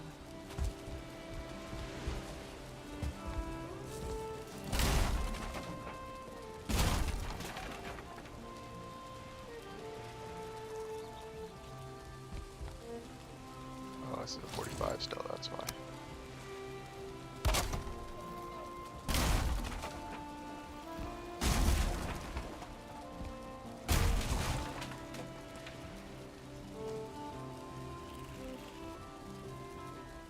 Fucking shithead, that would have hit him too. Slide it up on this side first. Perfect.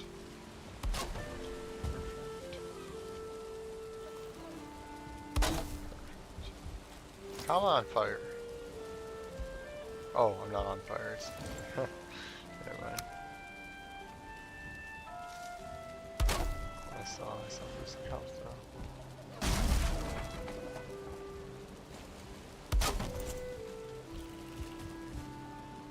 though. Alright, the roof has been transformed. Looking good. Thank Definitely you. an improvement. I think it does look fantastic. It's a shame there's no dark wood walls.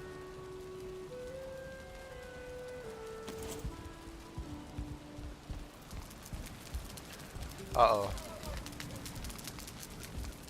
Ooh, the roof is not complete. Is that the only crack?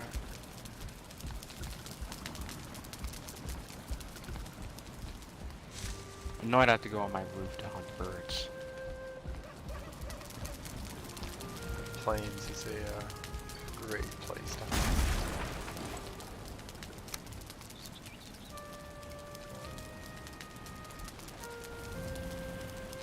Please tell me the entire thing isn't out of whack. I have a feeling it is. It is. Shit. Oh,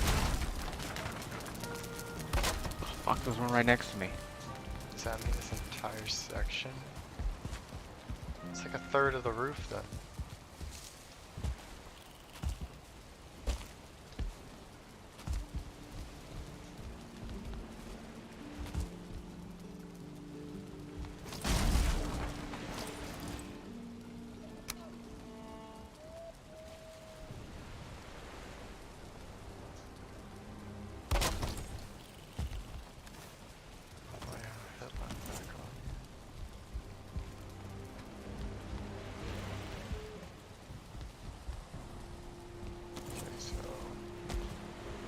This one is out of whack.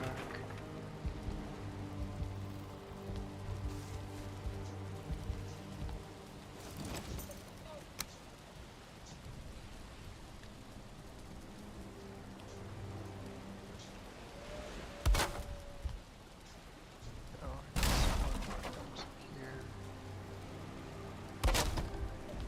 That lines up with that. That one's out of whack.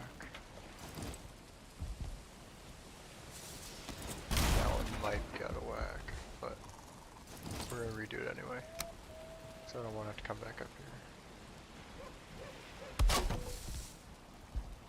What a shot.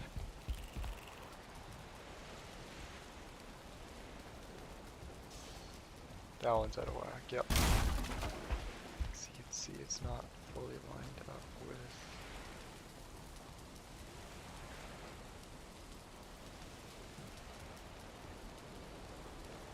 God, I can't even get it to line up anymore.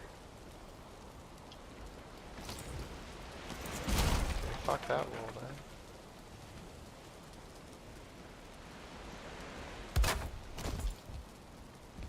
What the fuck is happening out there? Oh, there's a cert link. It might be something left from the raid, but I could just see fireballs flying out of the forest. That's funny. You guys doing some magic out here. HOA says no magic.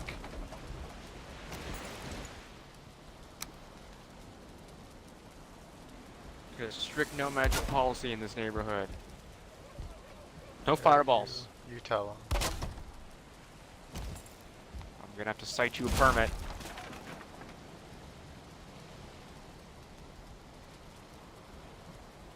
There we go. Okay. I think it's all matched up. It's that's supposed to be there. Is it supposed to be there? No, I have to put a 26 degree over this. Right. Yeah. That's what it was. That's what it was. Let's go take a look on the inside. No cracks, no cracks, no cracks. Looking good. No ends. Time is now no ends. 37.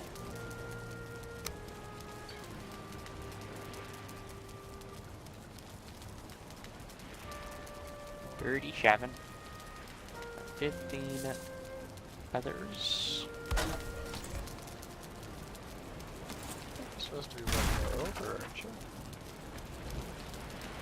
Okay, I think I'm gonna make a portal. Remember when you said we'd only need 5 portals? Never said that. No, I don't think you did. Oh, that can't be right. That cannot be right. You gotta be shitting me right now. Carter. Maybe I am. Oh, Maybe I'm not. fuck. What'd you do? No, it's what you did. What do you mean what I did? Oh wait, maybe. No, wait. No. Oh no, never mind. We're okay. What did I do? Huh? So if you approach the dam forward portal thing, whatever, from the back, it looks off center because the charcoal furnaces are wider than the smelters. So it kind of gives you like a trick of the eye when it looks off center. But if you actually look at it from the other side, it is center, and you can just see that the one has moved over more than the other. So I was worried that you'd done it off center, and I was going to be upset, but you didn't. No, So I know I didn't. I built that thing to perfection. okay, well, humble too. Hey, when you're as good as I am, I need to be helpful.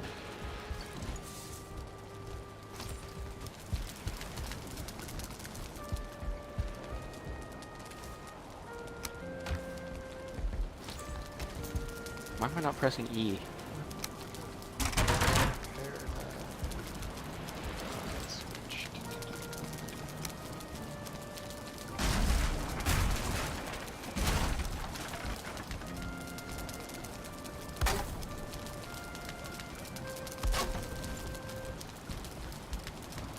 That too dark.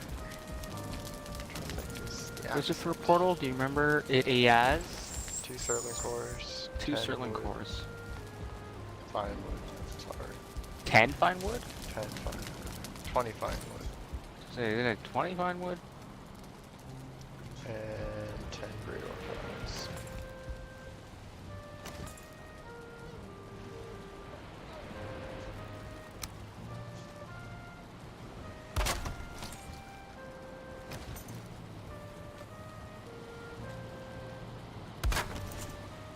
Uh, 20 fine wood.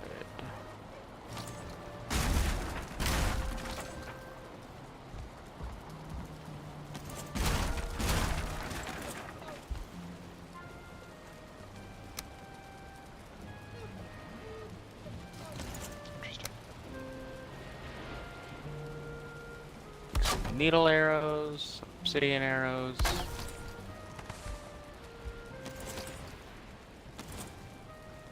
You need 4 needle items to get the. Jesus Christ. Fuck Yeah. that. 20 arrows out of it. Fuck that. Way better to use obsidian. No, not obsidian. Well, it's also 4 for the obsidian, so.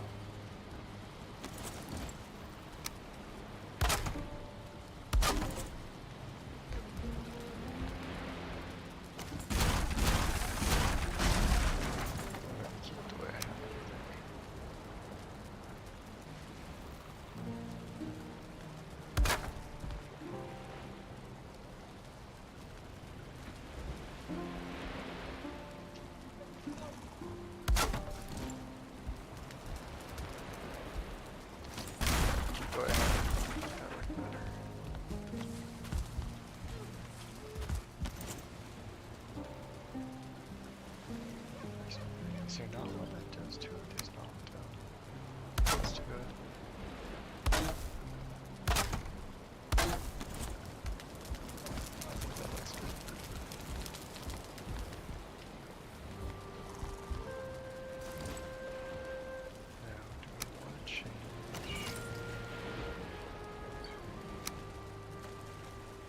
Hard planes, camel case.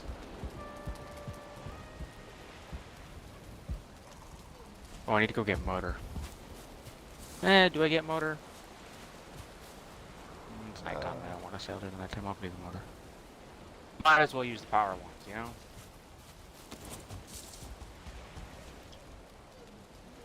It's not like it's that far of a walk. It's a far walk if I get hit by a fucking shaman, though, you little shits. What did I say? The HOA says no magic in the neighborhood. You're gonna need a permit for that.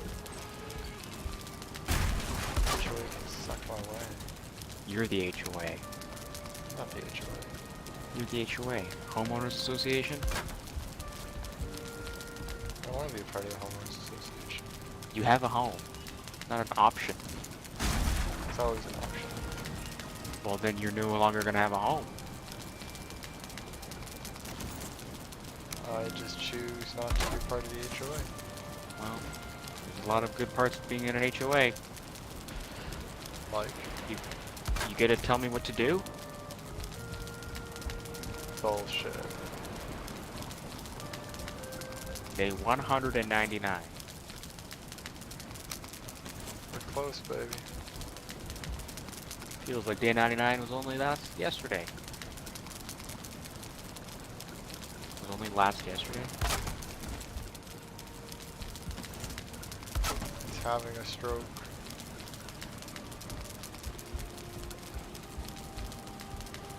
The name spawn.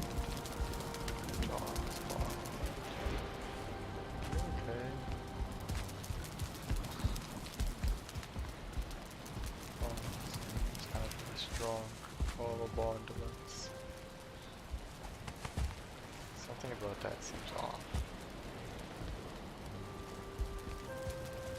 That's because something about it is off.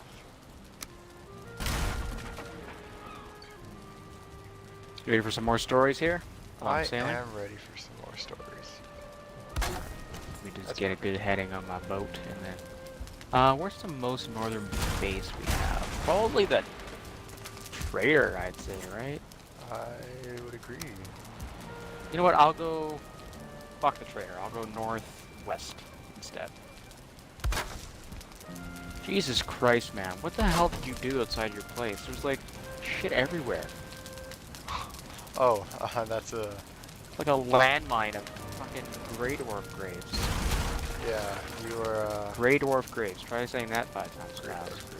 You were away, so we couldn't sleep. And I was trying to cut trees. And yeah, that's it. I was getting annoyed.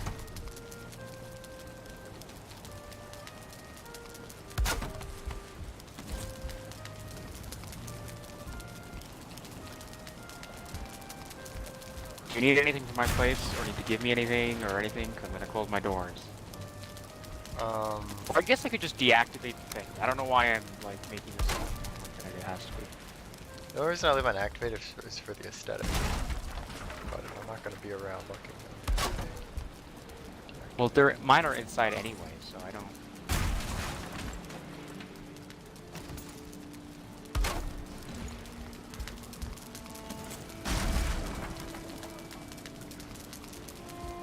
Oh, it's 4 wood for each. Oh, interesting. Oh wait, I'm using a different thing. That's why. Yeah, that makes sense.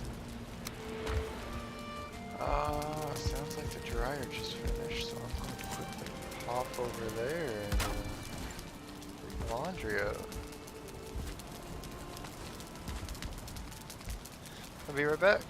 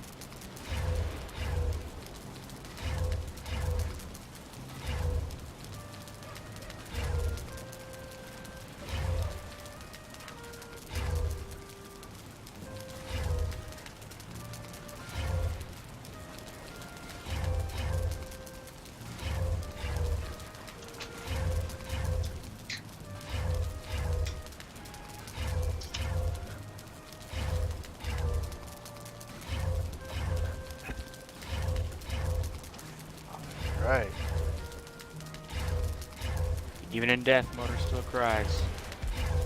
What the fuck's going on over here? I don't know, you were having a rave up there. I was leaving it up like this. 4 and 2 gray layers. Alright, I've told this before, I told this before, but if it was on Reddit, it was long ago. I used to live in a 200-year-old building. The windows were old sash weight type, and the weights had all broken off. The windows had also been painted. It had been an old opera house, but it had been gutted, and the apartments were thrown together and thrashed. My neighbor was a crazy guy when he took his bipolar medicines, and he loved whatever they had on him. He asked me to help him install an old window AC unit that he had. I went over to lend a hand. Oh shit, there's a fucking rock right in front of me. We got the window open and I was holding it. He came running in with the old window AC unit because he was all medicated and thought it'd be best to hurry. He slammed the AC unit into the opening and I tried to lower the window down upon it. Apparently I'd opened the window a bit too much because it was stuck, even though it weighed 50 pounds. Somehow we switched and I was holding the AC unit on the window ledge and he was trying to unstick the closed window. I thought, my hands, and then something exploded in my brain. Move your hands, was the only thought. Voice originating from the depths of my brain, being impossible to ignore, I moved my hands to allow my neighbor's old AC unit to fall 20 or so feet down to smash in the pavement of the parking lot. This isn't what happened. What happened is the window became suddenly unstuck and came crashing down onto the AC unit the very instant that I let go. I would have broken every bone from my wrist to my fingertip. The window would have shattered in my hand. Would have shattered my hands. It would have turned them into applesauce. I probably wouldn't have died, but I bet I'd wish that I had for a while. My neighbor and I figured the job was well done and I left. Went into my apartment and told my SO that wouldn't be so nice to people and help them with their shit. If I'm gonna break my hands, it has to be at work, so they'll pay my ass compensation. That's a funny one. Hands. Move your hands. Not really much to say about that there. That's, Move your hands. It's good timing though.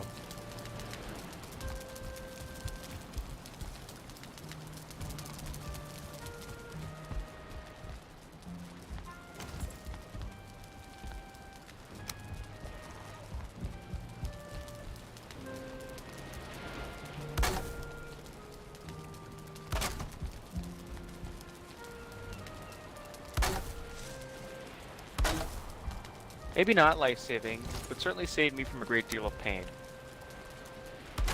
Last summer, I worked as a surveyor for a local engineering firm. It was my job to go to different lots and walk around with a prism, basically a mirror on a stick that reflected light from a radar gun, and take measurements of the exact dimensions of the lot for developers. To do this, I had to walk around the lot, sticking the prism onto the ground, remotely taking measurements with the radar gun. One day I was alone, taking measurements on a soon-to-be golf course. The field was very overgrown and hilly, so it was difficult to navigate through, and I couldn't really see the ground under me as I measured. On one particular measurement, I stuck the prism into the ground, but it felt almost as if I stuck it into a small hole. There was no resistance from the ground. I didn't understand what that could have been. All of a sudden I froze, and felt like something was wrong. I ran about 20 feet away and turned around. 10 seconds later, hundreds of bees shot up from the ground exactly where I stood. I stuck the prism directly into an underground bee's nest. Huh. What's funny, these are light-hearted ones.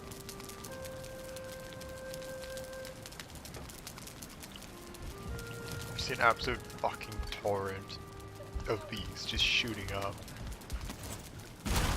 Imagine though, you're just sitting, you know, you're chilling in your home, and then all of a sudden this like 4-foot post just goes fucking ramming down right beside you. That'd be terrifying. That'd be, yeah, that's gonna get you hustling pretty quick. Yeah.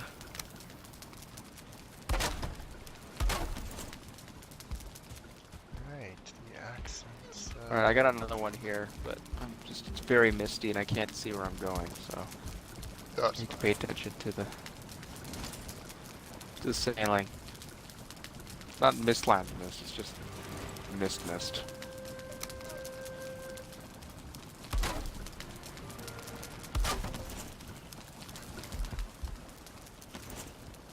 I made good time. Alright, I posted this a while back on a similar thread. Went to a party with some friends. It was in town. It was in the town over from ours, and it was at a very nice area. Nice big house with a spiral staircase. I guess a couple of my friends knew the guy who was throwing the party. I did not. It was a packed party. Everyone was having a good time. Though, as one of my friends mentioned, something was off. There was just a weird vibe in the air. We all agreed. We were only stopping by momentarily because my friend needed to talk to his friend, the party thrower slash house owner. Though he was considering staying for a while to party. We found him upstairs where there were only a few people plus the 5 of us. They were talking off on their own and we were just bullshitting and waiting. The dude was pissed about something and kept going on about some other guy who was at the party. So at that point, my friend is done talking to the dude and was like, yeah, let's get the fuck out of here. Fuck this. Everyone agreed, especially at that point where this angry guy in the same room as us. We were ready to get the fuck out. So we left in a hurry. We were there maybe 10 minutes. A couple of days later, we heard about how the angry party thrower slash owner ended up going after the guy, and guns were also involved. Someone was shot. A whole mess. Like I mentioned, before we got there, we were going to stay for a bit to party, have a good time. But a few minutes after we got there, all of us knew that something was up. We immediately changed our minds about that. And luckily we did. Apparently that shit went down only about 10 to 15 minutes after we left. Who knows what would have happened if any 5 of us had stayed. Interesting. I feel like that's my reaction to a lot. Interesting. Or, that's intense.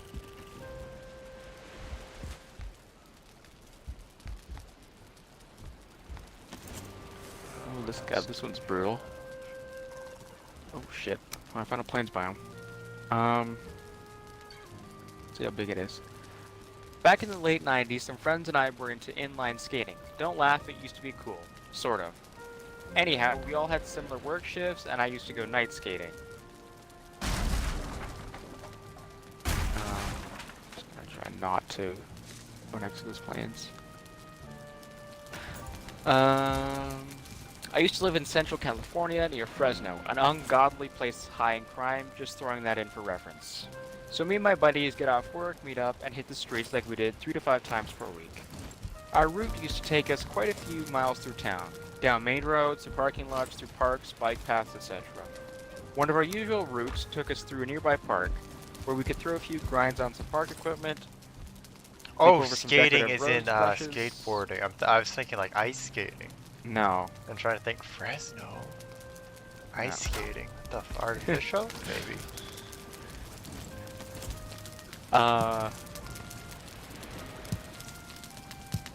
Leap over some decorative road boosters, have a little fun with it. Basically, one of us would just take off in a direction, and the rule was to have the rest of the guys, there was usually no more than 3 of us, follow suit.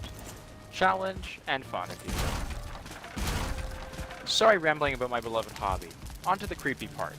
So we are blazing down the street, following the lead guy, and we get interrupted by heavy traffic. Damn, we have to actually stop at a light instead of just jaywalking slash skating across the street. Okay, no biggie, it happens. We start talking about the nearby park and how that's our usual spot. So let's just go there. My buddy Don, lead guy, that night, turns to us and says, nah, let's head over down this street here. The park is looking kind of dark tonight, and we don't want some creep trying to molest us or something. We all took a turn to look at the park, and sure enough, half the damn lights are out, or have not come on yet. It's 10 PM at this point, easily.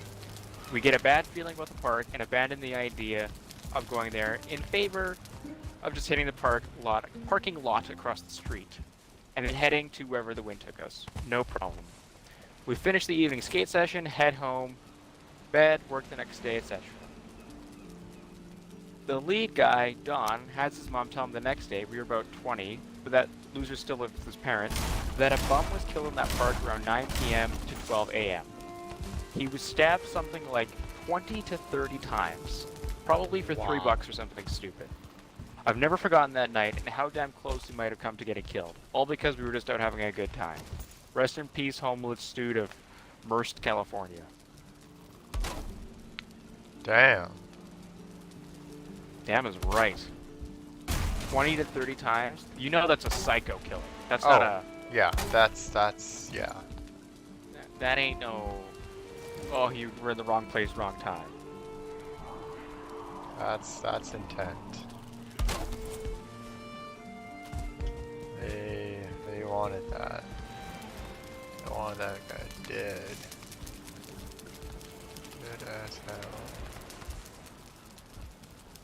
That's wild. Nuts. That is nuts.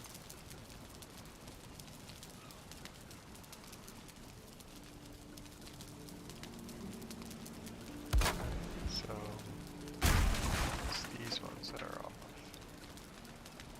off. Oh, those ones are off too. That's why.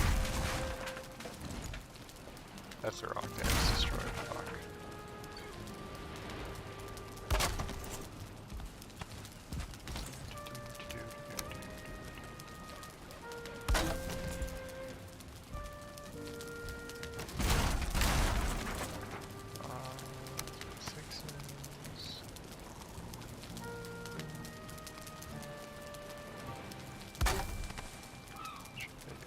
Oh, this is about a school shooting. There we go.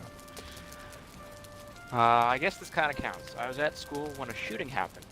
It was the day after fall break on October 21st, 2013.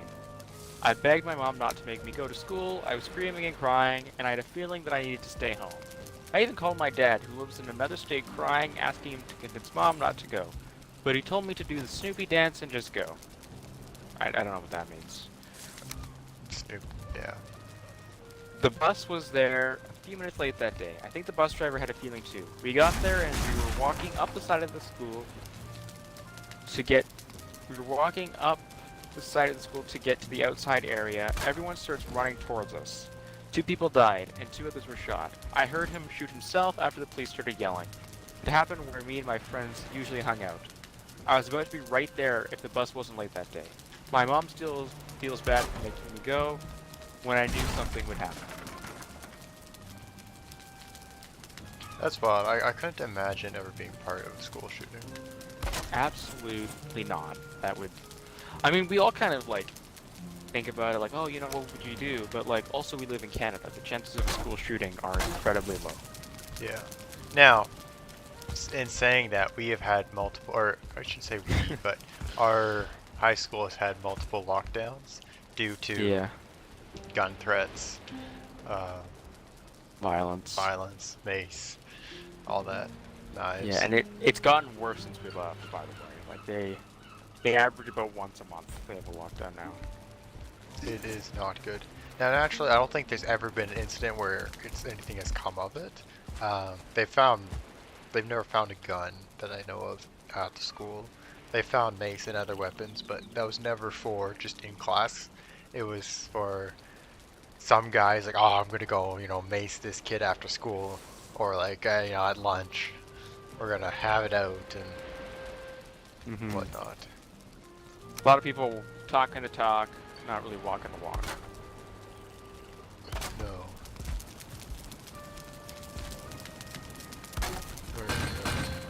The problem with talking the talk and all that is, well, if you're telling everyone, I'm gonna stab this kid, they're gonna go tell other people, and they're gonna get stabbed.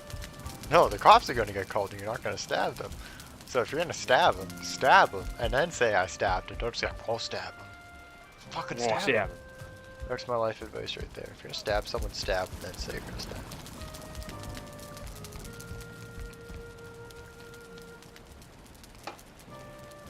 That was sarcasm for comedic content. Don't fucking stab anybody, people. Please don't stab anybody. Unless it's WyrmWarrior. You have consent to stab WyrmWarrior. Alaska State Trooper here. I was performing a traffic stop on a white foreign ranger out in the boonies a couple dozen miles outside of Fairbanks at around 7 a.m. This was the middle of winter, so the entire state of Alaska is pitch black until about 9-11 a.m., depending on what part you're in. It was snowing pretty heavily, so I turned on my flashlight and approached the driver's side window of the vehicle. They were missing a rear tail light. say brutality. Rear charge. There was no other vehicles on this road whatsoever, and this was the first car I had seen since I left Fairbanks at the start of my shift, so I figured it was safe enough for me to stay on the driver's side. I usually do this anyway, but this day I had a really odd feeling that something was about to happen. Sixth sense or something. So after a few seconds of talking to the driver, an older man who apparently lived off the grid in the area, that was the driver, I walked around to the passenger side of the window to continue the conversation from there. Not even a few minutes later, a red F-150 comes speeding around the corner and barrels into the driver's side of the Ranger, right where I was standing not 30 seconds earlier. He was going at least 40 miles per hour, so the truck I stopped got pushed back where I was now, and I was leaning into the window about to take the driver's ID, so I got the air knocked out of me pretty bad, and one of my lower left ribs was broken. And I got flying and sent back into a snow pile. After a few seconds of being dazed, trying to get some air back into my lungs, I radioed for a Fairbanks officer to come back as backup, and I got flown to the nearest hospital for my injuries, along with the driver of the truck I stopped. He wasn't hurt too bad, luckily, suffered a minor concussion. Turns out the driver of the red F-150 blew a .11 or point, I guess 117 blood alcohol level. Holy shit! I think in Canada the max .05. At least where we live. 117. That's what he blew. Yeah, .117. Jesus Christ. I was pretty upset about having to miss work because of the injury, but not too bad, because I know it could have been a lot worse.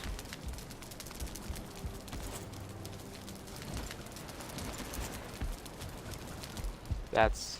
like, he was standing right where the truck ran into the car. Like, he would be dead. There's no doubt about it. Yeah. Like, destroyed. Everything below his head would be just wrecked beyond recognition. See, I'm very aware of when I get pulled over, or actually, I shouldn't say when I get pulled over, but You get pulled over all the time, guys. I don't get pulled over. I'm a very safe driver. But I'm very aware of my surroundings, and I have seen a lot of videos of that happening, where either a cop gets like sideswiped, or is very close to getting hit because people just don't move out the way, or they're intoxicated and don't see. So I always either flash my hazards, or I would either flash my hazards and then go off and find this road or somewhere safe to pull off into, or pull so far over. Yeah, I one time that I've been pulled over, I wasn't really a concern at the time, but I mean, you hear about it all the time about officers getting hit and whatever, and that's just terrible that people, like, even when I'm driving by people that pull over, I try to pull into an adjacent lane far away from them. Yeah. Like, I know I'm not gonna hit them, but I still would rather be safe than sorry. And I feel like it also sets a good example for the people behind you, because, maybe they don't see it. I mean, they have flashing lights. I don't know how the fuck you don't see the police officer, but, Yeah, I always pull over. If anything's on the side of the road, I pull over. I don't always slow down. If it's an emergency vehicle, I do slow down. It's by law now. But yeah, it's you have to slow down to 40 or 60. I saw a sign for 60. 40 earlier. 60, but I'm trying to figure out what that is in miles per hour. So 60 kilometers per hour.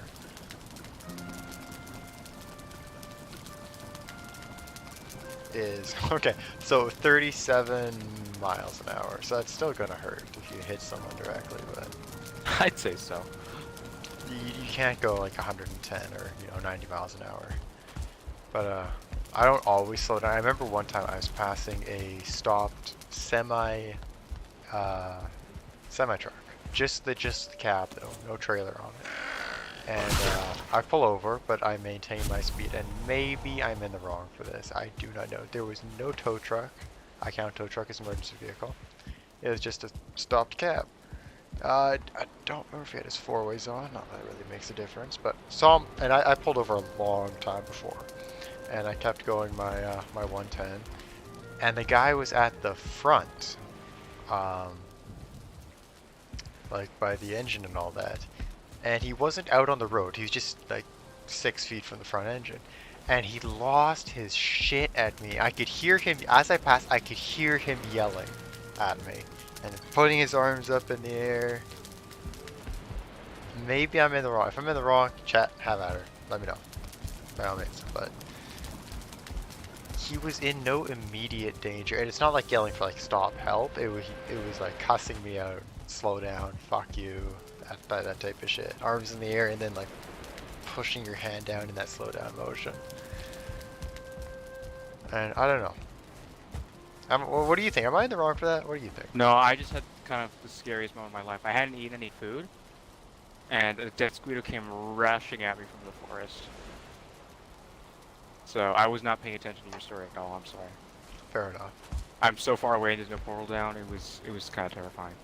And I'm still not regenerating, which is concerning. What were you saying? You don't get to hear it now. Okay, that's fine. I'll watch the stream. No, fuck, I actually gotta retell the story now. Okay.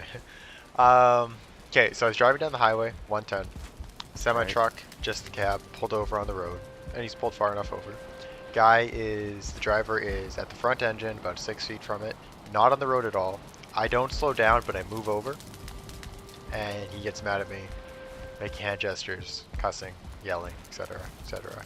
Am I in the wrong? Should I have slowed down? No. Thank you. Not for someone pulled over. Definitely But- move over. Oh, but- 100%. And if I see them doing work or something, like this blown tire, all that, and they're kind of like on the side that's towards the highway, I will slow down. But if you're just pulled over, there's cars pulled over on the highway all the time, because Yeah. maybe they're out of gas, or most of the time it's actually just they don't want to drive in the conditions, or there's nobody in it. Flat tires, etc. Flat tires are very common, and they got in a ride someplace else.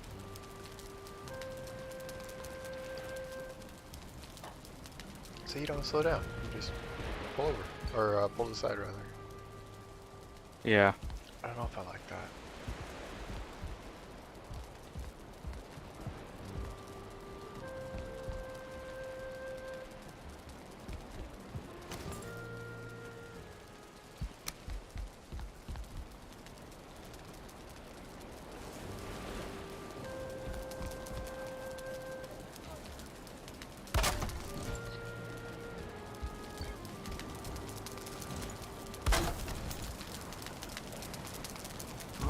Are we moving? Can't tell if we're moving.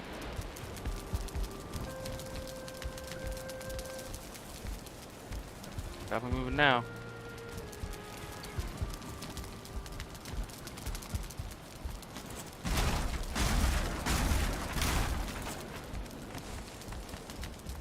You'll see why here in a second stream.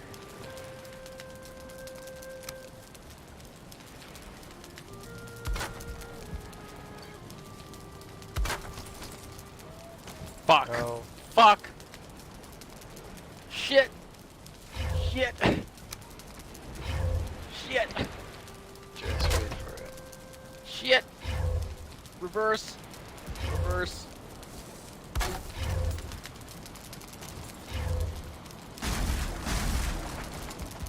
Oh. I'm like, I can't really see up ahead. It must be mist rolling in. It's the mist, Lance. Oh, huh.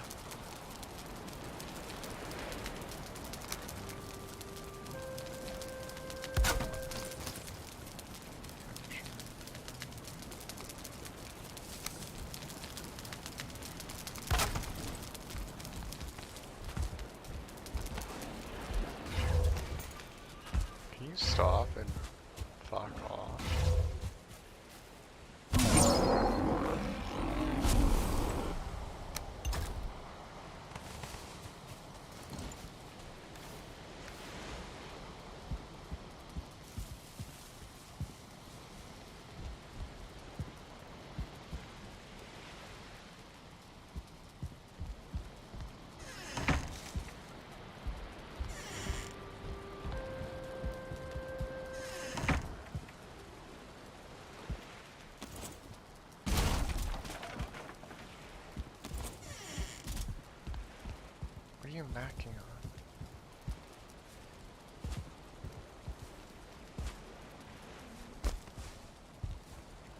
Oh my god, the boat is almost destroyed.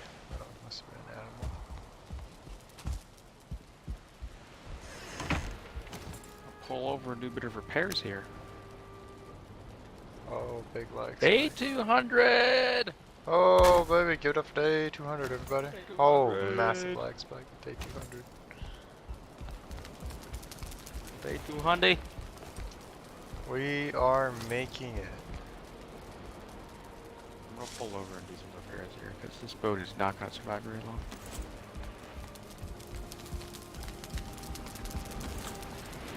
Furniture. Still want displays. Maybe I'll get rid of these trees. Can you let me put... Oh, there we go. No, no, no.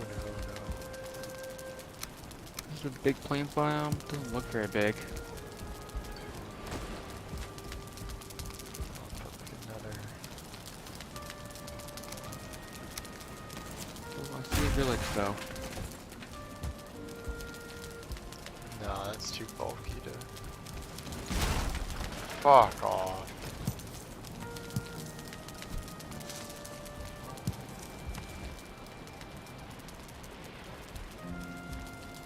That was weird.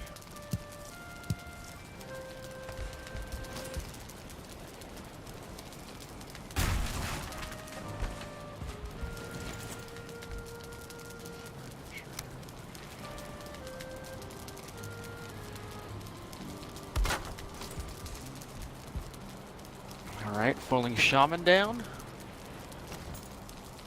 My first fulling village.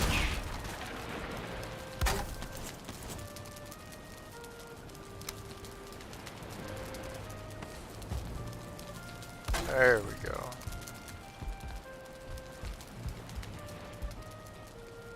Is there one in there already? There is.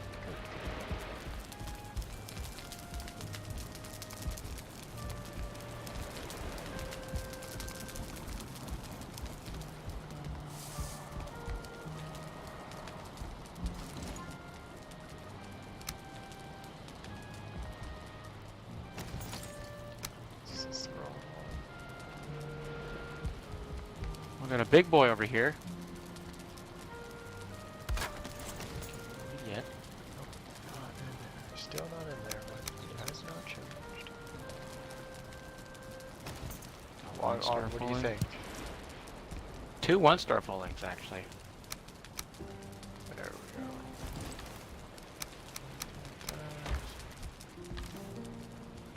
Drones. They're fast as shits, aren't they?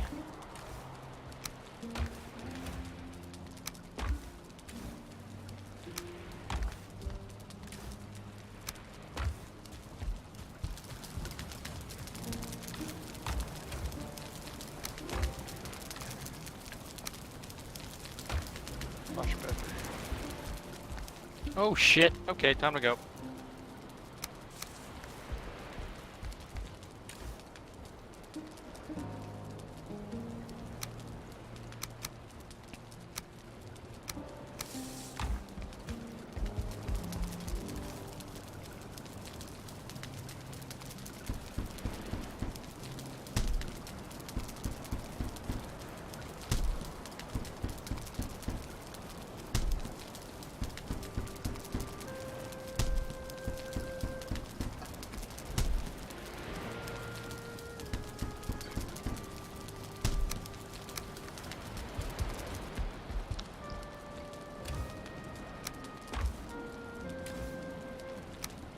Do Loxes fight fullings? Nope. What happens if a fulling hits a Lox? Not sure. Let's find out.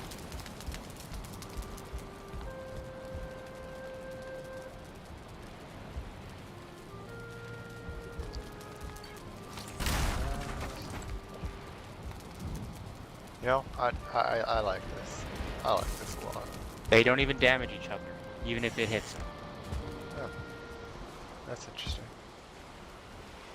Fortunate, but it is. I think this looks much better.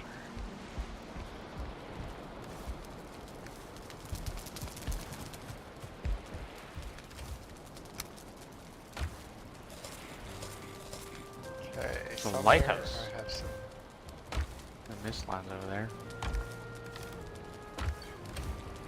Where are the dolls? There's the dolls.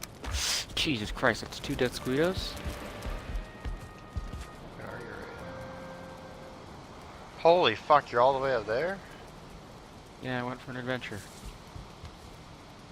Going back to, Oh, I died. Daddy Had a- Yagi. Portal down, but... Yep.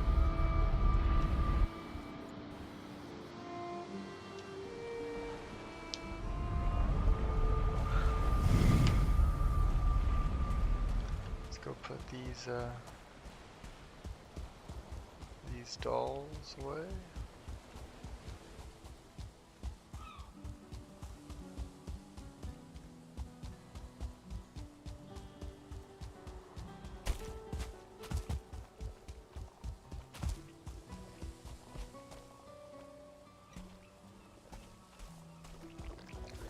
Okay, we need one more totem. So if you find villages, outposts, or whatever.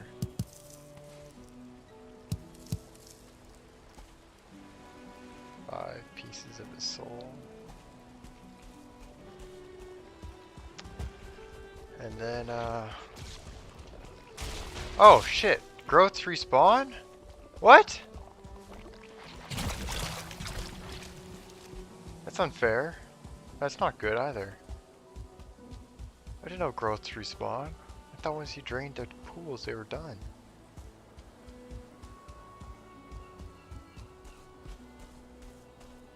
Beats me. Beats me. Well, I am ready to face Yagluth. All I gotta do is get proper food and fire potions. Oh, I'm nowhere near ready.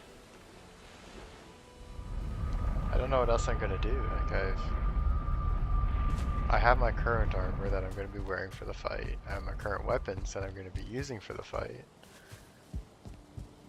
I've already redone my building.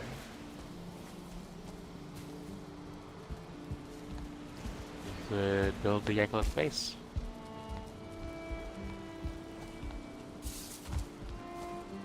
Good. Do I want to redo this? Look at Black Tower.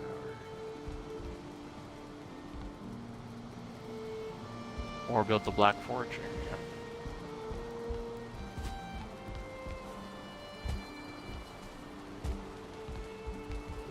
Could. Could.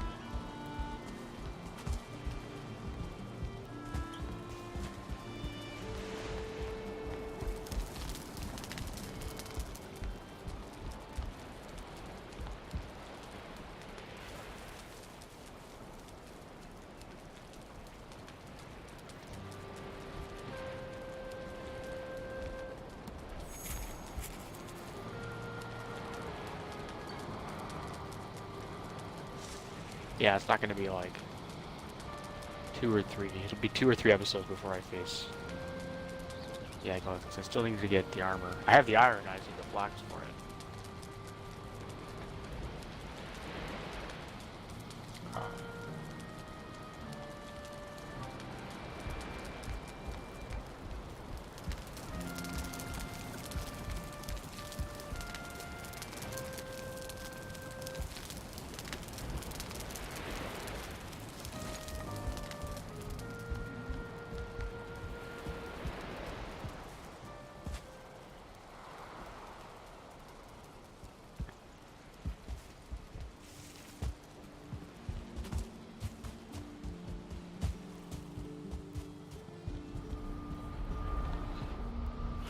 Why did the berserkers run?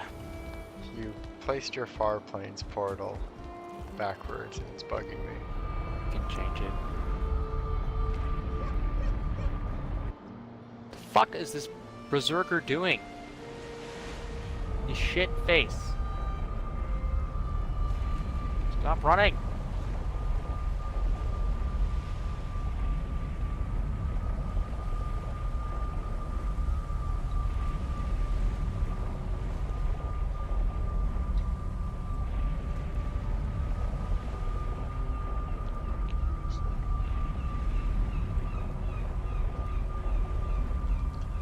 Alright, let's go.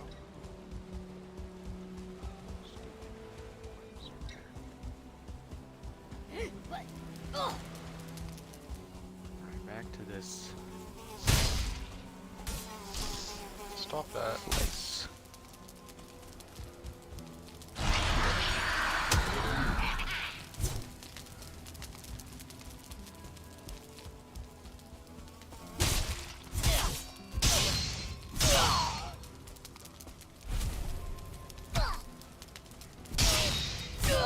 Make black metal tools.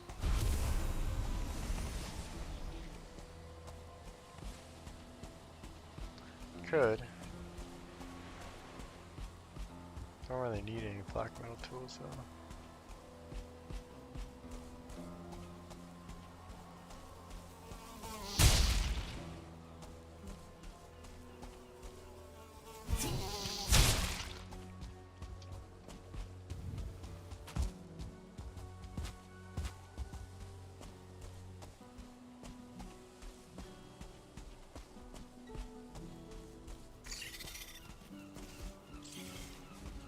Jesus Christ. Fuck you and your torches.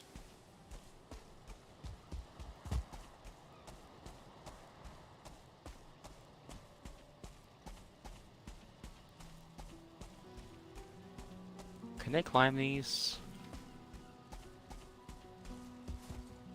The Yep. towers.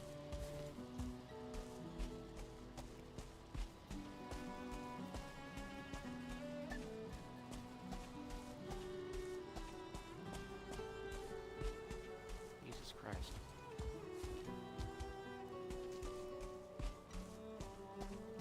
Falling totem. That's what Oh. we need, right? Yes, get the totem. That's the last one that we need. It was dropped by something. Oh. I don't think I've ever seen that. You sure the totem wasn't just destroyed? No, it was like nowhere near the village. I was drawing them out. I think the berserker dropped it actually. That's weird. Can't say I've ever seen that before.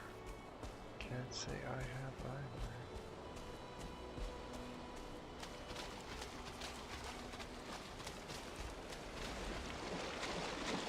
Alright.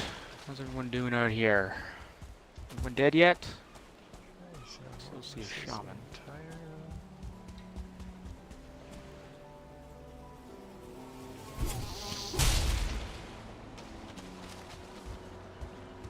Alright, so that's the entirety of our plains farm. This is a tiny ass village, let me tell you.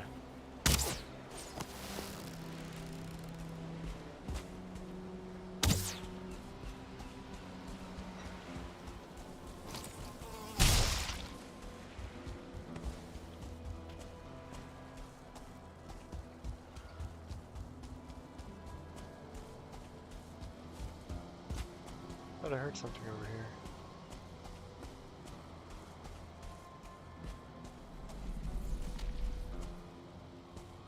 What the fuck is going on? Fullings. Hold on, We're carrying too much.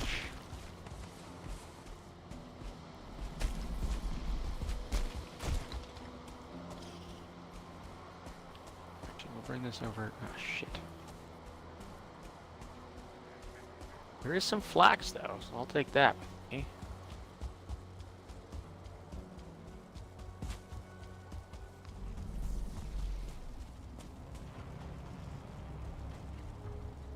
Barley, fire resistance. Yeah, I get that.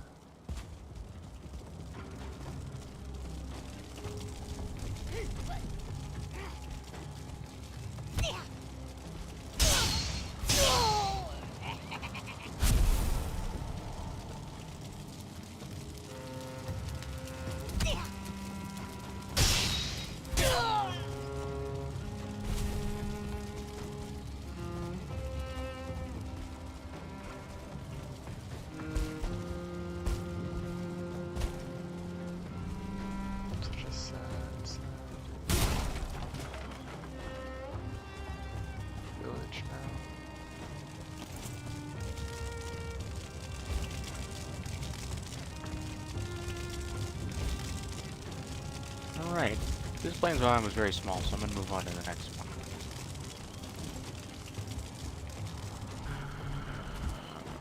Yeah, I'll do that. Go over and put all my stuff in the boat.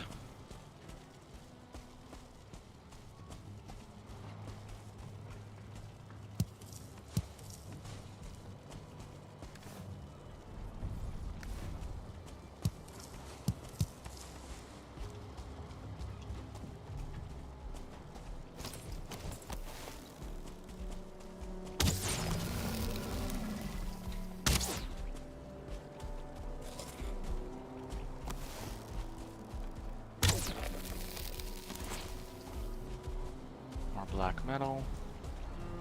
I feel like a Viking raider. I'm just going on my longship, raiding villages, killing people. Although they're arguably not people, so. Bullings have rights. Bullings have rights. They don't, though. That's a joke.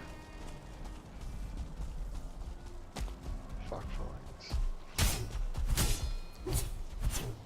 Honestly, this landing was kind of an accident. I was meant to go down this river, but there's a mistlands on the other side, so can't really go all the way through. Yes.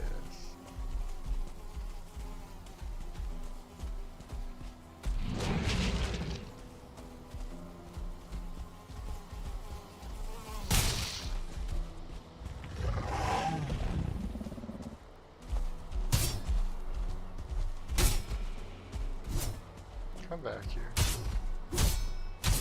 Alright. Let's go. Oh, nice. Locks attack growths. Really? It's good to know. Nobody likes growths. I think they don't, Bullings attack as well? Yeah. Everything. There's Death Squeedos.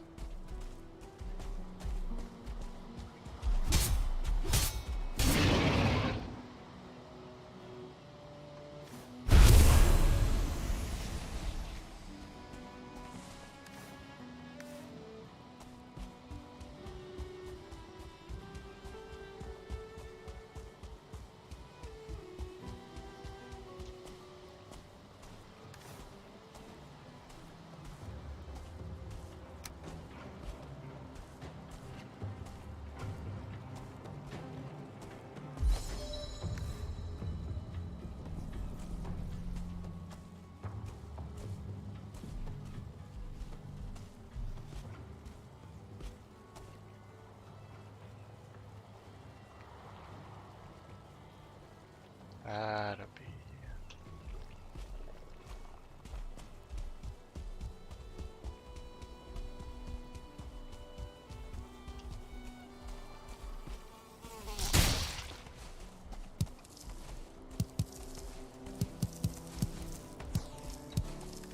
Alright, the sale continues.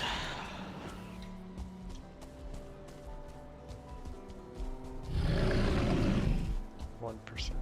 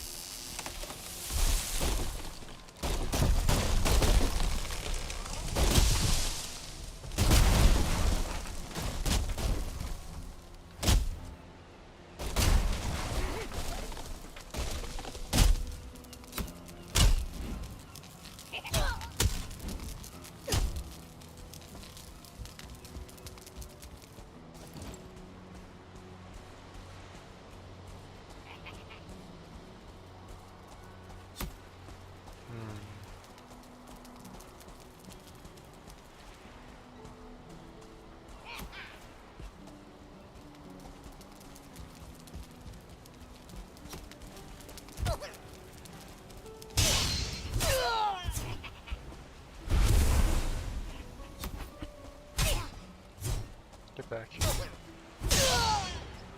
Eat another.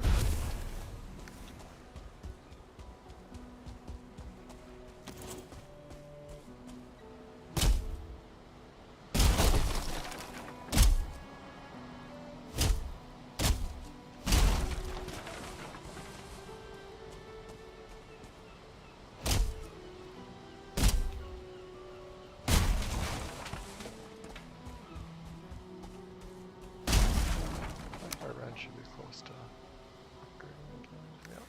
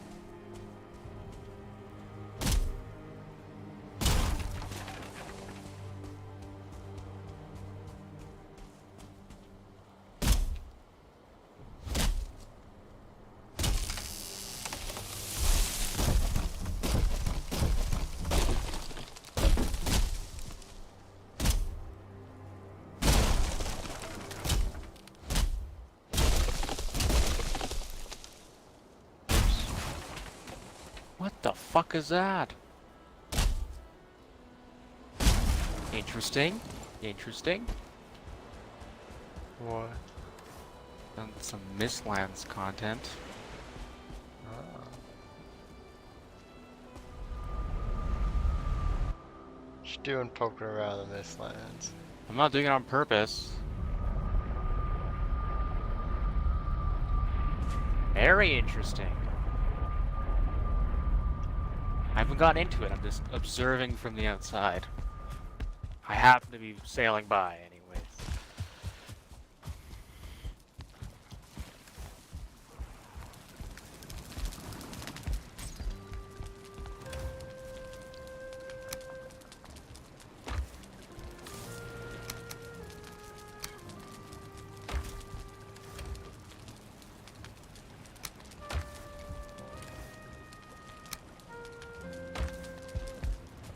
Really don't like these ones.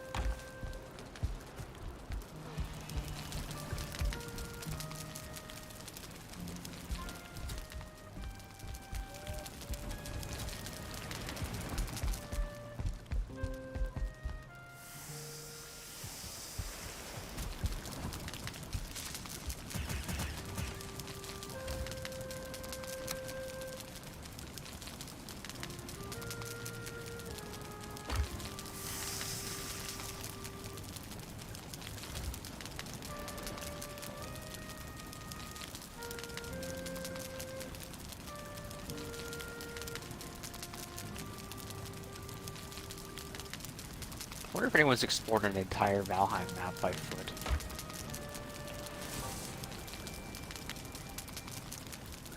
Probably.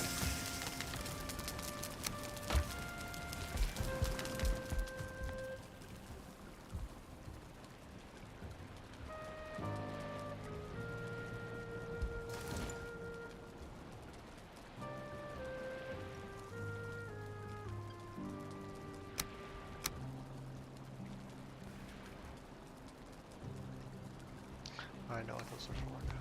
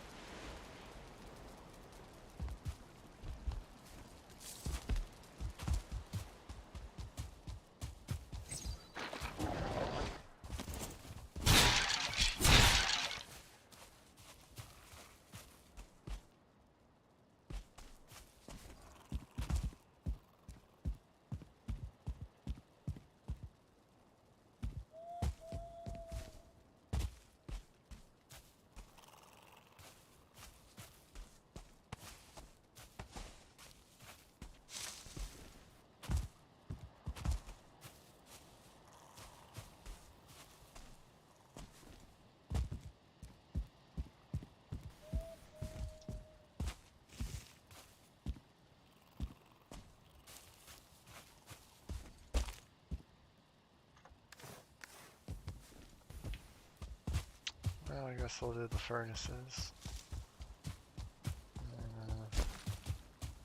Another story for you. Alright. This is r/. What is your most disturbing, scary, or creepy real story? Serious.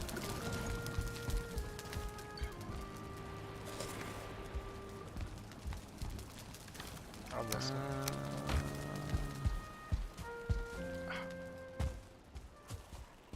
I lost it because I went to go read with me. There we go. When I was in high school, I had a really good friend who lived next door to a house that was always up for sale. People would move out in the middle of the night without a word, and it hadn't had the same owner for more than 6 months. Straight for a couple of years. One night, we were really bored, and he suggested that we go explore the house next door since it had sat empty for a while. We go around back, and there's a dog door that he can crawl through, and he unlocks the door and lets me in. The house itself is really unremarkable. It looked like it was built in maybe the 1950s, and it was a craftsman-style house in an older, nicer part of town. The kitchen had a really nice built-in breakfast table set against the picture window. The house's electricity was off, but you could see the streetlight through the window. My friend and I sit down on the floor across from this table and are just hanging out, talking. Why? Who knows? All of a sudden, my friend screams, and in that instant, my vision goes black. But it wasn't that I couldn't see. My body was engulfed in the sickly coldness from head to toe. I started screaming, and I felt my friend's hand grabbing mine and pulling me in some direction forcefully. My vision slowly comes back, and I start to crash into a swamp. Shit. And I start to not get killed by the Sioux. My vision slowly comes back and I start to warm up when I realize we're outside under the streetlight. It was December and should have been much warmer inside that house. Finally, I look at my friend and he looks scared. I'm really confused and kind of panicked myself. I ask him what's happened. He says that as I was talking, a black thing, this figure that was all black and only had the vague shape of a girl, crawled out from under the table and sat on top of me. Apparently, I started groping around my eyes with my eyes wide open, like I couldn't see, and he was so freaked out he pulled me out of the house. We're still friends and we bring this up every now and then, but the story itself never changes, and it still sends chills down my spine. To this day, I've never felt such blackness or coldness in my life. It was palpable, almost sticky. For a couple of days afterwards, I couldn't shake this unsettling feeling, and I could never walk past that house again. again.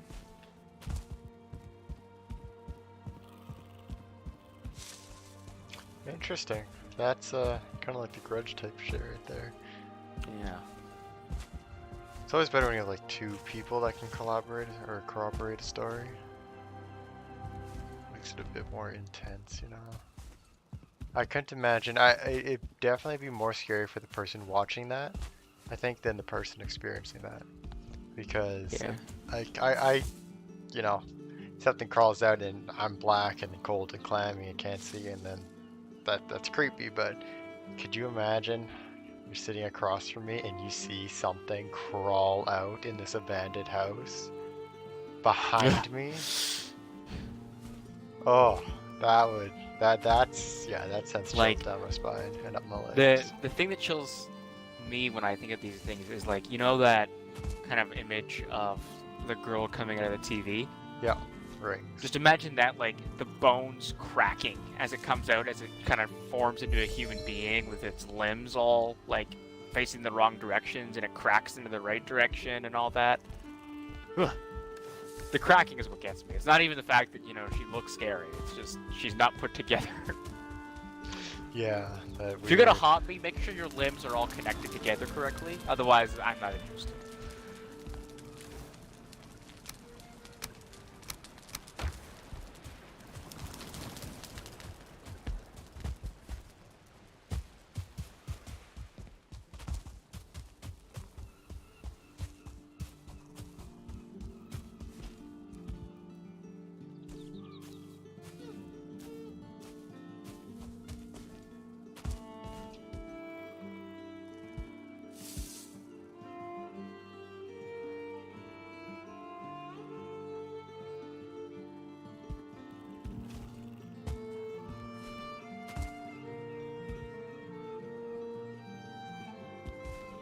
Another fulling village.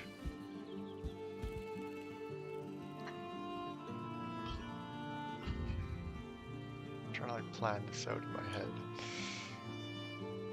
Oh man. Holy shit, it's 6:15 in the morning. Yeah. God damn, time does fly and you're having fun. Appreciate y'all. How long has the stream landed? It's been 4 hours. 5 hours. Not our longest yet.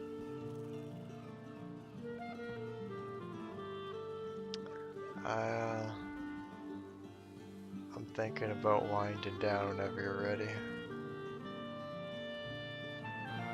Yeah, let me just... Not in a safe place at all, so... Yep.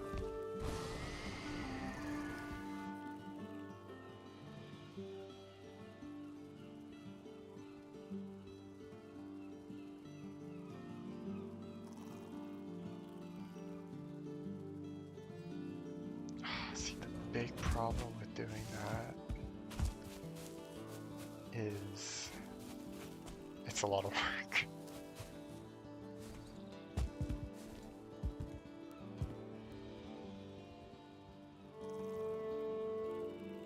Do you plan on smelting anything soon? No. Okay, good. Well, I might not even have to kill it. Oh, definitely have to kill everything. Raydorf just got massacred.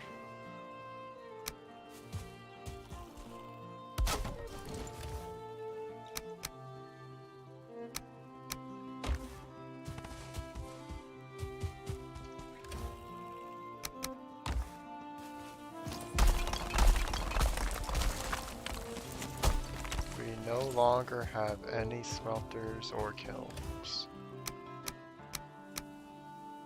That's not great. Not your thing, my thing. Generally speaking, 20 HP is not recommended. You would be right about that. How many blast furnaces do you think we should have? I don't know, we had 3 last time. Okay, 4. We'll do 4.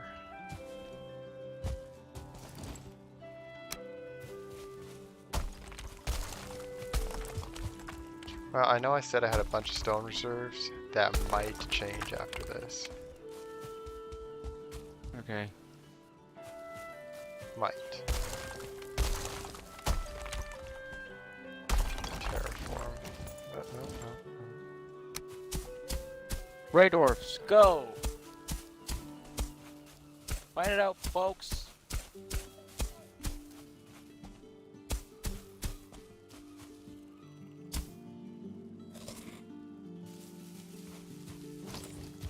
Doing just Fuck. enough food. Falling just absolutely destroyed everything. Didn't even hit him.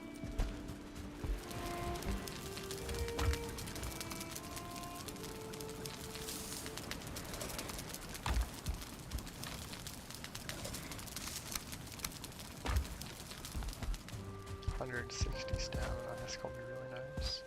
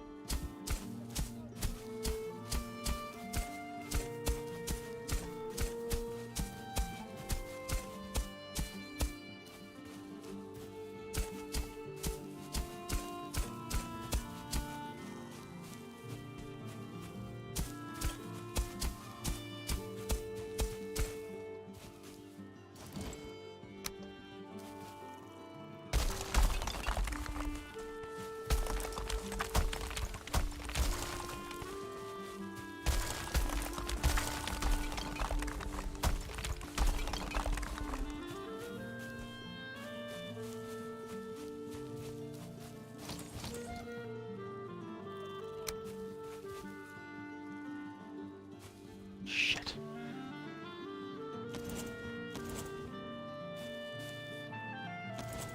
Move!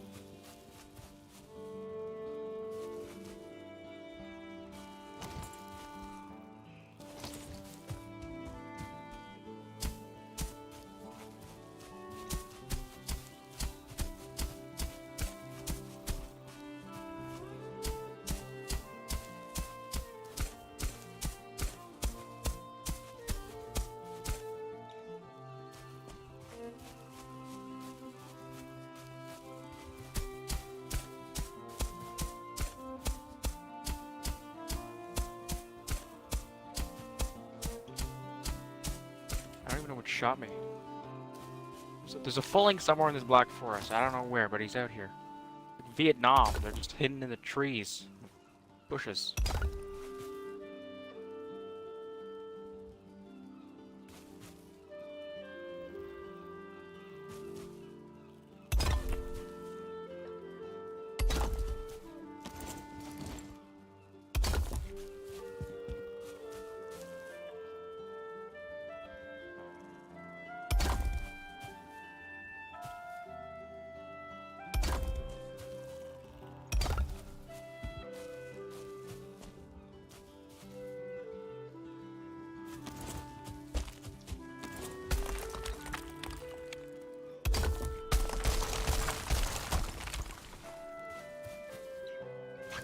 Mosquitoes, man.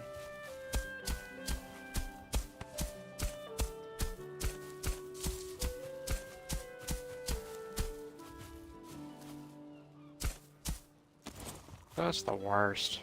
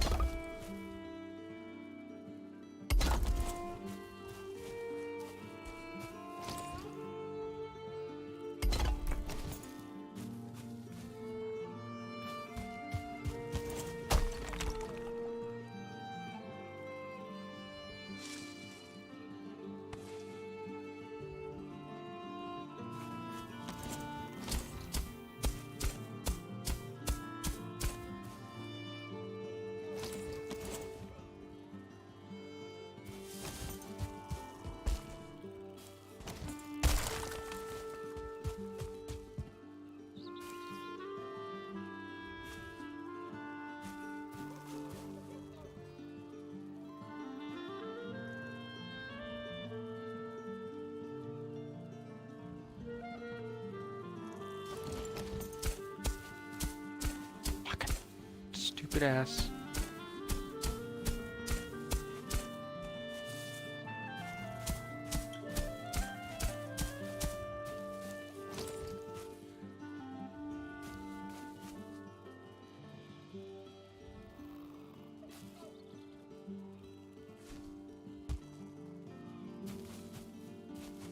Why don't these ones go together?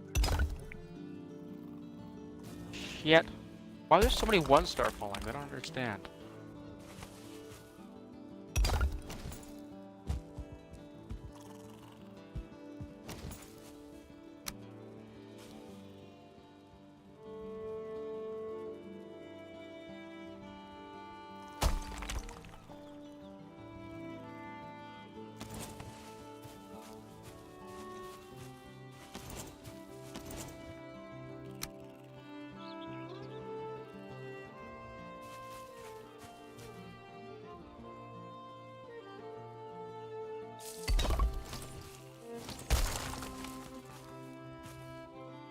Ow.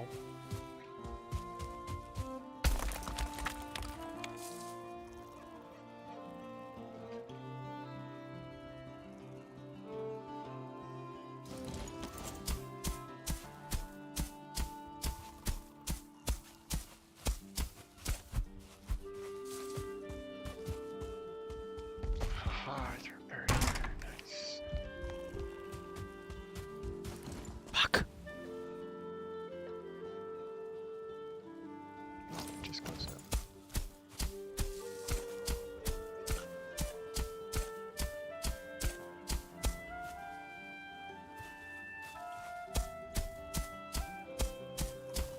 Running back?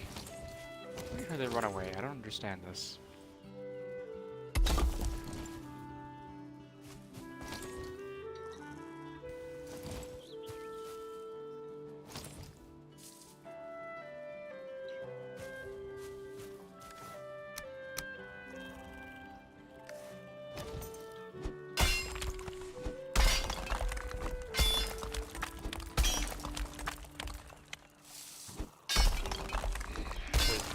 But if it works, then that's all that matters.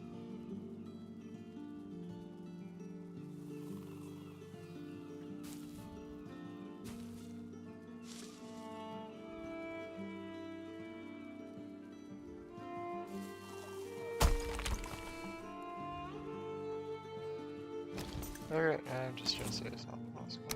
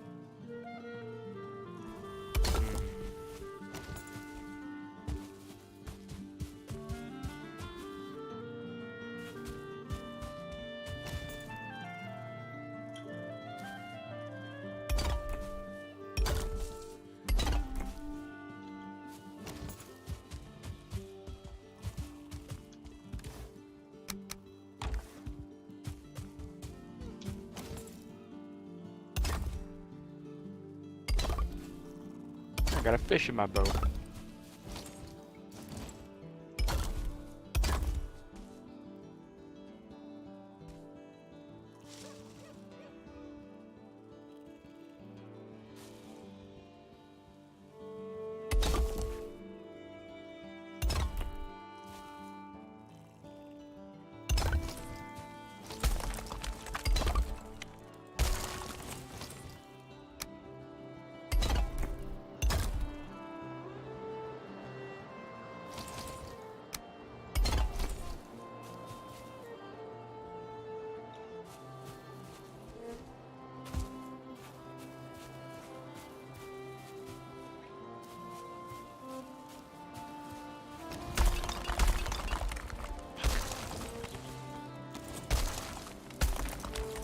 You.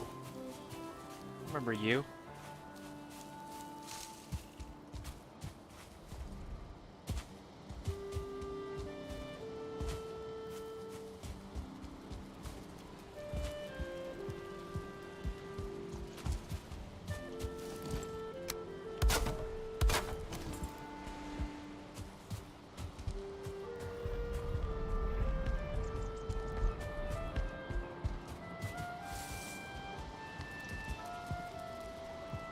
Okay, that looks fantastic. What are you doing? What are you doing? What are you doing? Stab. Good. Blast furnaces. Okay, 4 of them. What is it to make a blast furnace? 5 wood, 7 cores.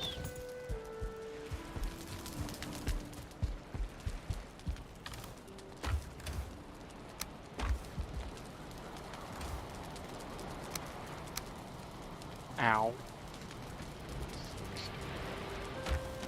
Start for you with some arrows first, then, I guess. You know shit about it. May I use 30 iron to get the blasting furnaces? Sure. Thank you, fine sir.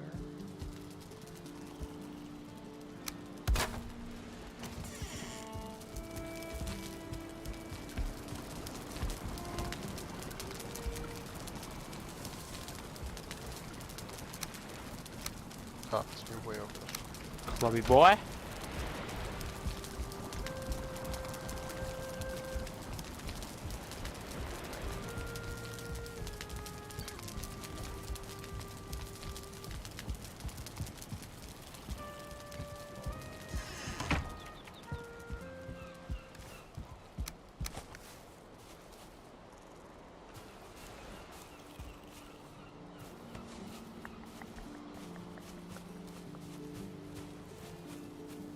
You fool! Yeah, the falling berserkers definitely drop totems. Interesting. I don't know if it's all of them, but this one, so far the ones that I've killed have. I have never received a totem from a Flame Berserker. At least not this playthrough. Or you've never killed one before. I've killed a lot of Flame Berserkers. I don't know. Feel like you would know.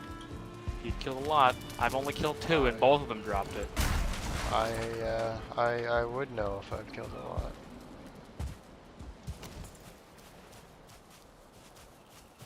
It's crafting.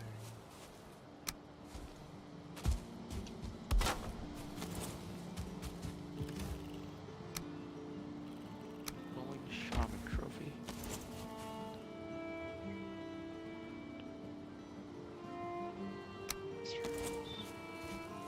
Fuck.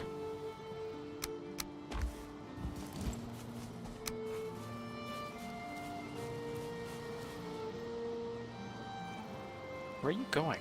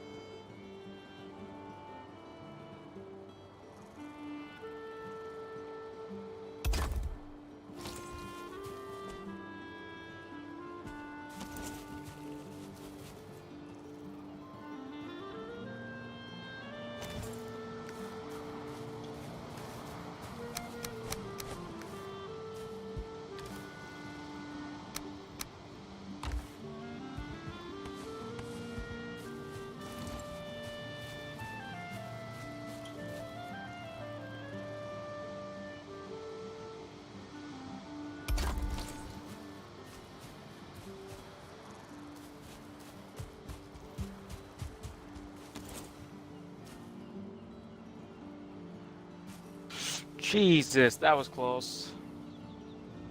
Just about got berserkered. That is a technical. Just got dead squeeded though. Nice. Ow.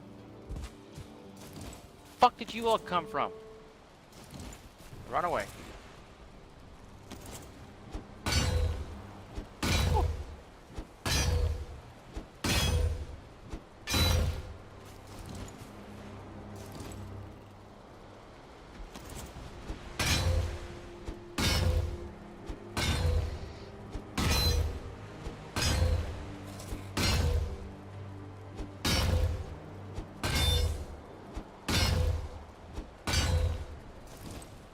Ah, we're gonna do it this way. I know it's easier.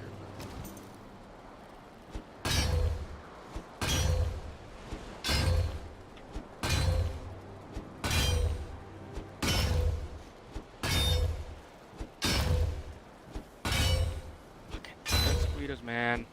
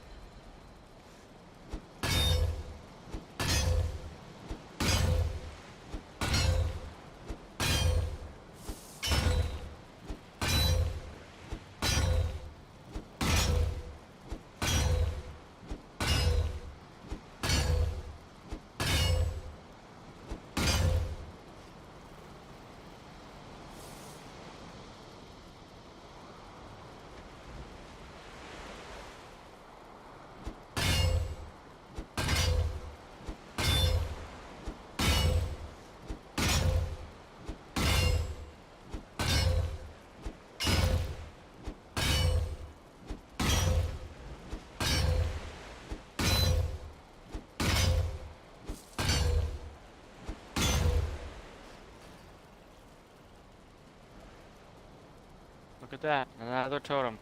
Of another fruit. What the fuck?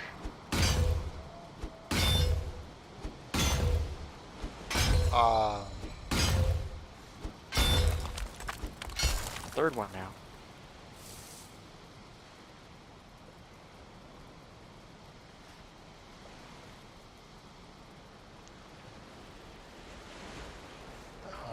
Jesus Christ, that's an actual...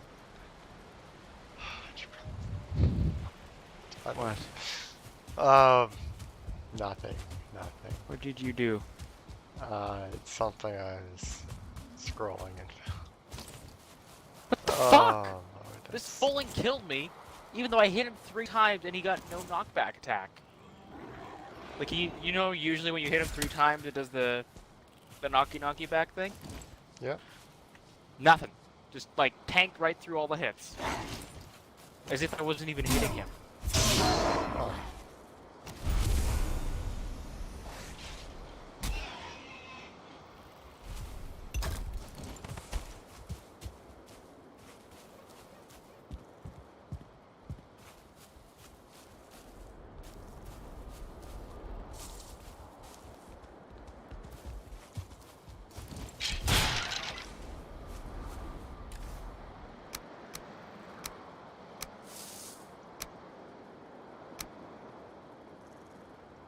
Shit. Well, that's not great. The Fulling that killed me just destroyed the portal as well. Okay, you're out there at least. Yep, but I died.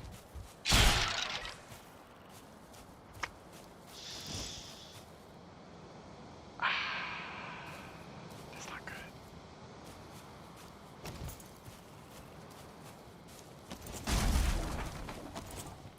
I opened my grave, and it didn't automatically put everything in. It just opened the inventory thing, you know? I must have been encumbered or something.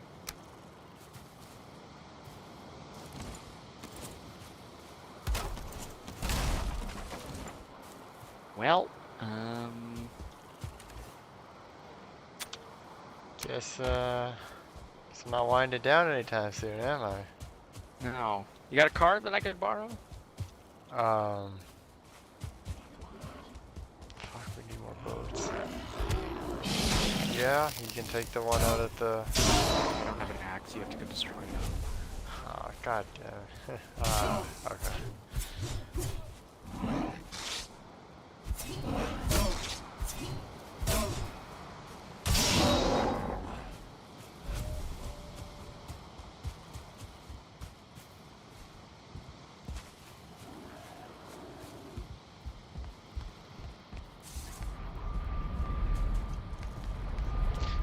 say wind down, it's gonna be immediately.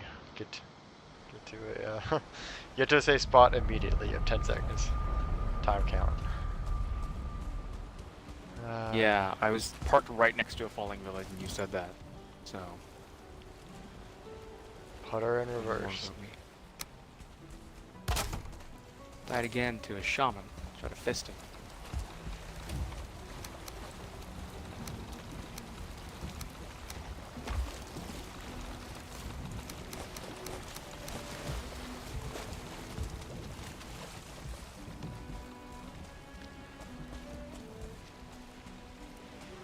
On the bright side, I have motor, so it's not going to take that long to get there, I don't think.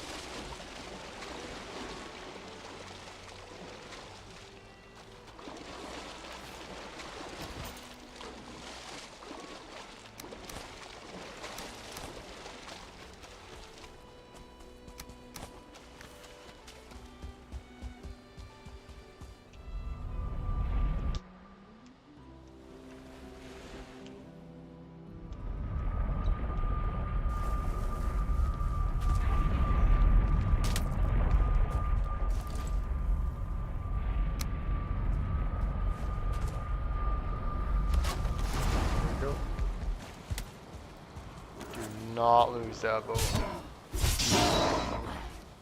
Probably eat something before I go. Given I only have 3 HP.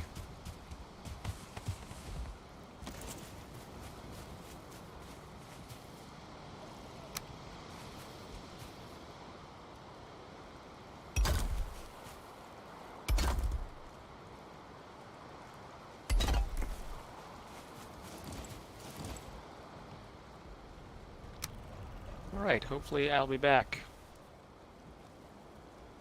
soon.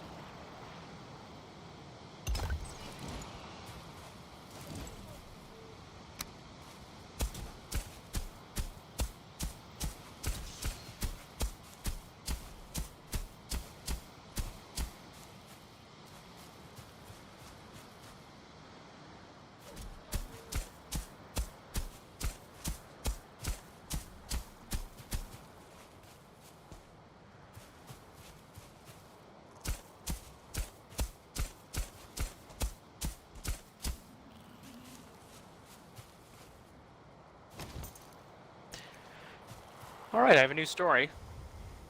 Okay. I lived in a bizarre little house as a child. It was incredibly tall and thin, like an attached house, except freestanding, with 3 floors, a basement, and an attic. It was full of quirks, such as 2 fully functional fireplaces, a shower stall in the center of the basement, a backyard so small that you could not take 5 paces without hitting the fence, and an old-timey rope pull dumbwaiter that led from the kitchen to my bedroom. I loved that weird little place, but unfortunately it was incredibly old, and half of its charm was in the fact that it seemed to be designed by an inarticulate conclave of lunatics, and eventually the repair costs exceeded what my parents were willing to sink into it, and we had to move. Preparing for the move was a chore. I packed out most of my stuff myself, and I had taken to throwing stuff outside down into the dumpster and shoving all my clothes so thickly in my closet that they became a single solid fabric. While clearing that closet out, in fact, I came across a feature that I hadn't noticed before. An attic entrance in the roof. Being an adventurous kid, I opened up and stood on the closed brick and began my first and last exploration in the topmost part of our weird little house. The first thing I noticed that it wasn't as dark as it should have been. The place was strung with old red Christmas lights still burned with leftover incandescence, and a dozen little cracks and holes peeped down into all the bedrooms below. The second thing I noticed was the place was set up for habitation. The insulation was plasticed away, there was an old gurney piled with sleeping bags and sheets, and a rusted mint green refrigerator which still worked when I tested it. The third thing was the bones. There were a lot of bones. I was a kid at the time with limited understanding of anatomy, but there were bones of all types heaped up in small piles around the center of the attic. Small and large, clean and white, from every and any imaginable sort of creature. Haphazardly stuck in half-dozen clumps. 2 of them were blackened as if someone had tried to burn them, and the walls nearest those was blackened. Near those blackened piles scrawled in dark bone char messages. Mostly they were just smears, but the word sorry appeared more than once. The rune had been sitting above my head for 8 years while I slept. That's creepy. That's one of those ones where, you know, the person living in the attic and all that. Yeah, that's not a fun one.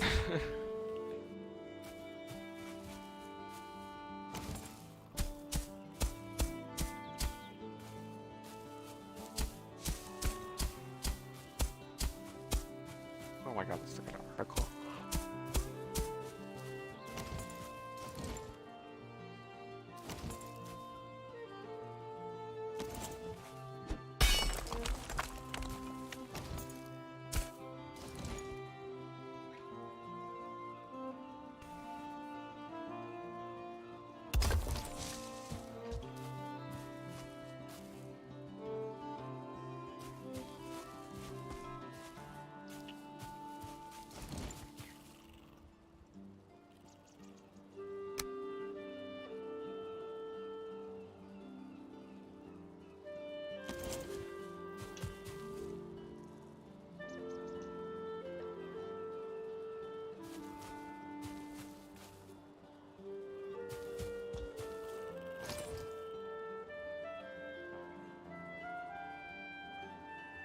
Okay, this one's a spooky one, I guess.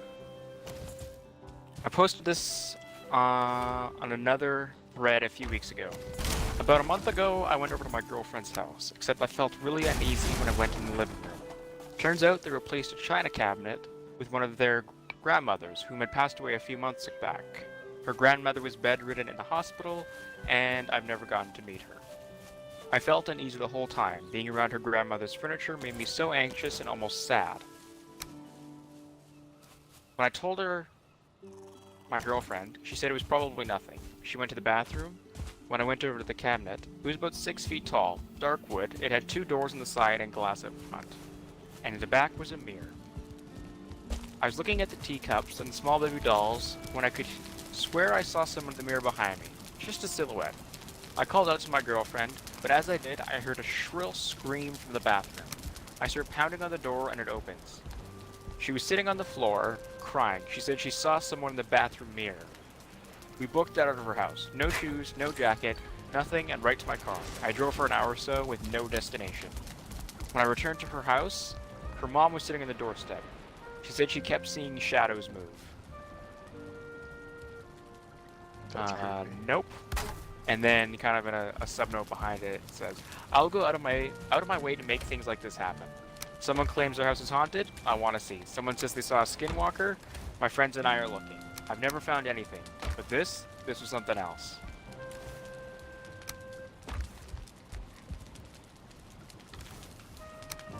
You know, it's like serious when they like do that thing where you just get out, just run, you know?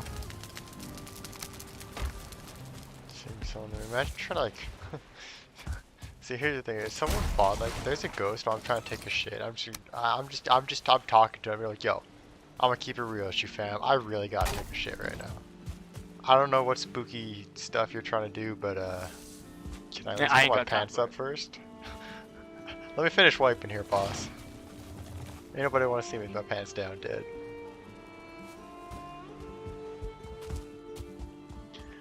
Okay, forge area is set up. We have 4 furnaces, 3 kilns, and 4 blast furnaces. I You know might why I originally make did 5 kilns. what? We have 3 kilns right now, I might make 5.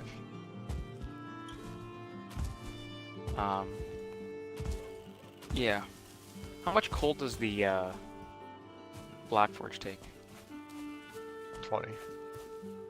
So the reason I did 4 kilns, and 5 furnaces was because 4 kilns produces 100 coal, and 5 furnaces takes 100 coal. That way there was a random coal lying around. Yeah, but I can't fit that, and having extra coal isn't a bad thing.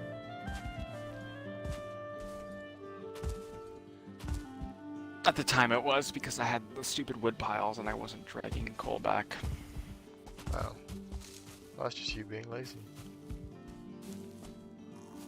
How the tables have turned. Another one. I was on Manassas battlefield. I don't know what that battlefield is.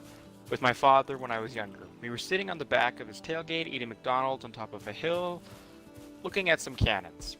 It was foggy and misty out that day with a slight chill. November, I think. All of a sudden, we see a man dressed in full Civil War attire waving at us standing by the cannons, about 50 to 100 meters away. My dad had a pair of binoculars with him, and we got a closer look at the man. He appeared to be in a Confederate uniform and was standing stationary, only moving his arm to wave. It was a come here wave. My dad thought there was a reenactment going on, and that the man needed some help. So my dad walked down to the man while I watched the binoculars. When my dad got close to the man, he stopped walking and had a confused posture. After a couple seconds next to the man, he turns around and sprints back to me. He proceeds to throw everything in the back of the truck, and we leave the battlefield in a hurry. My dad said while walking down there, the man slowly disappeared, and my dad said he got the strangest feeling in his stomach and mad chills. To this day, my dad gets chills and goosebumps telling the story. My dad was a Vietnam combat veteran, so he's not easily scared. From my perspective, my dad was right next to the guy and never disappeared. We don't know what we saw, but I think it was a ghost of a Confederate soldier.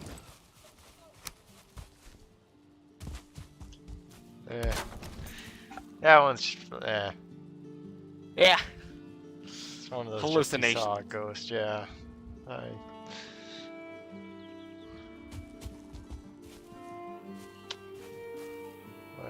What you gonna do about it?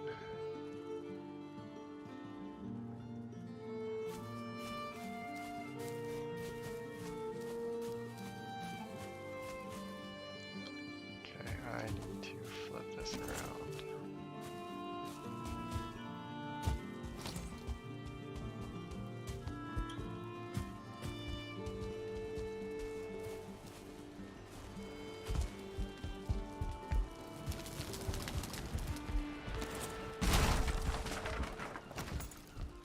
I wonder how many scary stories are people like with traumatic pasts manifesting it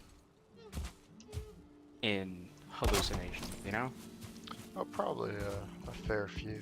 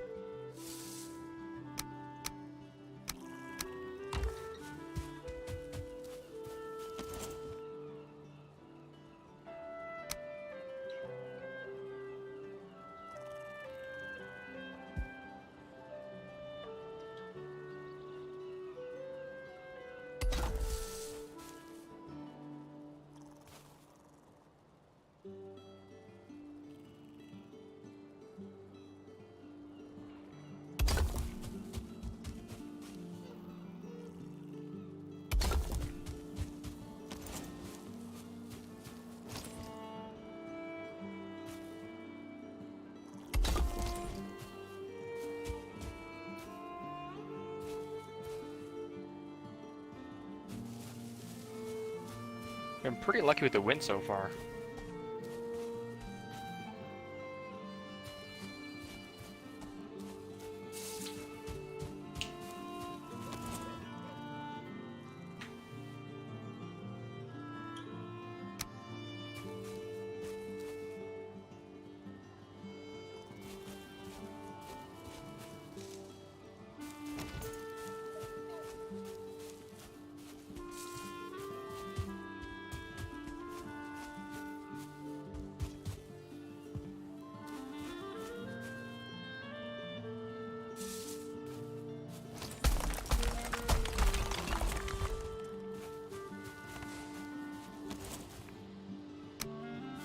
How far out are you? Um, halfway.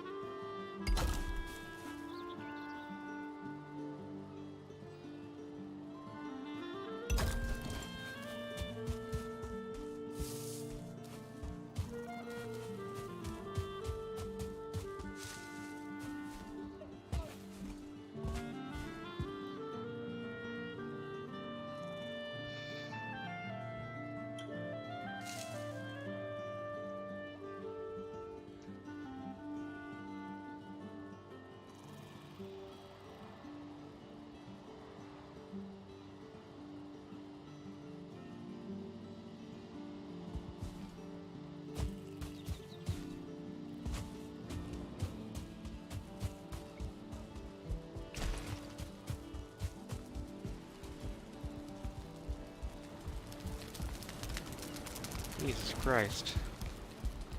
Can't see shit.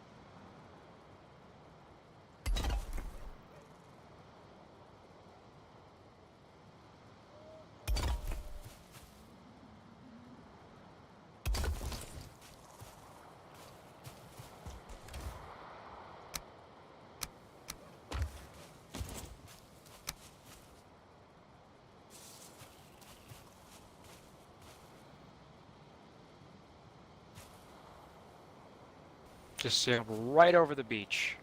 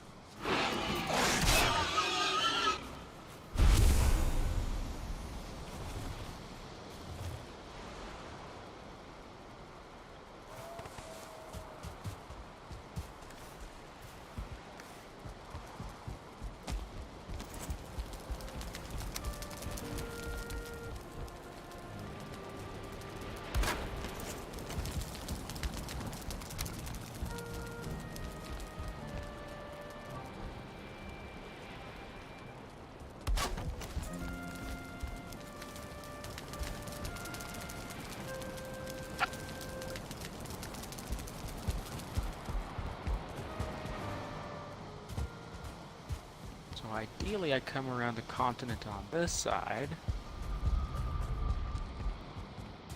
Move back into the bay there. Or I think it's a bay. I can't see shit because it's so fucking misty out here. I'm literally just navigating by my map because I can't see the land next to me. I mean, I saw that tree, that doesn't count, but the rest of it I can't see. Oh, it's clearing up a little bit.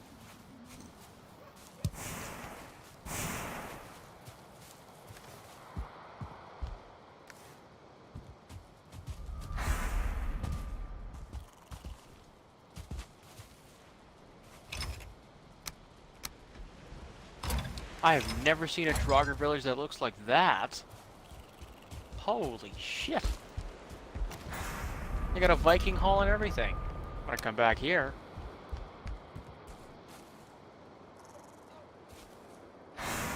Wild. It's like a full-fledged Viking hall looking thing. Looks like mine, but smaller. With the rounded edges, or is it like a massive house with a throne? Massive house, I think. I found, I think I know, or what you're talking about. Cool.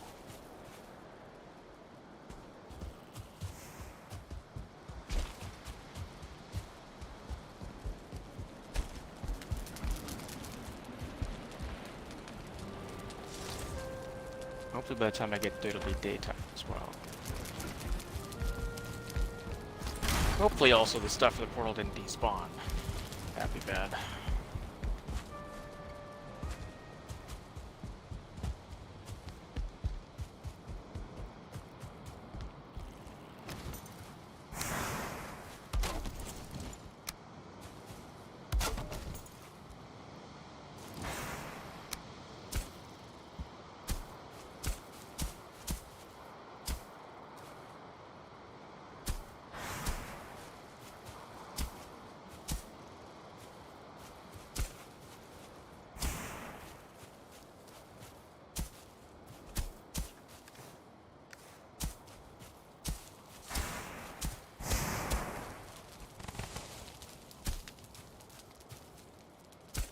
Jesus.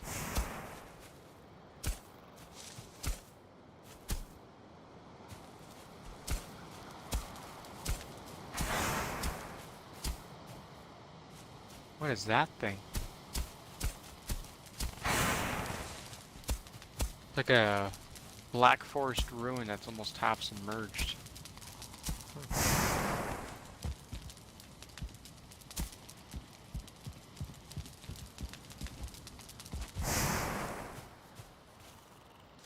With a witch's hut inside of it.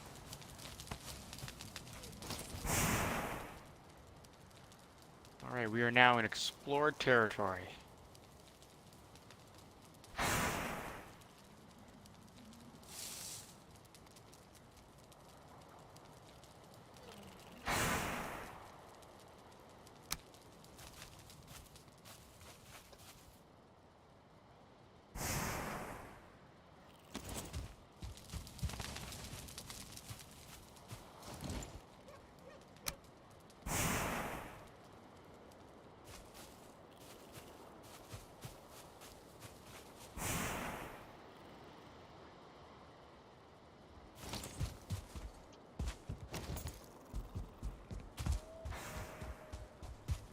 Fuck off.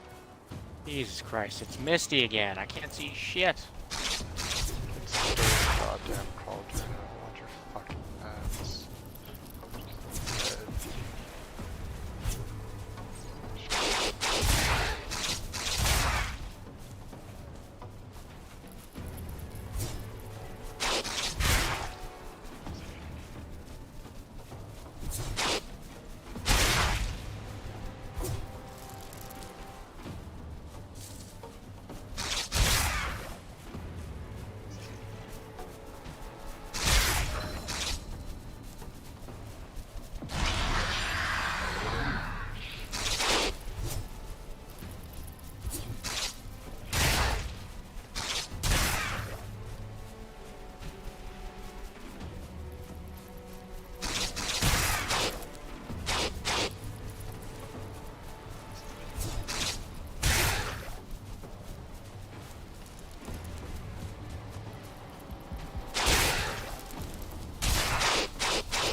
monster right behind me. I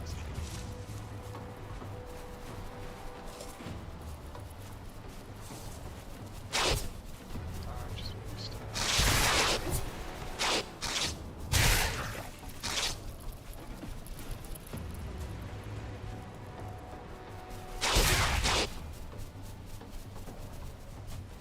203.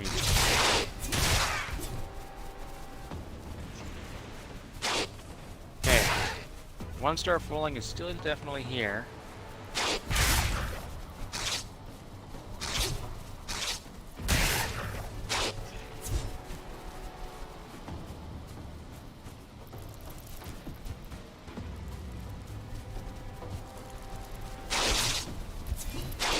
How did I miss all those?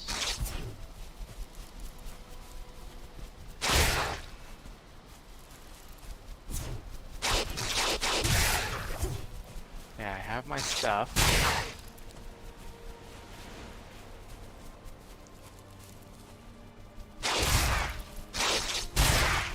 Is the portal stuff still there? Portal stuff is still there.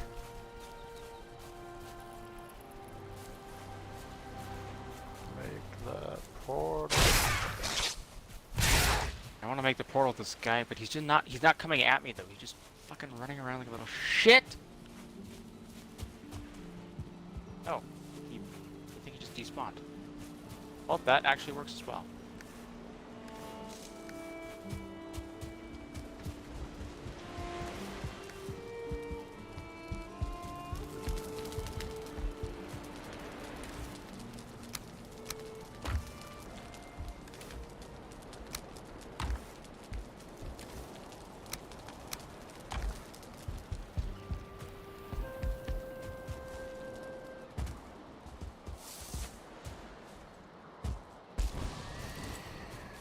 Alright, we're back in business. Fantastic. That...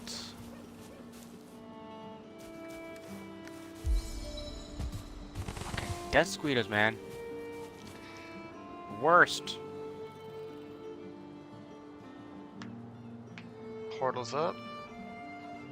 Yep. Just gonna kill this death squeedo, and then I'm coming through.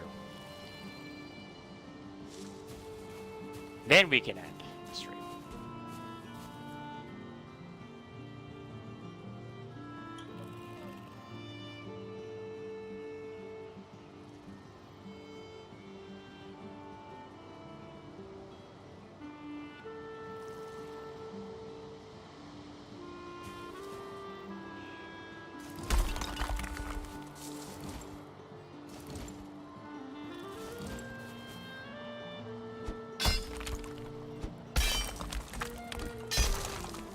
Bring the carved stuff back too as well, because otherwise, who knows what could happen.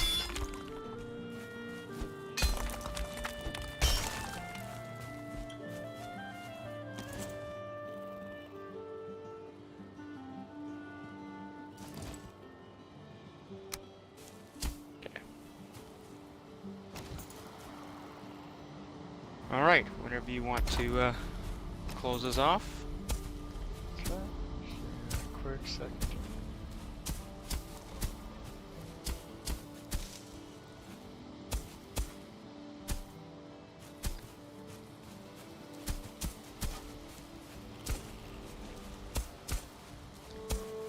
Alrighty.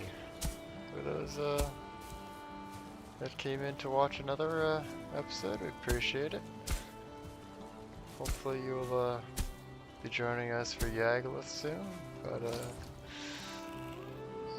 until then, adios.